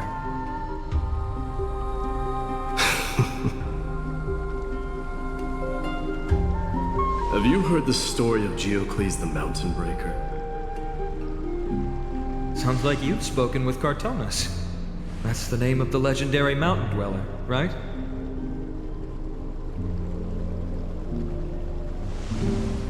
Let's have a chat before we go our separate ways. Cartonus told me that back in ancient times, the mountain dwellers lived in seclusion. They spent their days quarrying and gathering, living a simple and peaceful life away from strife. But Geocles was different. He resisted their traditional way of life, yearning for the world beyond the mountain. They're safe, but humdrum culture was like fetters around him.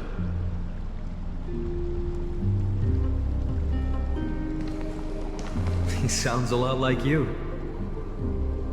Yes, that is why he too faced the same dilemma as I do. One day, during one of Geocles' many ventures beyond the mountain, he spied a battalion of Laedonians stationed at the foot of the mountain.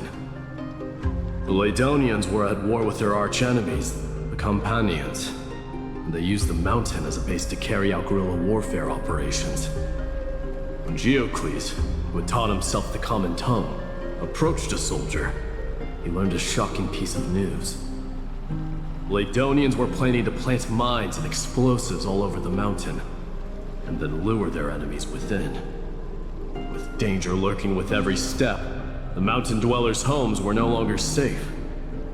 Geocles quickly returned to his village to bring the news to his people. But... let me guess. They refused change and chose to put up with the situation instead. That's right. The mountain dwellers were fearful of even the smallest change to their lifestyle, let alone leaving their home. Despite the imminent war, the elders would rather negotiate for peace instead of leaving the mountains. This made Geocles both angry and sad. But he didn't give up. If you were in his shoes, what would you have done?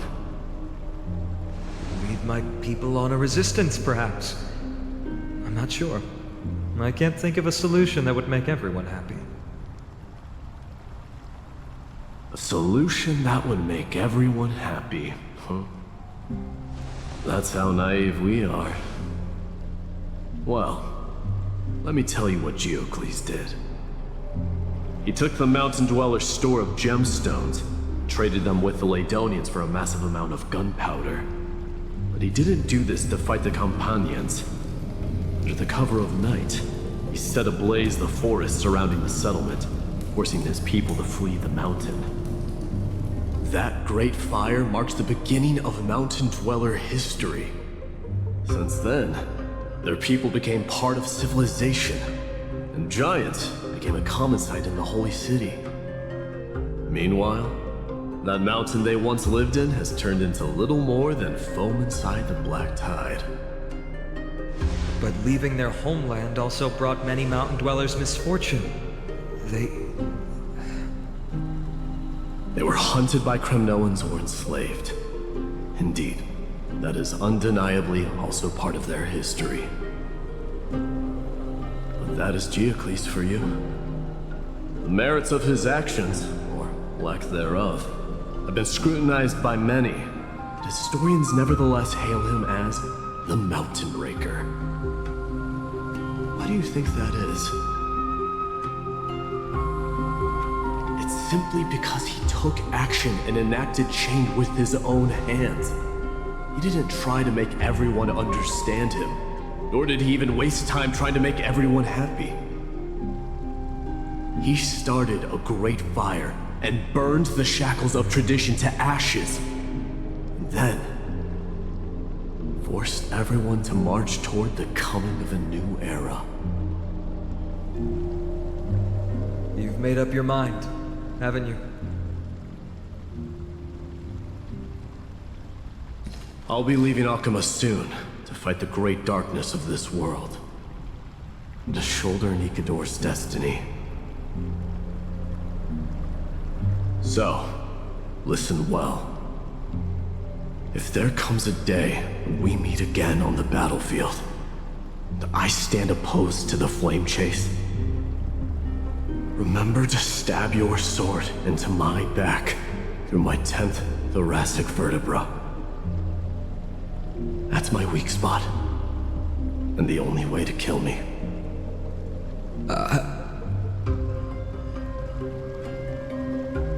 You have my word.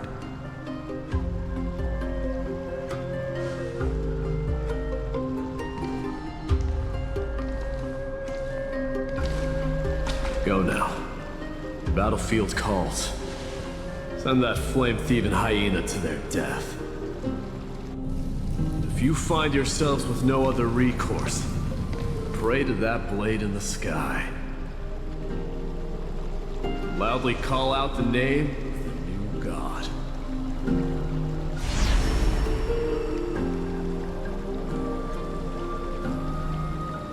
That's the sound of an all-out war. Not the kind of ruckus Professor Anaxa can raise on his own. Let's hurry. The battlefield is just ahead.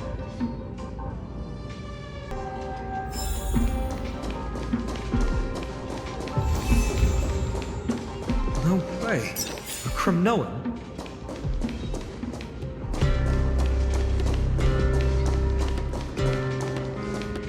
I didn't think she'd manage to send the Kremnoans to assist.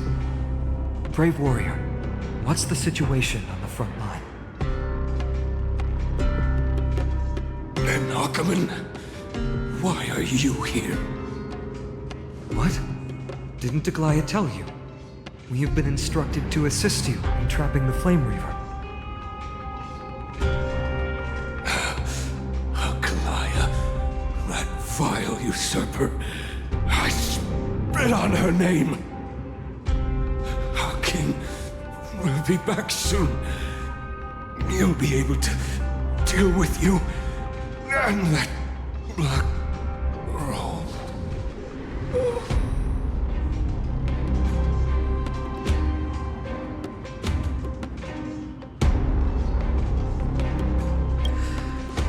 The Kremnoans really are just like their king. Rest in peace.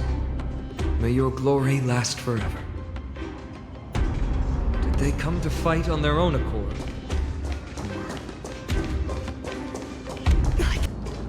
We're almost there. Can't see. Once we take back the core flame, Yanis's passage will open. When that happens, you must evacuate immediately. Don't stay behind. The rest will be up to how well we work together. But remember what Mydei said before? Cast aside all distractions once you're on the battlefield. Let's go, partner. Today, destiny shall stand with us!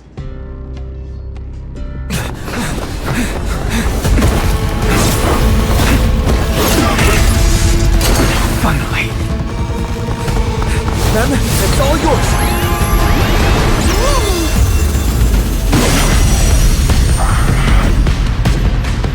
Pent in the memories of the dead! Executioner! You sure know how to keep a man waiting. any later, and I fear the Titan would have sacrificed me.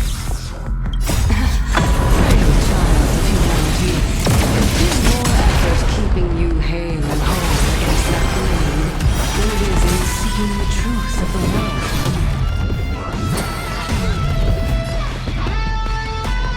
Your time to shine. Don't let waves open your throat. Don't worry. Night falls. Good night. Be intoxicated.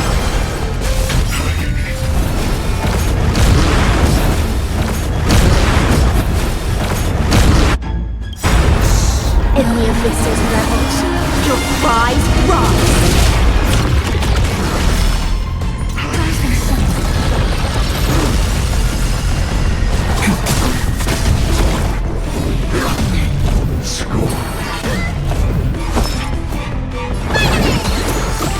Next time it rains, I'll be there, umbrella in hand.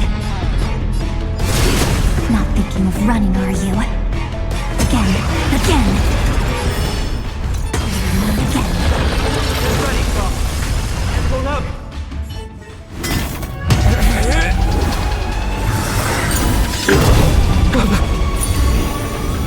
At long last.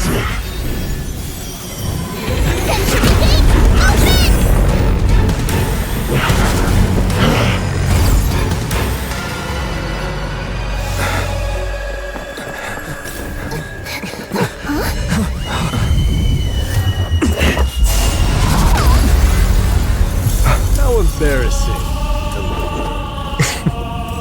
You didn't come down from the sky? The city is mine anyway. So why shouldn't I go through the front door?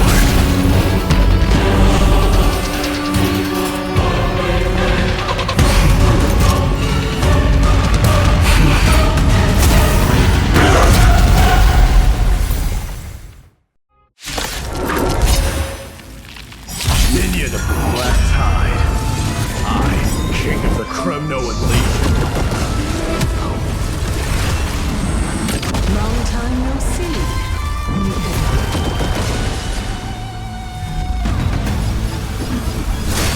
Don't let waves open your throat. Think with me. Your time to shine.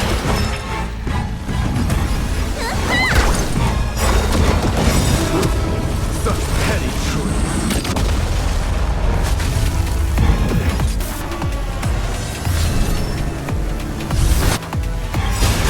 Don't worry, night falls.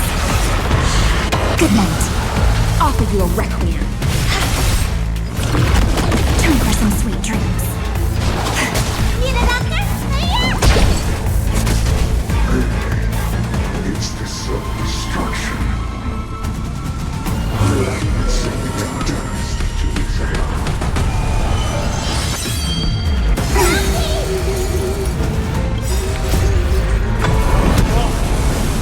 Good opener to the ceremony. Widespread the honor of... It's time to end this.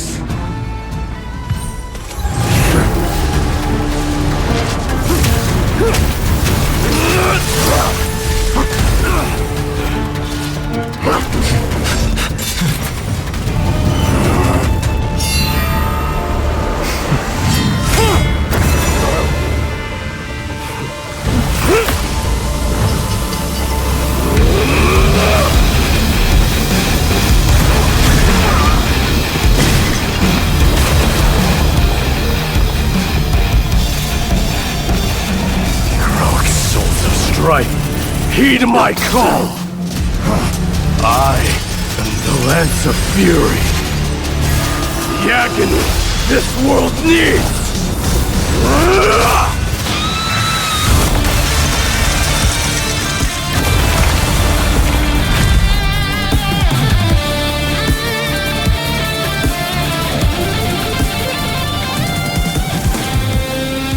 Witness this.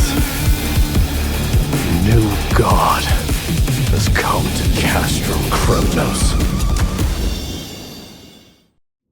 Look! The warriors have returned! But are the rumors true? Has Orynyx fallen? It's as the Council of Elders said.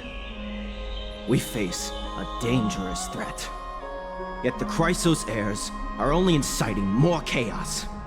They don't care about the people's safety. They really gave the core flame of strife to a Kremnoan at the end. What a noisy crowd. This, doesn't feel right. It's probably because Orynyx is gone. Orynyx was a generous titan in the eyes of the people. They graced us with miracles, allowing humanity to reap many a convenience from the past. What they don't know is that the Titan didn't do all of that of its own volition.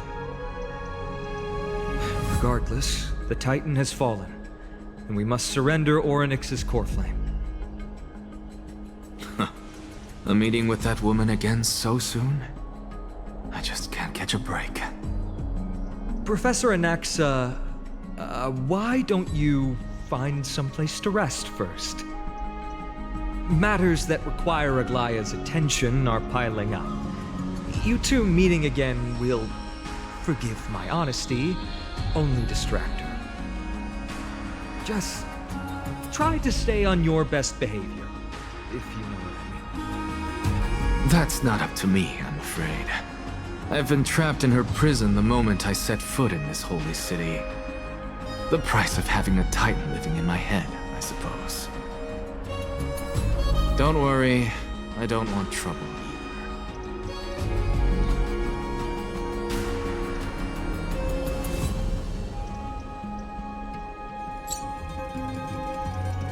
They have differences in ideology. All right, I suppose that's putting it lightly. Don't worry, you'll figure out the intricacies of these relationships sooner or later.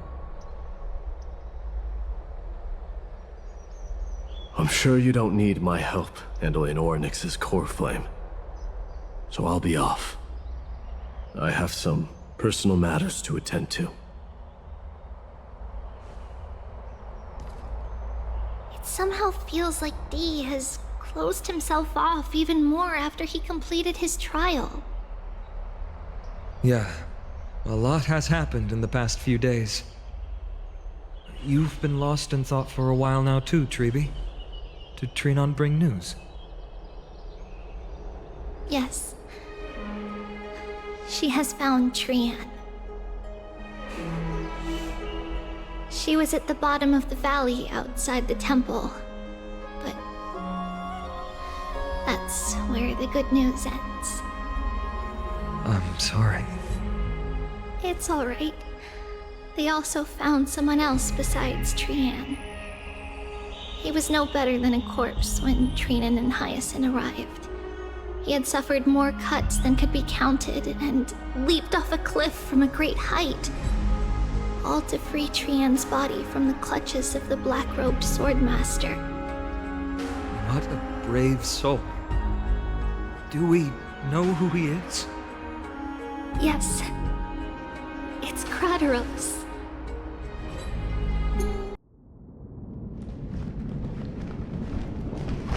Stop!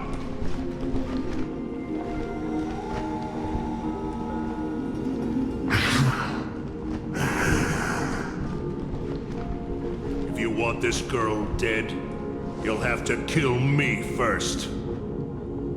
How ludicrous. Your body made of flesh and blood as it is will not survive more than a single strike from me. Valorous death before glorious return. As a Kremnoan, I know not the fear of death. She's lost her divinity. I have no interest in an empty shell. But answer me this, child of strife. Why do you raise your shield for her? As the leader of the God Shield Brigade's elite, I protected the king against the Black Tide with this very shield.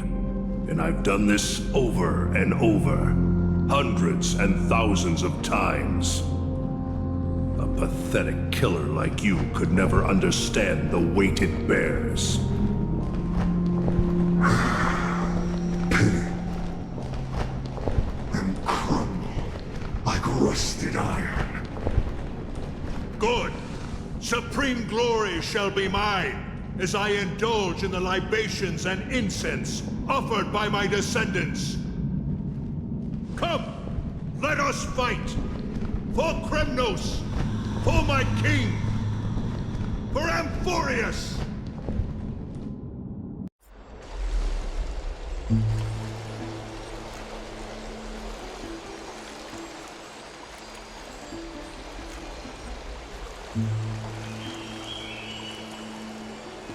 We foresaw this cruel parting 1,000 years ago. Today is but a reminder of that bitter taste. But Lady Aglea, I don't understand. It wasn't life itself that Lady Trian lost. Why does she look like she really turned into a doll? I don't understand. Don't be sad, Hyacine. Trian has used up her borrowed time from Yanis, that's all. Her spirit is now riding the west wind, flying ahead to a world free of sorrow. If a world like that truly exists, does that mean everyone from the Grove is there too? It exists, Hyacine. Do you not remember? The prophecy that guides the Chrysos heirs is the voice of Kefili before it fell silent. It loves all of its creations dearly, and would never bear to lead us astray with lies.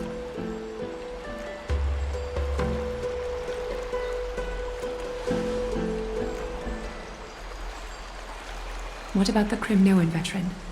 How is he doing? The Twilight Courtyard has done all we can.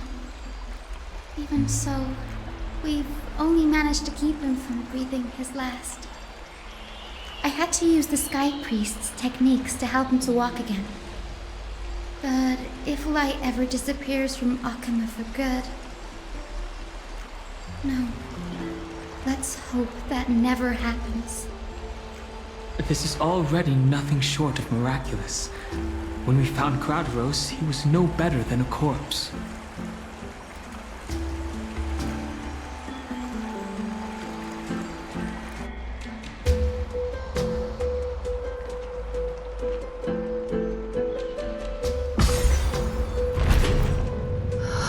The parting hour is upon us. Yet the golden thread runs slack. The heroes have returned with their spoils. Everyone, please take this opportunity to rest and prepare for what awaits us. You've returned unscathed and brought tidings of triumph. Truly a moment worthy of celebration.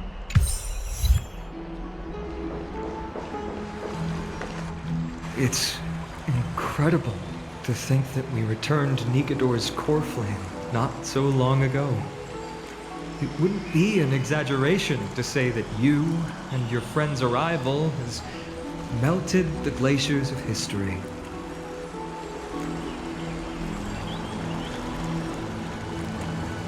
You could say this is the true face of history.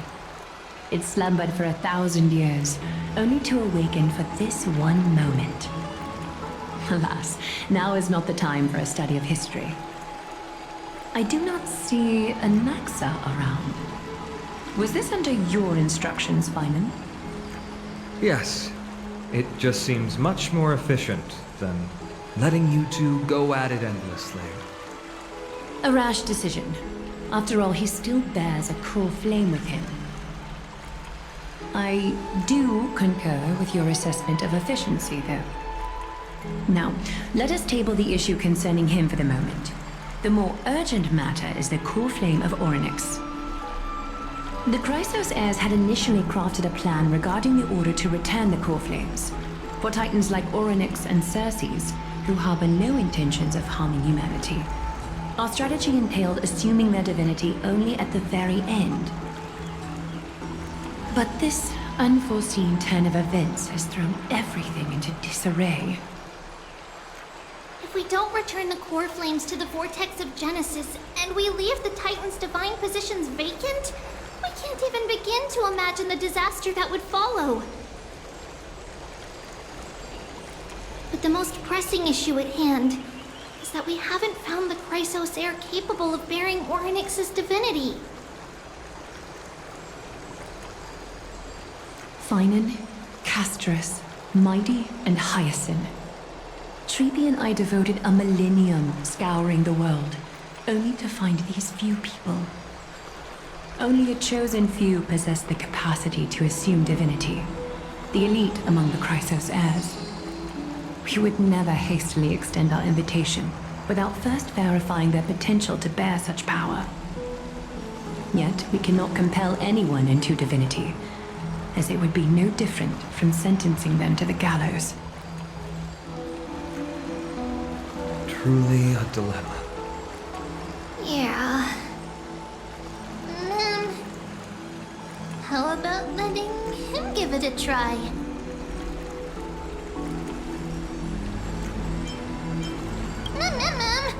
Mem special mem.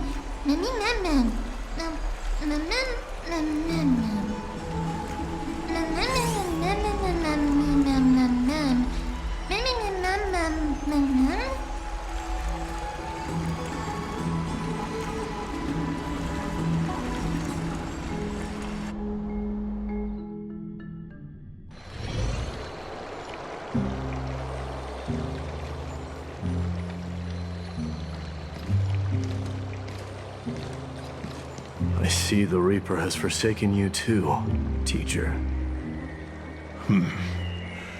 It simply put my life in the hands of the Twilight Courtyard. That priest girl's medical talents are truly exceptional. She might be far from the ordinary girl we envisioned. But this isn't about me, Mighty Mos. I saw it. You finally decided to embrace your own fate. Power of strife is stirring a tempest within me as we speak. My bones have turned into steel, and my blood is seething in a blaze. Past rulers of Kremnos could only aspire to this might, yet I have merged with it. I've made history, and henceforth divinity and kingship shall coexist as one. Indeed, you've realized the aspirations of every former king of Kremnos. And now, you can at last bring our people home and reforge the glory of Kremnos. Unfortunately, I harbor no such desire. What? What do you mean by that? Over 2 millennia past, devotees of Nikador's might banded together beneath their feet and erected a city of their own. Ever since then, Kremnoans have served as the blades wielded by the god of war, following the Titan's path in its conquest. Yet, gazing upon our history through the lens of my newfound divinity, I now see it with unprecedented clarity. This history is sheer absurdity and inferiority. People surge onto the battlefield like ants, plundering and slaying for their own greed, only to be trampled upon like ants. The city and the beliefs that Kremnoans hold so dearly, alongside the supposed tradition, mere anthills that can be crushed with a single touch in the eyes of the Titan. Are you trying to strip Kremnoans of the pride we've amassed over thousands of years with mere words? That pride holds little significance, Kratos. Now that I've assumed the divinity of strife, my next step will be to renounce the title of king. No! Convey my message to every Kremnoan. This is an order. Do not do this, Mydei. I beg you! Our history commenced in the year 2506 of the Light Calendar, concluded in the year 4931. I, Mydei, last king of Castrum Kremnos, son of Gorgo, do hereby proclaim the Kremnoan dynasty comes to an official close today. You have killed us. You have killed us all. No. I am granting you a new beginning. What is this? My mother's signet ring. It served as a symbol of kingship. And I now imbue it with a fresh significance. Take it, and rally those who have lost their identities. Convey the words of Mydei, now ascended to divinity. You no longer need to chase fleeting honors or face death on the battlefield as if it were your sole destination. However, you must adapt to fit into the city you once observed with indifferent eyes. A cruel fate awaits Amphoreus.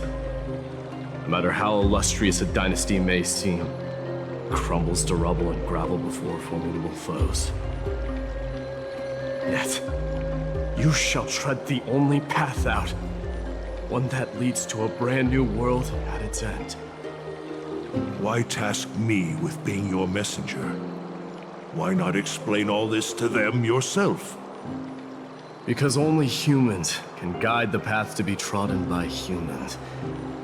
It's not the lot of humans who crave the power of gods and spiral into madness for it. But humans who stand ready to raise their shields high to protect the lives behind them. I failed to save that child. That is irrelevant. As demigods, they have long been prepared for it. What truly matters is that you showed up there and shielded her. The one who persuaded Aglea to set me free that night. Was that you, Mydei? Yes. She's not one to easily make a concession. What did you offer her? I staked my mother's name to guarantee the integrity of your soul to her. And I promised her that I would dedicate all I have to the Flame Chase journey. And what is next, Mydei? Where will you be headed now?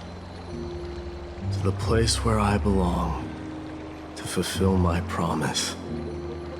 The madness that has plagued Nikador and the darkness that has consumed Amphoreus. It's now my turn to fight against it. There are some people to meet with before I leave. Let's go.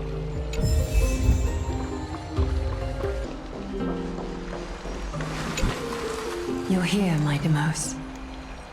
It seems that you are prepared. Yes. You aided Akuma through yet another trying ordeal, and my gratitude knows no bounds. Isn't that exactly what you wanted? Not everything unfolds according to my plan. In the current state of the world, I can only proceed one step at a time. Furthermore, you are ready to dedicate all that you have, regardless of the promise you made to me, aren't you? Throughout my time in the Holy City, I've gleaned valuable lessons from you. Strategy, leadership, adaptability to change. Yet, it's only recently that I've come to realize the truly remarkable quality you possess. And what is it? It's the magnetic allure in your presence. It draws people to gather around you willingly, to seek your guidance. They strive not to disappoint you, not due to fear of repercussions, but out of sincere alignment with your ideals. That is precisely what every ruler of Castrum Kremnos has been missing. I am truly honored to hear that. And now, Mydei, you have risen as the most powerful demigod in the world. How do you intend to wield this newfound power? I shall see Nikador's aborted mission through to completion, and become the strongest bulwark for Amphoreus to defend against the Black Tide. I will secure enough time for the Flame Chase journey, until you manage to lead everyone to reach the miracle of Genesis.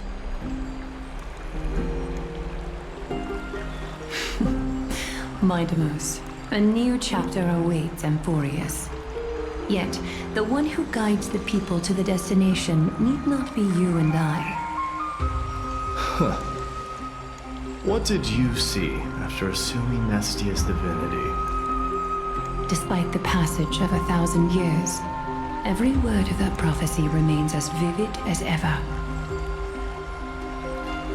You shall have your final bath in warm and radiant gold. Just as cryptic as all the other prophecies. What's the reason for the laughter? I was just thinking, if an ordinary person encountered these words, they would probably stay away from the baths for the rest of their life. But I cannot forgo the delightful experience a bath offers. So, I assume you also glimpsed yours, Mydei? One day, you shall die with a wound in your back. Well, that is a rather straightforward scenario. If I were to be terrified by drivel with no basis, I would not have attracted your gaze and joined the Flame Chase journey in the first place. You speak the truth. May you be destined for a powerful fate, and may we reunite in the promised new world. Farewell, Mydei. Farewell, Mydei.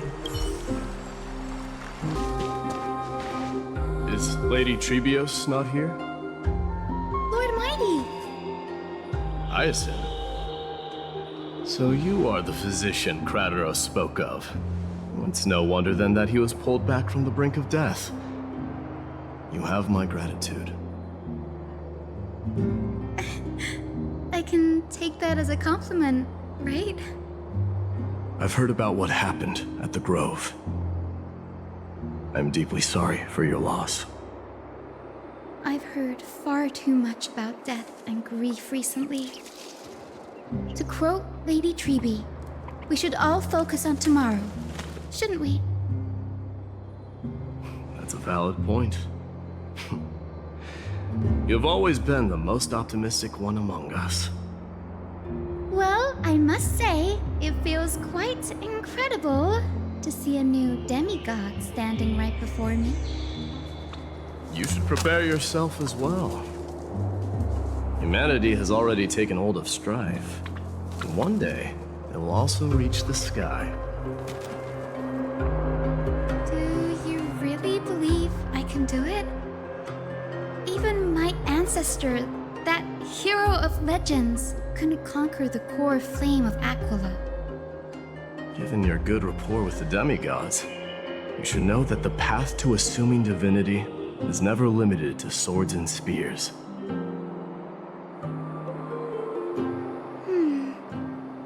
You've You've always been so perceptive, Lord Mydei.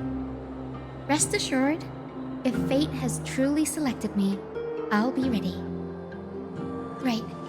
You are here looking for Lady Tribbie and Lady Trina, no? They're not around at the moment. Is there a message you'd like me to pass on to them? No need. I've already bid farewell to Aglea. Meeting with the Oracle is simply a matter of courtesy. You've bid farewell? I'm heading back to Castrum Kremnos to fight against the Black Tide. In all likelihood, I will never again return to Akamma. Oh.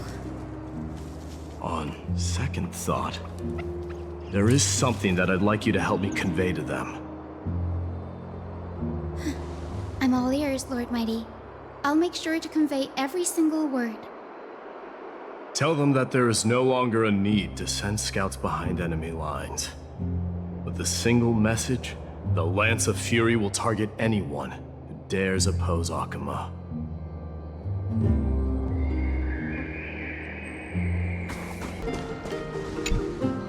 Lord Mydei. I'll be embracing my destiny before you do, Castorice. Can you feel Thanatos right now? I don't feel them at all, regrettably. You have been painstakingly seeking that Titan for so long. But have you ever considered reaching out to me for help? You mean... Death refused to ferry me. If you were to send me to the Netherrealm, I may uncover clues along the way back. I would never do that, Lord Mydei. Death is not a game.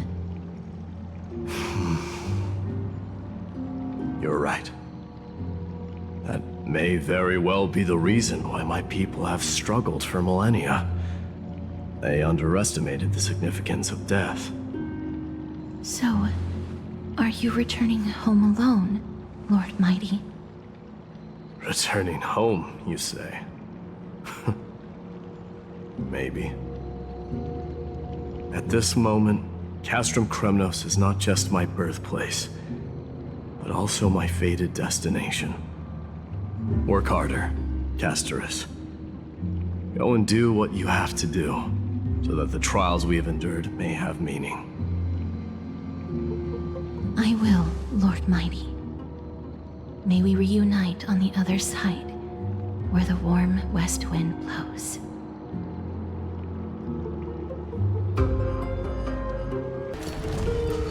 King of Kremnos, without the signet ring, but looking more like a king now.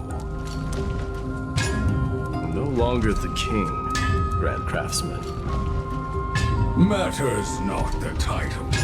Surpassed all former kings your achievements have. I will honor your trust and liberate the world from the clutches of fear.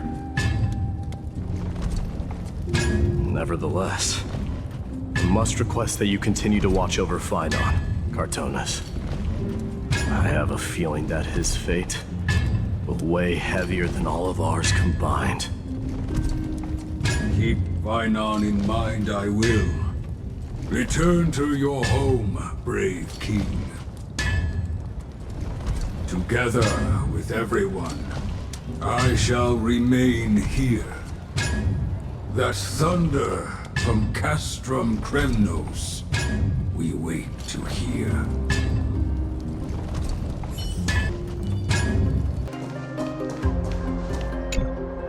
Mydei?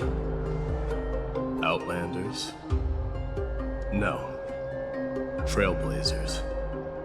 I will soon make my way to Castrum Kremnos. If all goes according to plan, this may be our final meeting. I just want to let you know that I appreciate everything you have done for Amphoreus. Reflecting on the past and moving forward to the future. A challenge I faced as well. Though we never had a chance for a deep conversation, after all we've experienced together, You are also an ally of the Trailblaze, Mydei. That means a lot to me. May success accompany your trailblazing wherever it leads. How about you let me guess what's on your mind?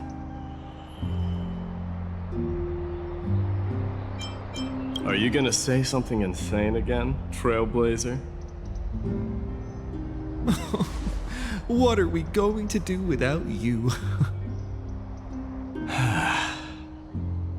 Just smile if you don't know how to respond. Now that I bear the divine within me, I can get the vague feeling that you have a great significance for the future of Amphoreus. With this departure, I fear that I will never again return. Can I entrust you both to watch my back? And to continue supporting the Flame Chase journey in my absence? Rest assured, we'll do everything we can. You have my gratitude. Then, farewell.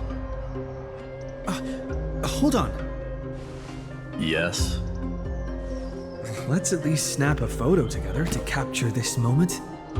Shall we? Sure, let's do it.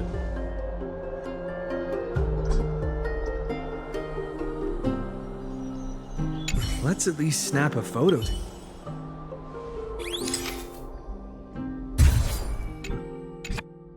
Looks pretty good. What do you think, Mydei? Well, feels peculiar, I suppose. I'm not talking about your photographic skills. It's just that I rarely take photos. But this one, it's pretty good. I never fail to impress. I'm glad you like it. Make sure not to leave any regrets behind. I wish the same for you during your time in Amphoreus.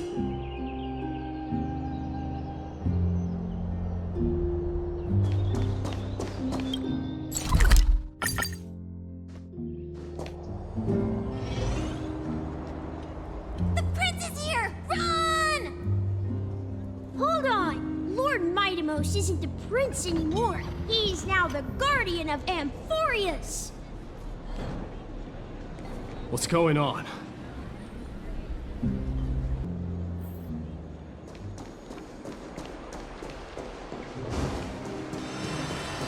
We salute the guardian of Amphoreus. It's been a while, Guardian. I should have known you were the mastermind behind this. Hey, don't go pointing fingers without cause. I swear I'm innocent this time. See those kids over there? They're the ones who brought everyone together.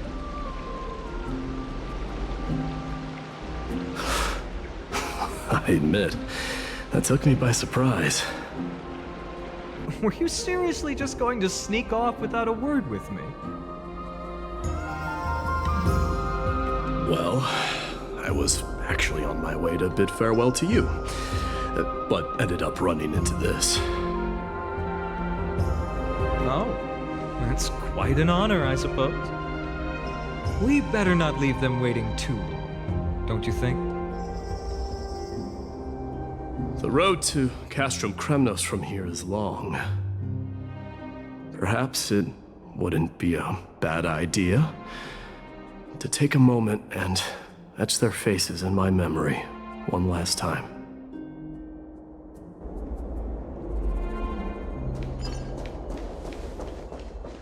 I think I see more than just the Kremnoans here. I'm thinking maybe it's about time the god of strife gets a new name. How about the god of solidarity or preservation? Dong Heng mentioned that one to me. I recommend that you steer clear from any situation that calls for naming things. I suppose strife still fits you better.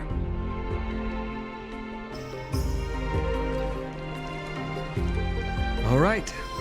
It's about time for us to part ways. Any final goodbyes you want to share? This might be your last chance.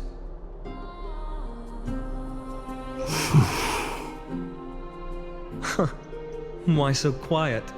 I thought divinity would wash away some of your sentiments.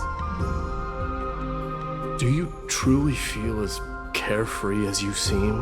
Or is this just a facade you wear? You know what? You sound just like Aglea at this moment. But you're not off the mark. I just thought that putting on a nonchalant front for this occasion might help us preserve some dignity. I can see through your deception, even without the power of mind reading.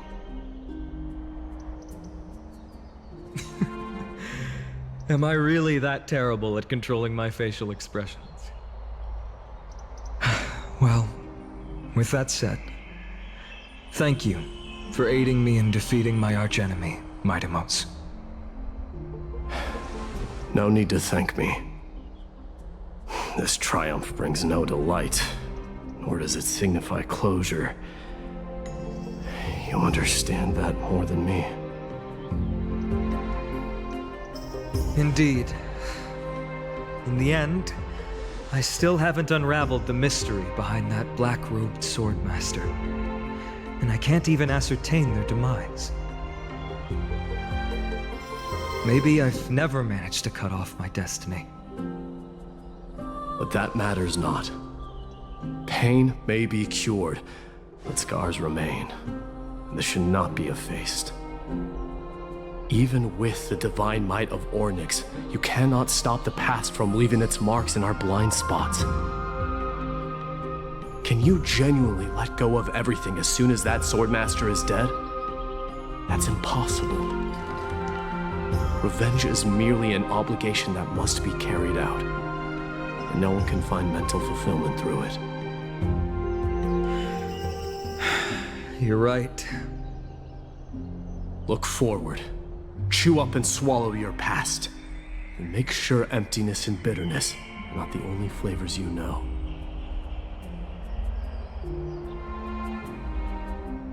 Remember that there is a whole world behind you waiting to be saved.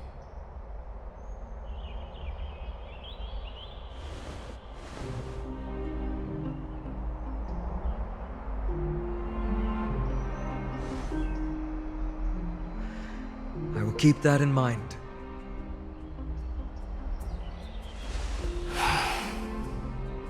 I have a final favor to ask.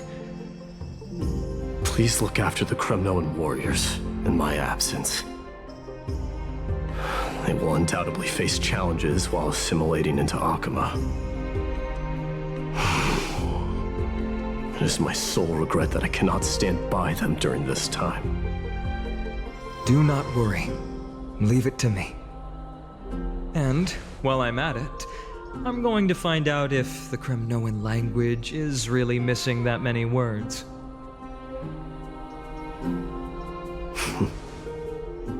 The Kremnoan philosophy can never be encapsulated in a mere dictionary.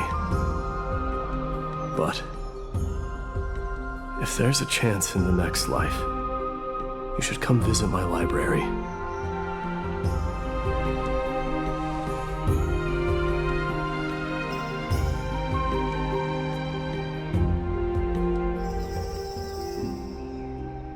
I'll be on my way, Deliverer. Remember to stay alive till the final act. Yes. Same goes for you.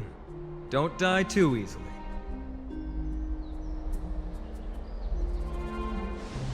May triumph always be yours, Mydei.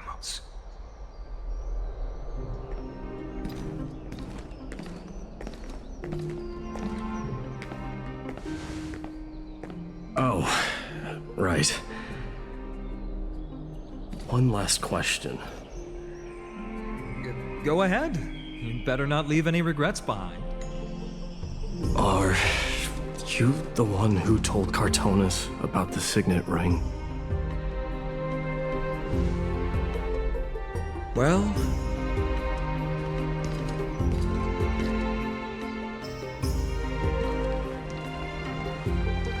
who knows?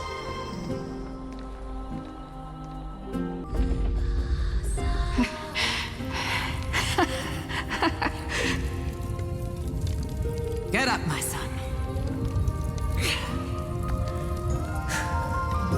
You showed great courage in today's training. Let's wrap it up for now. Yes, Mother. Mother, there's something I want to ask you. What is it, Mydei? Why must we learn to fight? It is for glory and honor, my son. For Kremnoans, mastery of swords and spears is ingrained from birth. And the battlefield is our destined end. Is that really the way it is, Mother? What makes you say so? Because you don't sound entirely sure. You're right, Mydei. I once believed those words, without question. Until your father cast you into the Sea of Souls. It was at that moment I realized how everything I believed in was utterly hollow.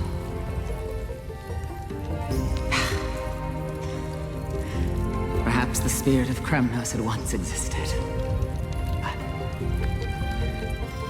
as greed bloomed in the hearts of humanity over the years, such spirit had long faded alongside our glory. I no longer put my faith in any oath or doctrine. Now I have just one role. That of your mother, Mydei. Your guardian.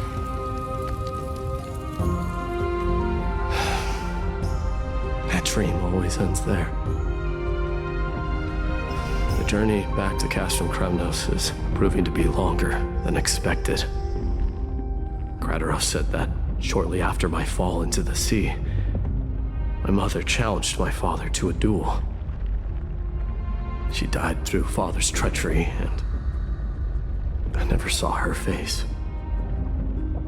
Yet each night she would show up, waiting by the flickering firelight. I always anticipated the sequel to that dream, believing she had more words of wisdom or guidance to offer. But now, I think I finally come to understand. That is all she wished to tell me. And now, I too am left with but one role.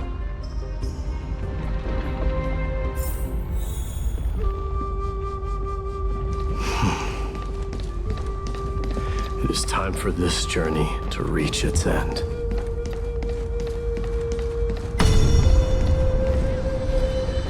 Look! Mydei is back!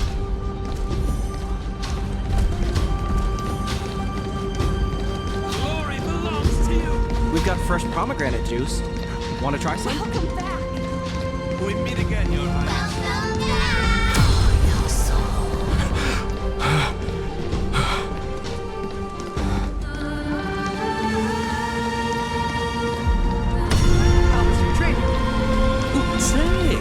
Check out what I just wrote. Mydei, did you just come back from training? May Nikador defend you. It's been a while. Welcome home, Mydei. Have you found something?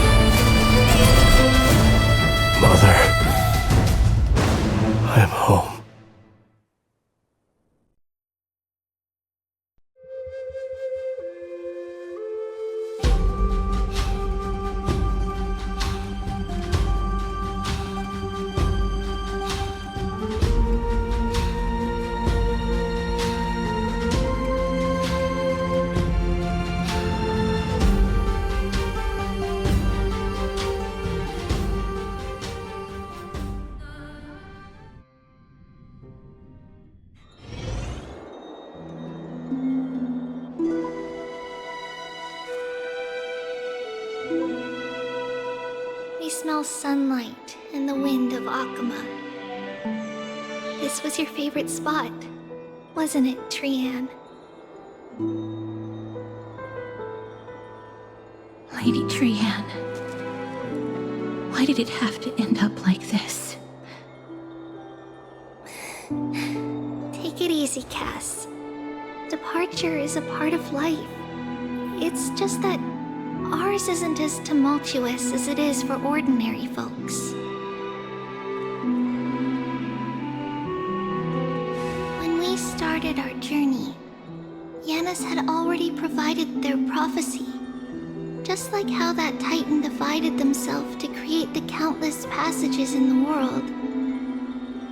It's only natural for us to follow the same path since we inherited their destiny.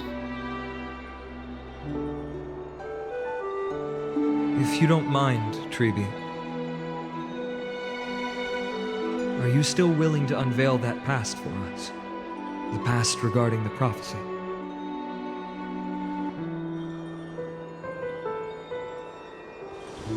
What do you seek to learn, Snowy?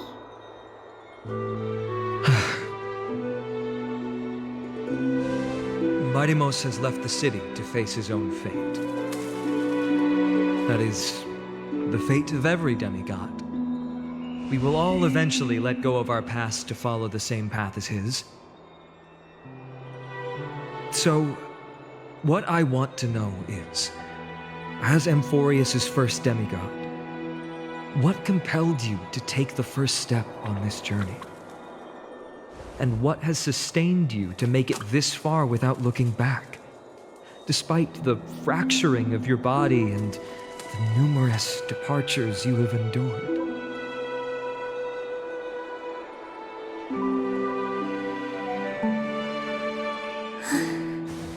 All right. Teacher, are you sure about this?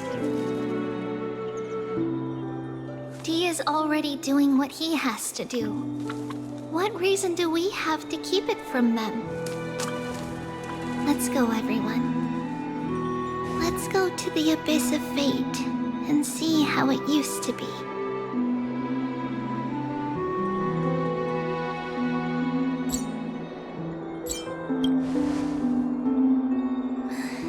Then we will leave it to you. Trinan, would you mind? Tribbie, are you not coming with us? I want to stay here with Trianne for a bit longer. I see. We'll be off then. Take care. Since you have made your decision, then let's proceed as you wish. See you later, teacher. Cass, are you not going with them? No. I'd prefer to remain here to accompany Lady Trianne. She hated being alone. What's this? A little gift that I had hoped to deliver to her personally, though fate had other plans. Oh. So you saw us arguing that day? Yes. I figured Lady Trianne would like it a lot, so I bought it. I see. Cass, you know, I recognized it immediately that day. It truly is an authentic piece from Yanisopolis. Then why? It's just that Trianne had forgotten far more things than I. For example, she forgot that this glass object meant something unfortunate according to the traditions of our homeland.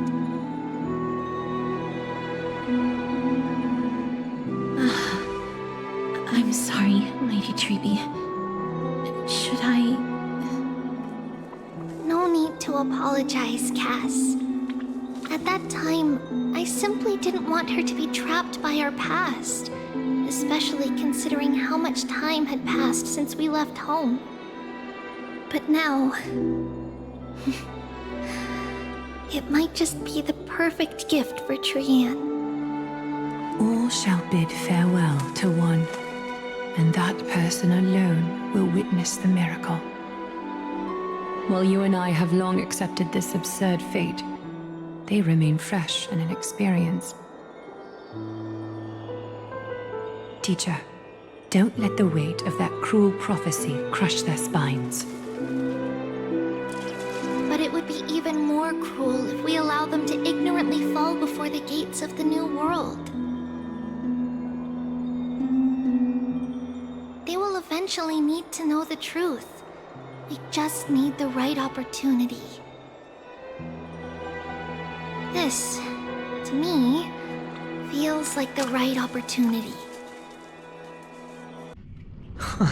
So, this is how the Temple of the Three Fates looked back in the day. At this point, Anaxopolis still resides under Aquila's protection, yet it is already fated for decline, and only contains a beautiful facade. Is it because Amphoreus has entered Era Bellica?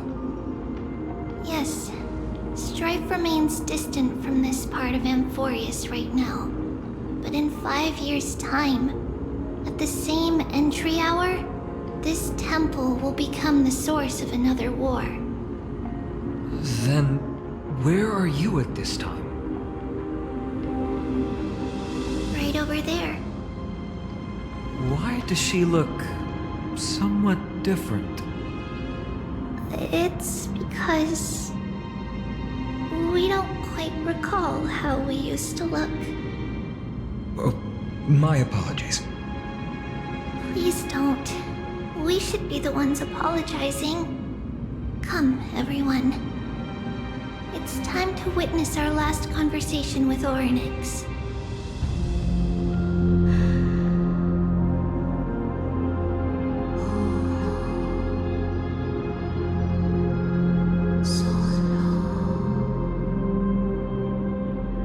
You're here, Orynyx. This is our memory, so your senses are also aligned with the Tribbios of that moment.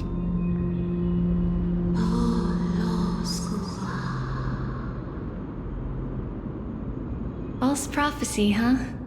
So you still think that way?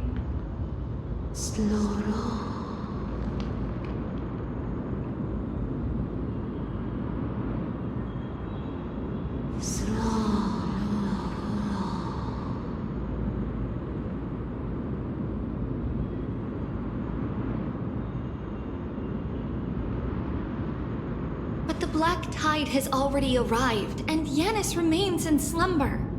If even the god of passages, known for guiding mortals, cannot resist this catastrophe, then what can we do against the incoming destruction?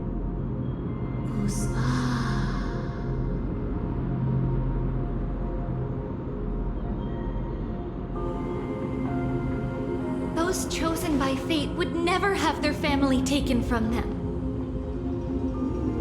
And how can I alone remain safe and secure while watching the entire world crumble before my eyes?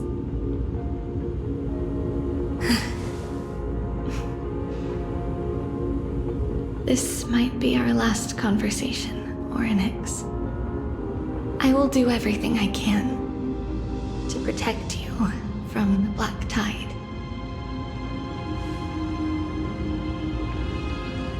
The family she just mentioned. It's our mother. She fell from the spot into the valley a long time ago. It was during a grand ceremony held to seek Yanis's guidance. But things took an unexpected turn. It was Kefali who responded instead. Did something go wrong with the ceremony? Yes, but those two occurrences were in fact unrelated. Kefali's response was simply a coincidence. On that frosty night with treachery abound, as the holy maiden of Anaxopolis met her demise, The world-bearing Titan also fell in another corner of the world. Let's keep up with her. This story... She should be the one to tell it. That thing ahead. It's the altar of Talantin. But that's not our destination. We're heading to the left. This place used to be passable. I never thought there would be such a hidden space in the abyss. This is the Archive of Prophecies, an important ceremonial site back then. Is this Giannis's maze that Phainon used for divination in the past? Not only that, it also serves as a lock. Our childhood abode lies sealed within. This is the largest puzzle I've ever laid eyes on. And it even acts as a door lock.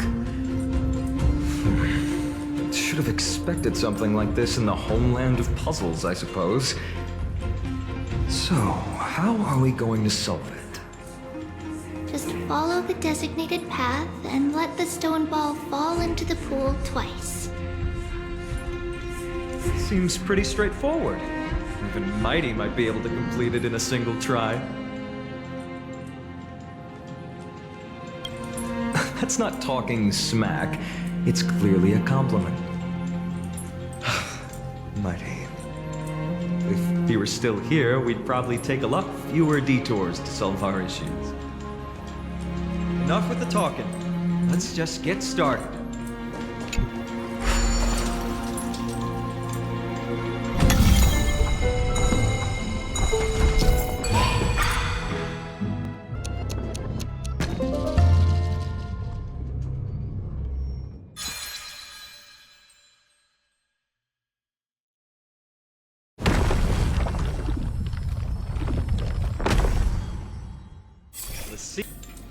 Go inside, and you'll see the place where we grew up.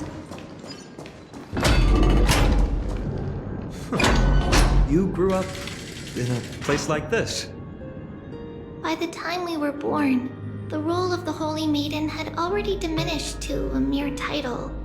Those in tune with the Titan's guidance are bound to become messengers for others.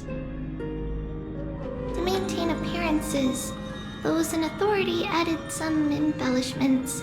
And with Mother around, our childhood wasn't entirely without joy. Even so, I still find it hard to imagine. 20 years can go by in no time.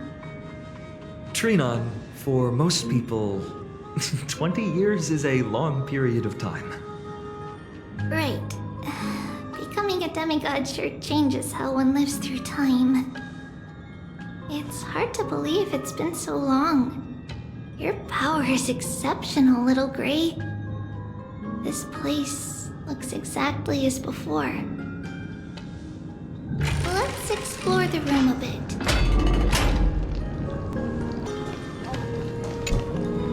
There are so many boxes here. These should be our belongings. What's this? A red glass fragment? We were still very young the first time we saw it. Mother came back with a beautiful glass piece, but her face was streaked with tears.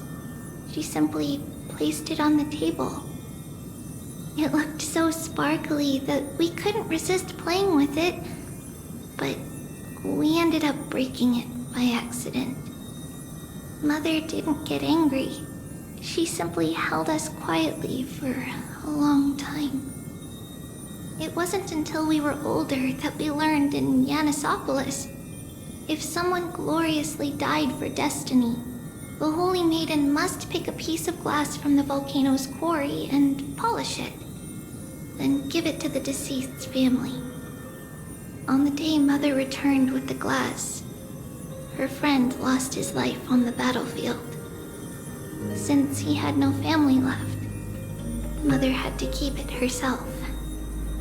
Later, on the eve of the ritual, Mother also gave us a beautiful piece of glass. Let's move on to the bedroom. It's Tribbie's. Just as expected. It's time to get going after all. Mama, are you going to that ritual tomorrow? That's right, my sweet girl. What's the matter? I wish I could go too. I have something to ask Yanis. Oh. What do you want to ask? I want to know how to chase the black tide away. Ah, I see. Unfortunately, it's a secret ritual, and only I can preside over it. If you want me to consult the Titan on your behalf, you'll have to promise me something. What is it? Be a good girl and go to sleep now. And whatever you dream of, don't be afraid. Just sleep through the night until morning comes. Until the next time Aglea opens their eyes. Can you do that for me, sweetie? That's it? Of course I can! Tribbie is the most amazing holy maiden of Yanis! Well, little holy maiden. But why, Mama? Because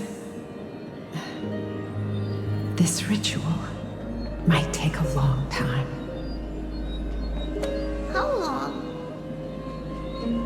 Tomorrow, my sweet child. I'll be back tomorrow. If not tomorrow, then the next tomorrow. If not, the tomorrow after that. But if I still haven't returned for a very long time, that means the ritual has succeeded. It means I found a way to chase away the black tide and reach the new world on the other side.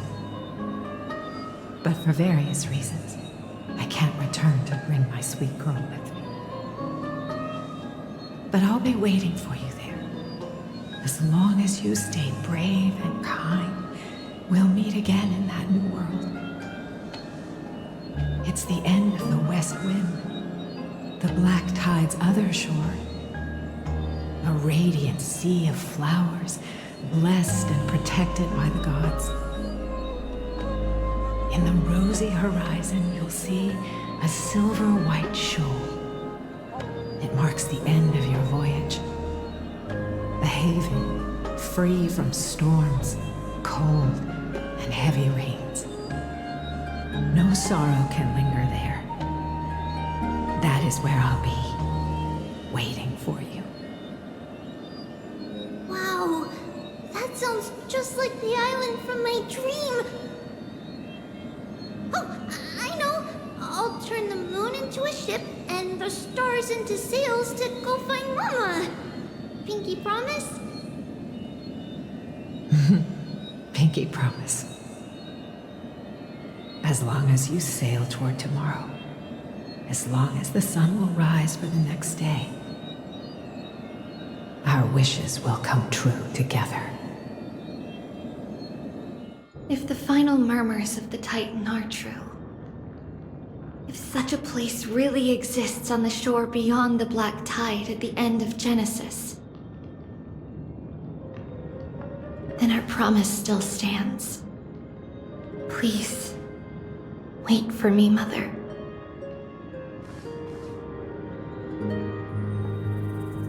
After those 10 years of darkness, when Aglea opened their eyes for the last time, we finally set off.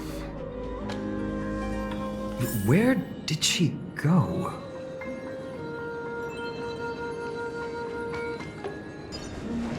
This way. Now, we'll go through this shelf. But how? With Yanis's power?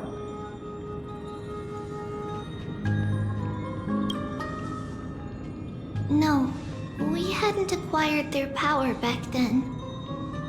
So, this obstacle, it was simply a mirage? Yes. The answer is right on the shelf.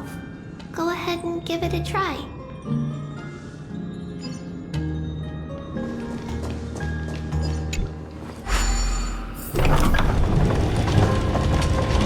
It's a secret passage.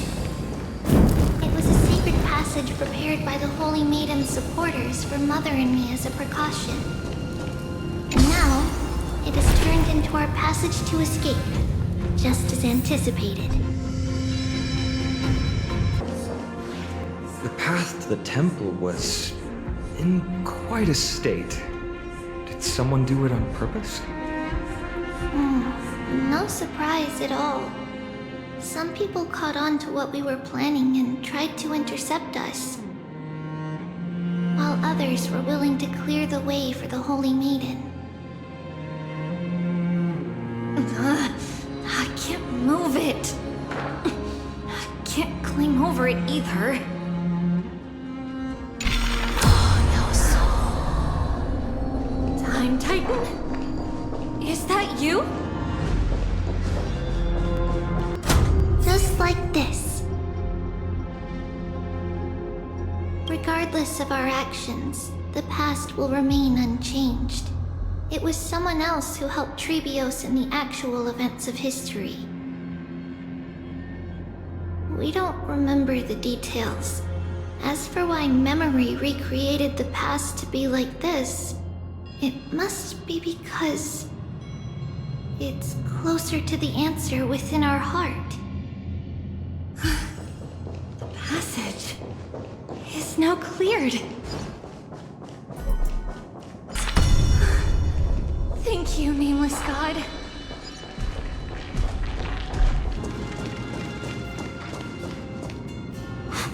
Whoa! It looked truly magnificent back then. Relax. Take it easy. All these people, they're just civilians, not enemies, correct? Mostly, but it might not be the case later on.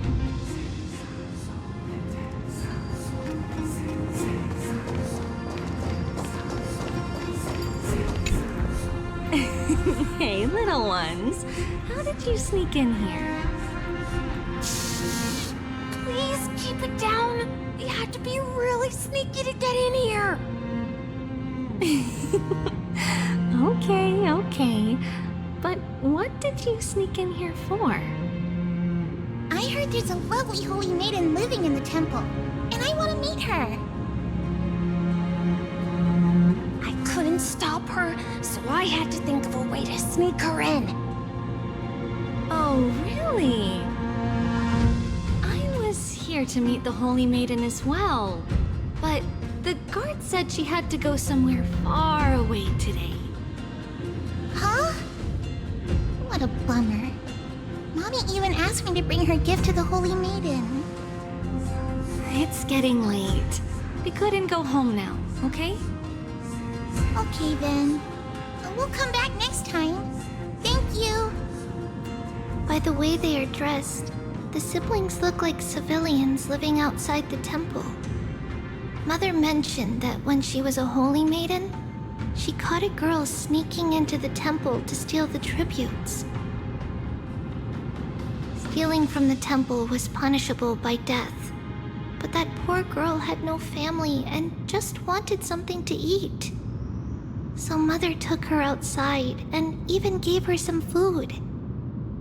Perhaps these two children are the descendants of that girl from back then.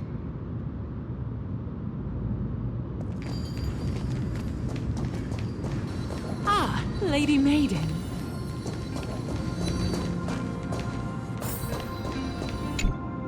Lady Maiden, you need to dress warmer. It's pretty cold out. Let me get you a blanket. No need to trouble yourself. I'm just going for a quick walk. All right, but please take care of yourself. Your mother made us promise to look after you before she left. It's been a while since I last saw you. I just realized you've grown into such a beauty, just like your mother. Oh, here, have some of my sweet pastries.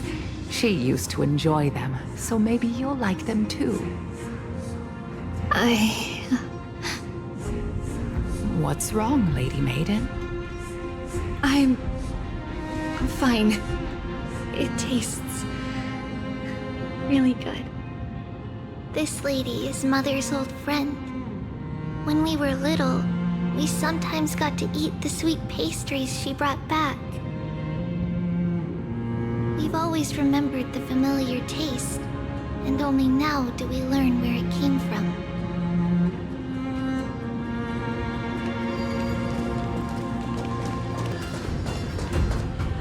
Apologies, Lady Maiden, but the Yanis vault is under maintenance today. Perfect. That way, no one will disturb me while I'm talking to Mother. All right then. May Yanis guide your path. The Yanis vault? It's where Yanis's heart lies and the core flame is kept. Just enter on the left. It's also the place where Tribbie was born.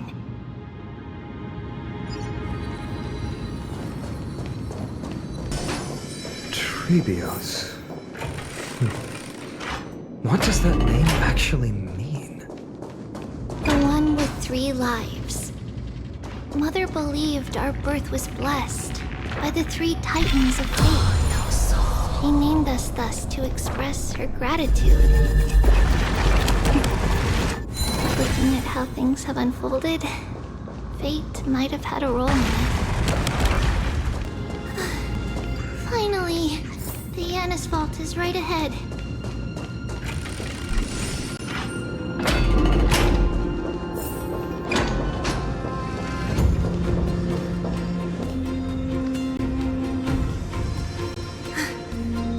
At long last.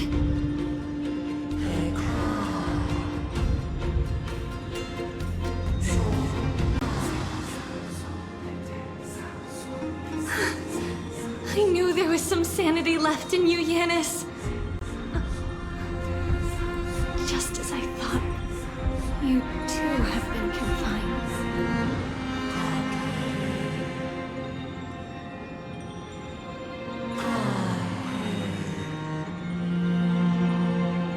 No, Yanis. I've come here to take on your fate.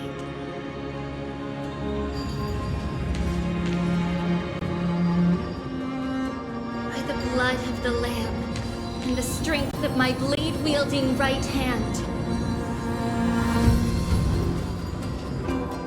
I am Tribbie, the listener, the announcer, and the witness of the prophecy. I, the Holy Maiden of Yanisopolis, the Walker of the Infinite Paths, have come forth to assume your duty.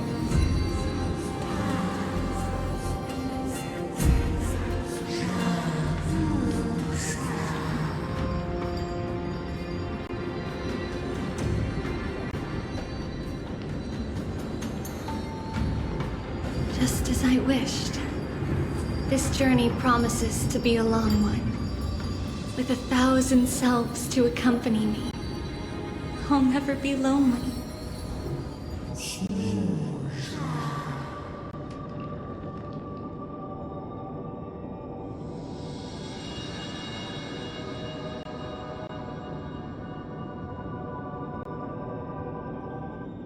No matter.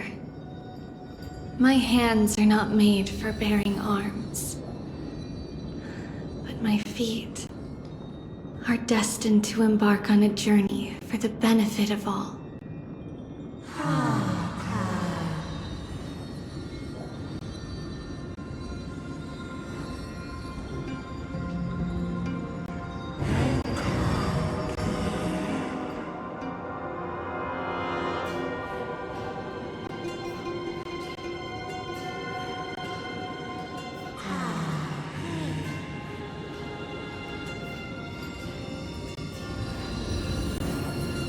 Without a doubt, Titan. Let the prophecy shatter me, so that I may open a myriad of paths for this imperiled world.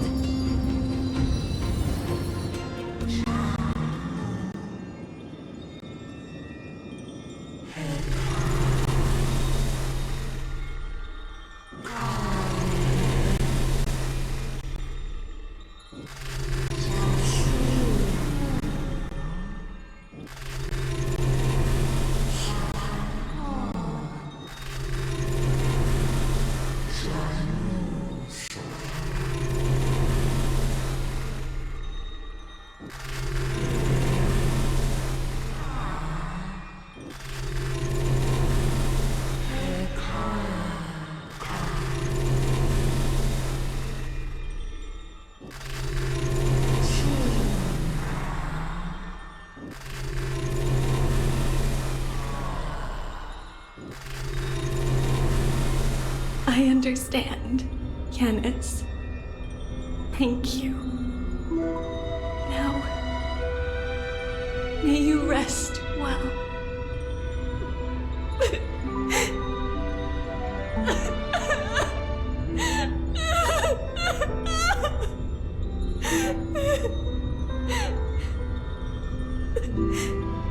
Mother, did you see that? I have assumed my duty and stand ready to set out.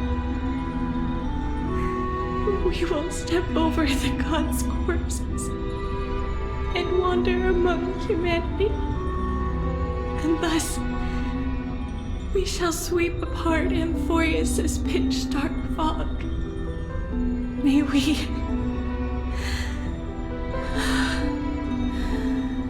the world follow the myriad paths trodden and reunite at the end of the west wind, where flowers bloom in spring. Mother, I shall see you tomorrow. Who dares lay hands on the core flame? Drop your weapon and surrender at once! I knew this would come. It's opening up! Move aside and get ready! The Holy Maiden?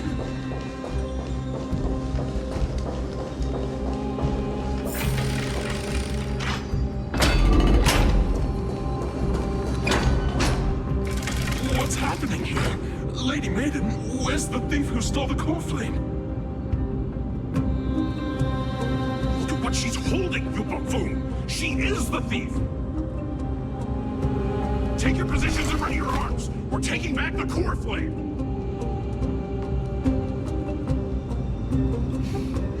Bring it on! What? Come forth, loyal guards. At least do it properly. Pierce me in the chest. What are you scheming? This is your last chance.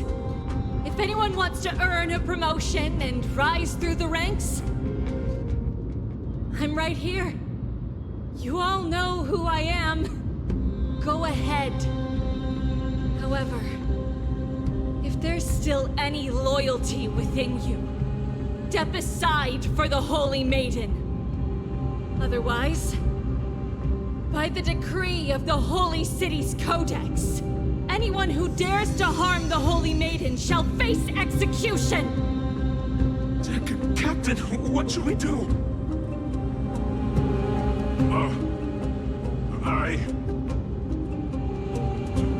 Do it! Kill her!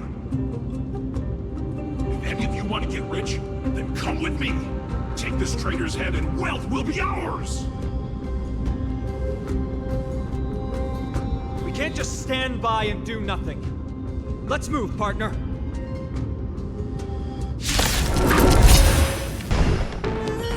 How's that possible? Could the Titan actually be on her side? That woman is the traitor!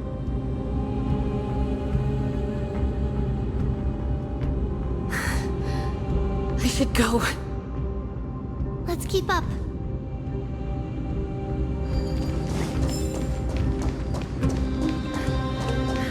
The path is opening up for me. Oh, Yanis, protect me. There are guards here too. Don't alert them.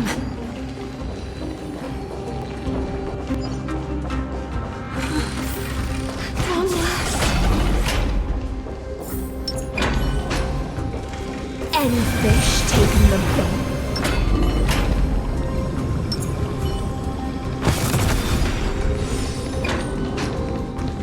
A creature of the Holy City Guards, but I'm already so close! This should be the last fight. We have to help her get through. But I don't get it. This has been puzzling me for a while now. Who has been aiding Tribbie in her escape?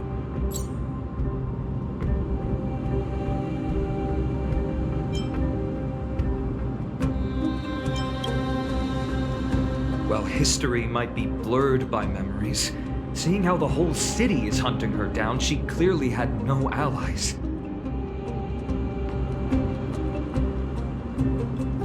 If she pulled it off alone, were we too involved in this process? Tribbie had been on her own since she entered the vault.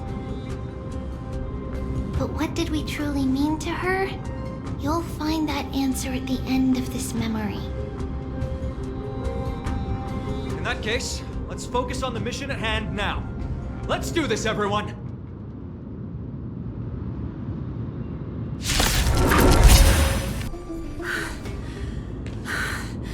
Finally!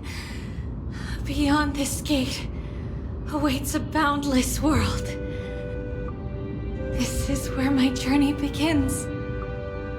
God of passages, can you see me? I will complete the path that you started. No response after all. Yanis. May you have a good dream. I can't stay here much longer. It's time to leave.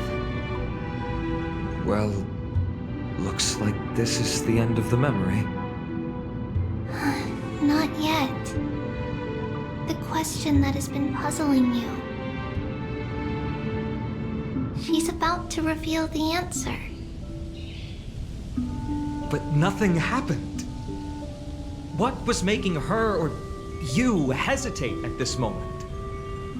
If she had known this flame-chased journey would proceed as the Titan foretold, bringing about great suffering and fatalities, including her own, would she still have chosen to walk through the gate and start her journey? I think the answer is already within you. And you've made your own decision. What? You can hear us? Not really. She can neither see nor hear us. Yet she knew that one day, someone would return to unveil this dust-covered memory. We can never know for sure who helped us back then. But that kindness was forever engraved in our hearts, motivating us to move forward. Time has modified this memory into a special letter, so that we do not forget our original intent. It's a letter written by Tribbie of the past and sent to her future self. In this memory, it is Tribbie of the future who overcomes all difficulties for her and sends her on a long journey toward the tomorrow where we are. Yes, you'll remember it all. And then find your way back to the gate where everything began. Here, I will set sail toward the distant horizon. Here, you have traveled far on your way home. Such is the maxim that unveils Tribbios' fate. You shall shatter into 1,000 fragments and wither on the soil of foreign lands. So, if you ever feel lost, return to this place. I'll keep this memory here for you. Or for me, to embrace it again. Worry not. The loss is something we've grown used to. Our resolve and our pledge are what Tribbios will never forget. Each one of us has never failed to remember.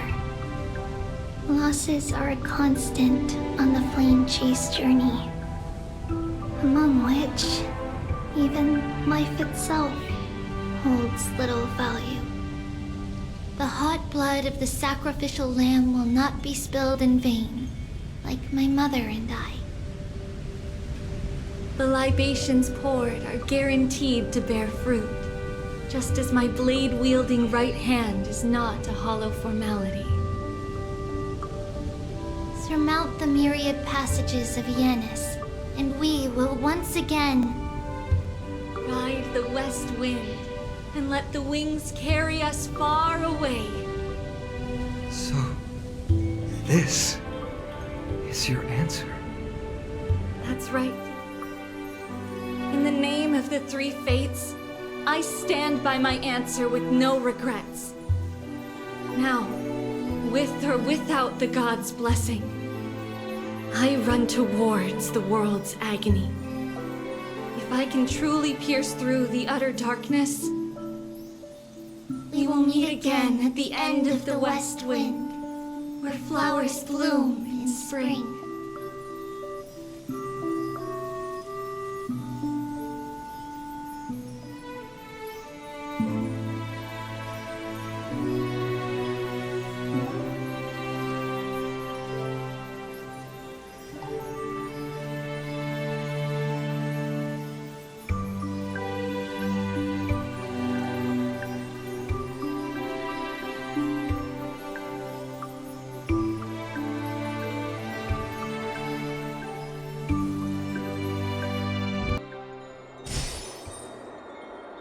Lady Tribbie, do you still think that everything will be fine tomorrow? Yeah, that's what Trianne would say as well. With all due respect, Lady Tribbie, you know perfectly well that see you tomorrow is nothing but a white lie. I hope your toughness is not a mask hiding a lonely heart. Cass, that's not a lie. See you tomorrow is the greatest prophecy in the world. Prophecy?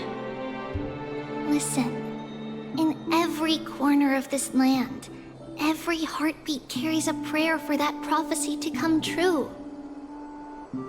It may be that only a few heroes will bring tomorrow to the new world, but the prophecy of leading everyone to tomorrow belongs to all in Amphoreus. But not everyone has the chance to see tomorrow. How can such words be called a prophecy?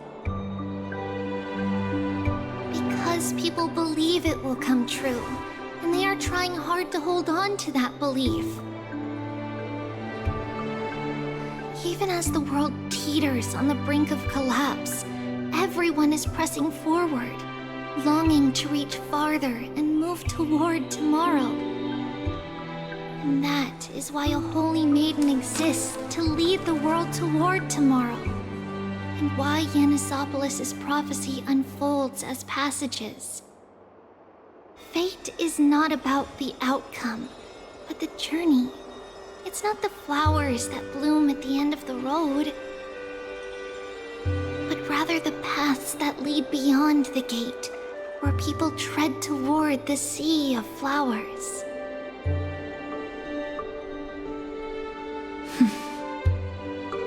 So, Cass, if anything is troubling you, just Set it aside for tomorrow. There's no difference between demigods and mortals. The troubles we encounter can only be resolved by our future selves. Reflect through the long night. Wait for the dawn as you think. And set off at daybreak.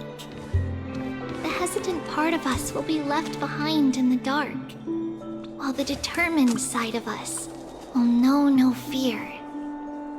Because that's how Tribbios has journeyed so far to spread the prophecy. Beckoning the morning sun, and the tomorrow it promises to bring. We will now continue the journey and face our destiny. We will step over the gods' corpses and wander among humanity, and thus we shall sweep apart Amphoreus' pitch-dark fog. And at the end, all will reach that silver-white shoal, that end of the journey, that new world and new tomorrow. It is a haven free from storms, cold, and heavy rains. No sorrow can linger there. We've made a promise to meet again at the end of the west wind, where flowers bloom in spring. See you tomorrow, Brienne. See you tomorrow!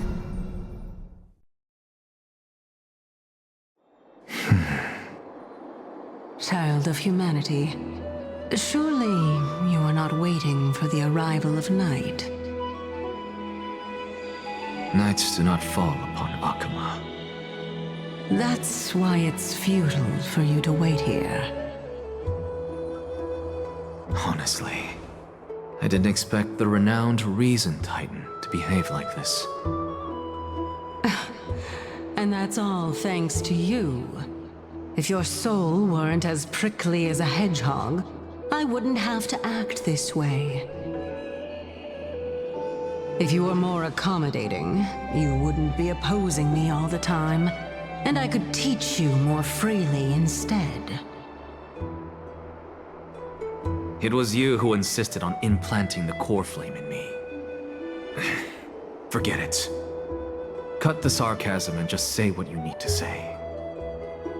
Fine, fine. All I want is to remind you. There's not much left in your soul. If you don't do something soon, I will have to take over this body. If I'm not worried, why should you be? I know what you're planning. You just want my help answering the question. What exactly are we? Correct? It's good that you remember. Thus, equivalent exchange. It's only fair. Then rest easy. The answer will soon be revealed, and you'll have to return my body shortly. Is that true? Certainly. I initially thought this extremely frail state would hinder me from getting my body back. But I didn't expect the answer to be right within it. That saved me a lot of trouble. I don't even need the black-robed swordmaster's ceremonial blade. That's certainly worth celebrating. Regrettably, I can't carry out the upcoming experiment alone. The girl who's walking with death, is she fully prepared? Be patient, Titan. If we're always so guarded, how can death reach us easily? Unfortunately, on behalf of Okima, I must ask you to slow your pace. I forgot about you. My apologies. A child's words are always carefree. I'll just dismiss these words as nonsense from a cheeky child. Come now, conceited performer. It's time to address your relationship with that Titan. What if I refuse? Provocation will only tip Talantan's scales further toward your demise. There's no need to go to such lengths. Oh, monster neither human nor divine. Don't forget that you won't dare kill me. If you snuff out the core flame of reason,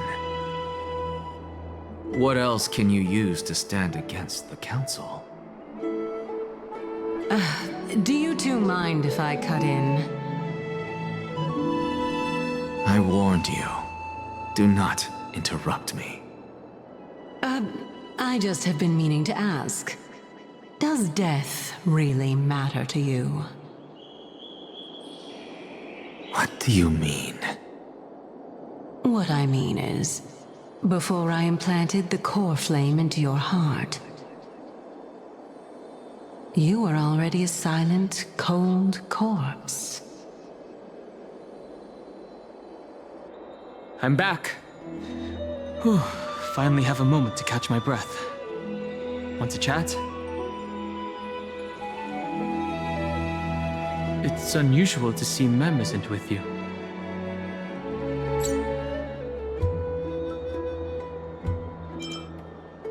Let's not joke about monsters in your pockets. Since they're not here, let me ask you. Are you really sure you want to take on the trial of Orynyx's core flame on behalf of the Chrysos heirs?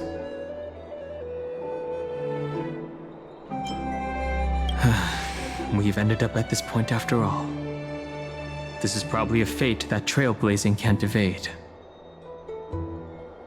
You should be extra cautious and watch out for yourself. Based on the experiences of those before you, the trial is no walk in the park. But what concerns me even more is that you'll further bind yourself to Amphoreus. If you truly assume that Titan's divinity, do you believe that you'll be able to lay it down again? Forget it. We'll deal with that when the time comes. No matter what happens, I'll be right there with you. Oh, by the way, I got held up by two people in guard uniforms and ended up missing Trienne's farewell ceremony. They said they were messengers of the Council of Elders and wanted to verify my identity. But I suspect we've been on their radar for a while, and they only made their move when you and I got separated. The questions were quite specific, from how we arrived in Akama to our relationships with each Chrysos heir. They even asked about what we did in the market. Luckily, those pawns aren't the brightest. I managed to brush off most of their questions, so they'll probably leave us alone for a bit.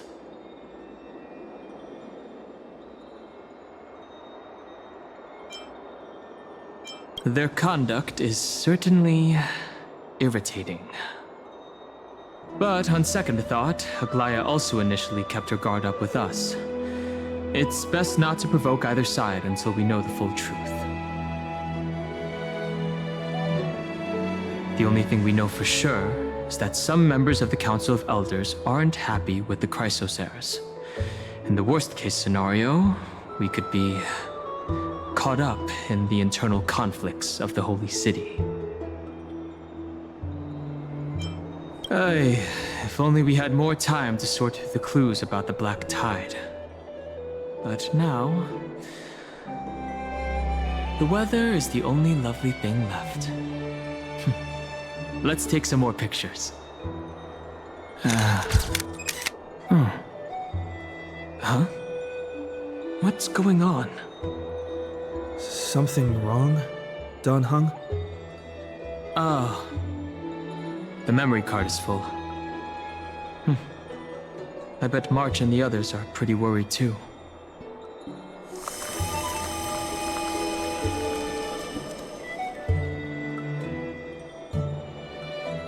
And so, this long day passed for Akuma. Some people arrived, and some left forever. Just like every other day of this journey, where we, stumbling, move forward. We have long been prepared. If we are to chase the flames, then we must grow used to farewells. And yet, no one back then could foresee death. Its arrival would always be so sudden and so momentous. Even little Gray, coming from beyond the sky, could not escape the Reaper's two hands. And what people gained and lost in that trial of death was far heavier than life itself. Just like the destiny that the prophecy revealed for Cass. At the end of the Sea of Flowers, the souls of the living shall warm thy fingertips. And after an embrace, there shall be eternal separation.